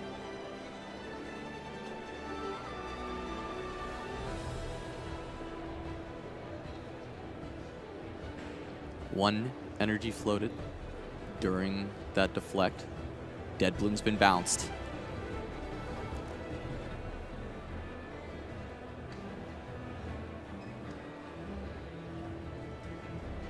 Stubborn still in the champ zone. Can rebuy this Rebuke. To deal with the Master Yi Honed. Don't even have to bother with combat, with recycling these cards for Vi. Just the Rebuke back to hand, score up to 9, and the Aspirants game. The big hill to climb for Diwali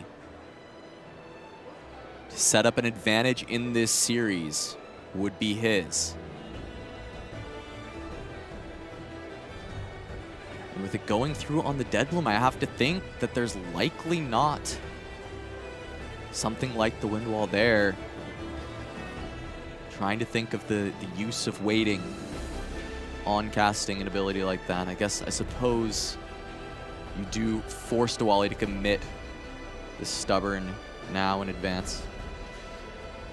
Yeah, I mean, it's possible that what you would want to do is pick up the Rebuke, put the Annie, and then make an attack that goes over the top of the Yi anyway. So it's putting the burden on Blarg to have 2 things in a spot where, you know, circumstantial evidence suggests that's not the case, or else we would have probably seen a fight over the first Rebuke.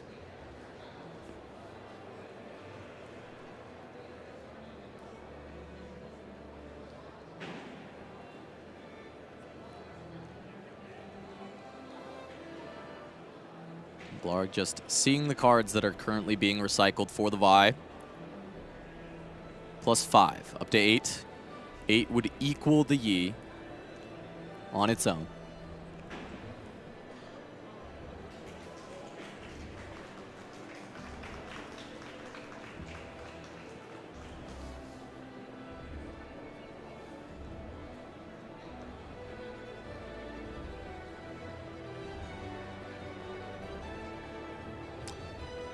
Curious. I mean, my starting point would just be to at least present +1 against the Yi.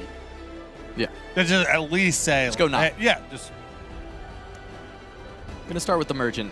Fill the trash a little bit more. No response from Blarg. At least on the move. Now we've got the showdown. Conquer goes through. Up to 8.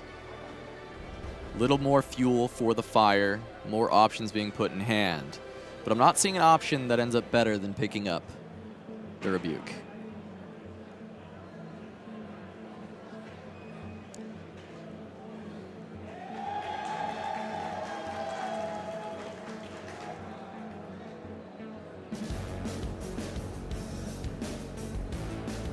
Two more, potentially just going to Vi.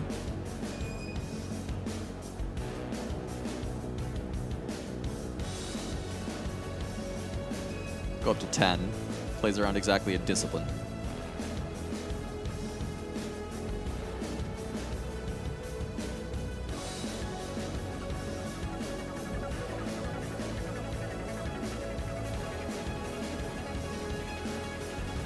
Just solving the puzzle, because at this point,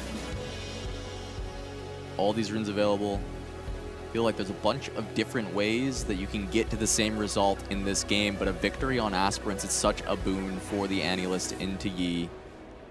I mean, I have to assume that there's just a, Diwali at this point has the resources to kind of play around every permutation of everything.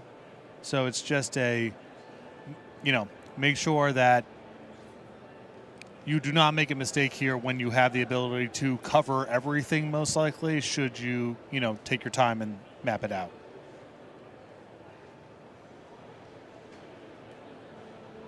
Any Stubborn being reached for now. The one extra energy left up from the rune that was recycled to the Dead Bloom.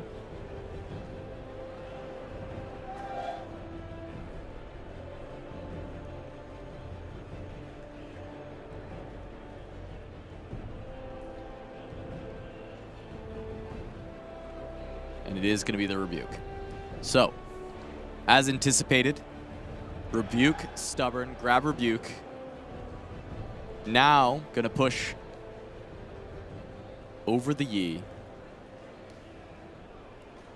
Spend a little bit more, make the Vi a little bit bigger. And as you said, yeah, just covering all the options, right? Yeah. Do everything such that you get as much stuff in your trash as possible, eat whatever. Now present way over the top. Discipline goes. Push up to 10. This is currently 11 coming in from the Vi.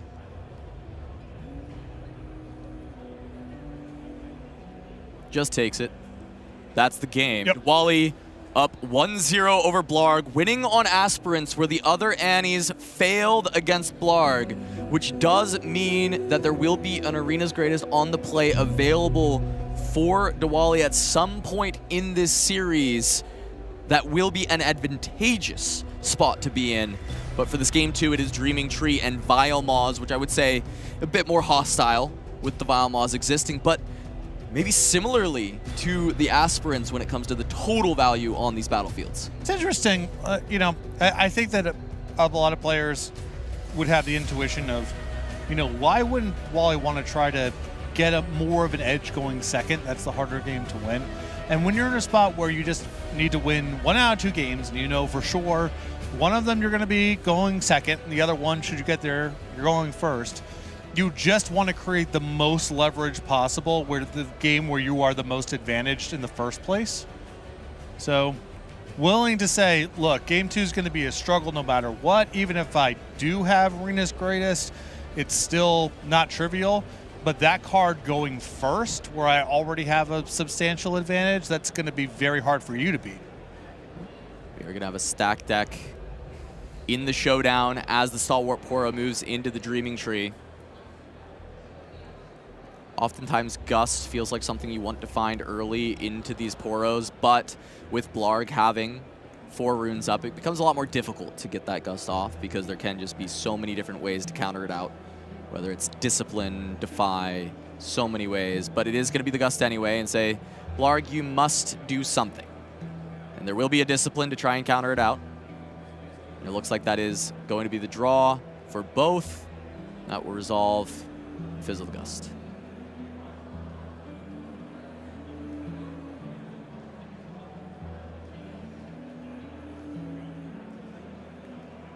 It's an interesting play there, too. Very heads up from Wally.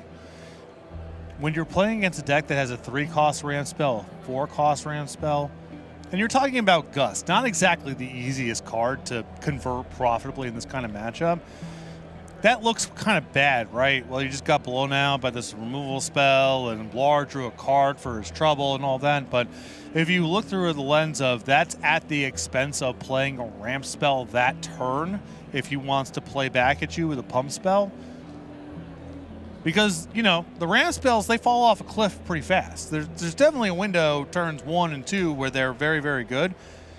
I know that they have the out if you have all of your runes out, you draw a card, but that's nowhere near as good as jumping from 4 to 6 to 8. So that play on the surface might have looked bad from Diwali, but I think in the context of the cards that Blarg can possibly have, it's one of those, if he's got it, it's actually not that bad. There's actually a possibility he wouldn't even play it anyway if he had one of his ramp spells. He might just say, okay, it's, but, these cards are time sensitive. I just have to play it.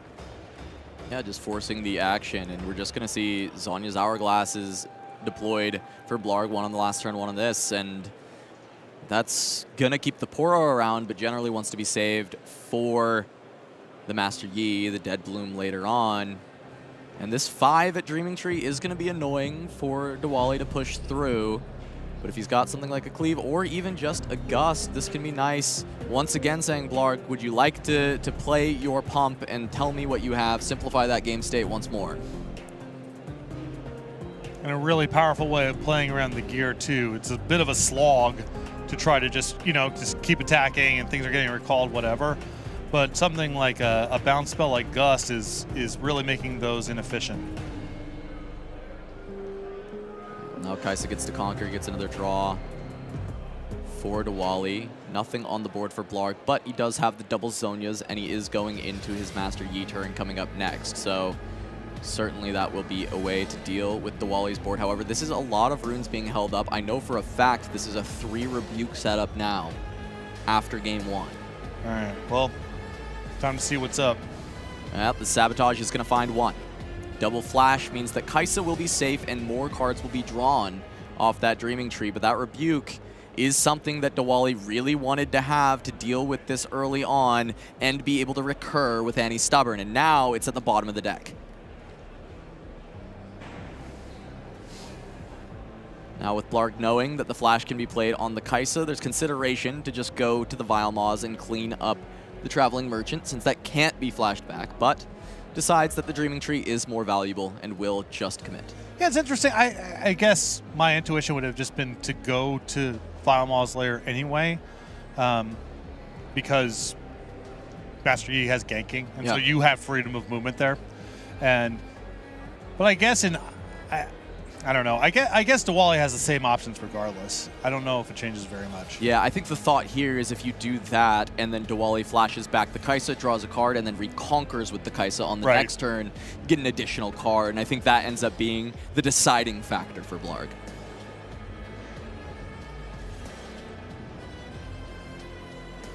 I mean, plenty of runes to work with for Diwali, but a little bit low on resources, right? Had to trade out the Flash for a new card. Sabotage brought him down to 2 cards. He did have the draw for the turn.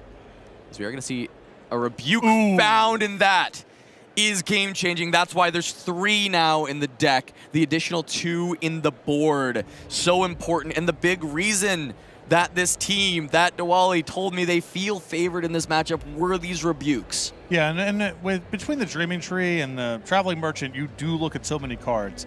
Now, something to keep in mind here, you might say, okay, well, you just play Annie, pick it up, and whatever. Remember that Blarg has access to Sabotage. We saw that earlier. Sabotage can't do anything about Annie in the Champion Zone, can't do anything about the Rebuke in the trash. So Diwali does not want to preemptively do anything that could lead to exposure to Sabotage. Just say, okay, it's here. It's a very powerful option that you have to play around, and you don't have any sort of disruption that can break it up. Now, Diwali at 5, and we knew there's another Flash. So this Kaisa can continue to get brought back every time that Blarg replays Master Yi to try and deal with this.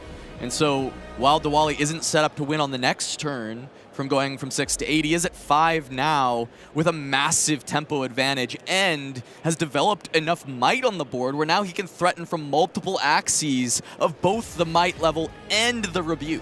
And it's interesting, we talked about, Vile Maws through the context of, well, once the Annie player puts something there, it's stuck. Blarg might be having the same issue too. Like, obviously you want to break up this Traveling Merchant that's sitting there holding for a pointed turn, but anything that you commit there that doesn't have ganking is also stuck the same way, and you're so far behind the point race. Yeah, and it is just going to be a Dead Bloom, but that means Blarg is completely tapped out, so he's at the mercy of whatever Diwali can piece together. Yes, all right, the Merchant gets to go bye-bye. The Flash is going to get cast to just bring back the Kaisa. This is just for those draws that we were talking about earlier. You get the draw from the Dreaming Tree now, and now when you go in with the Kaisa to conquer, you get another card to find all of the answers you could need to a Master Yi opponent that has no runes available to them.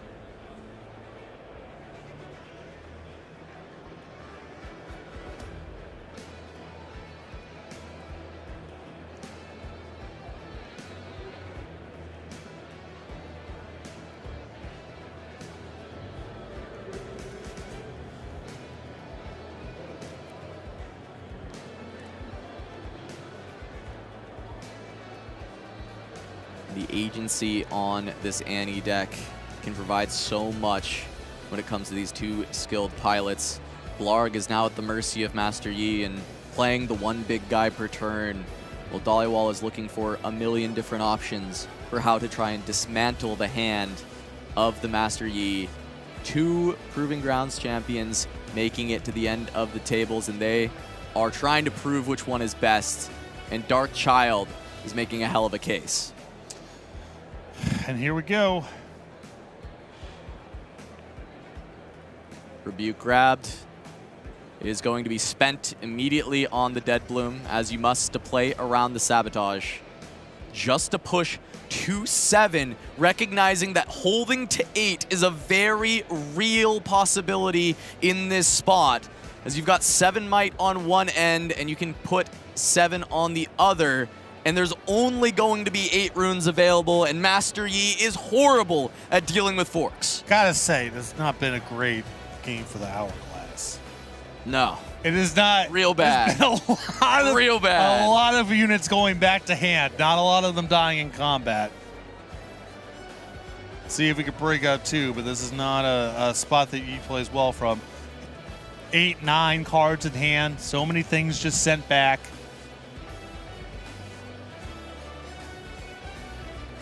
One side far too big for the Dead Bloom, the other doesn't matter. Just a little gumbo, a traveling merchant there looking to hold the Vile Maw's lair. As Sean Dollywall, starting the game only mere weeks ago, learning this Annie deck that his team developed together and taking it the distance. Not only the best Annie, but the best in the tournament here at the Houston Regional Qualifier. I think Blarg's gonna do one last survey here and probably give this up. Yep. And there it is, your winner, your champion, Diwali, here in Houston, taking down the first regional qualifier for Riftbound in the West. I mean, so much talk about this deck coming in as something of a counter to Kaisa. And I don't know if that's necessarily the matchup you're looking for in the finals, but the one copy of Rebuke in the main and then 2 more in the sideboard have showed a lot of respect for the matchup. The Rebuke was incredible. I think Wally did a very nice job of managing sort of the, am I trying to double hold pass through the turn, or am I pulling everything back to prevent an Accelerate unit, a Master Yi from eating something for free? We didn't even get to the arena's greatest. We did not get that far. That's just a clean 2-0. Congratulations. Didn't even need it, as now we get to celebrate with our winner. We're gonna send it to the floor with Barrett and Sean Dollywall. I have the absolute honor of congratulating the first ever English regional qualifier champion, Diwali. I present to you the Prestige Buccaneer Misfortune Prize Champion card. Diwali, I have one big question to start things off. How do you feel in this exact moment? There can only ever be one first. It's actually insane. Like, I can't believe it's happening. Like, this is the biggest tournament I've won, and I just feel so amazing. I love the game. It's so good, and just couldn't be happier, man. To do it first is awesome, yeah. And you're incredibly good at it, as we've all just witnessed. Take it down entirely. I truly can't believe a legend that nobody else has been representing for a while. What did you do, and who can you thank? Anyone you would like to shout out for this achievement that you're taking right in this moment? I'd like to shout out Tarek specifically. He worked a lot on the Annie deck. I tested with a lot of people. I tested with like Nia, T, Michael Yazaker, like, you know, a lot of people that I played with to help me get here.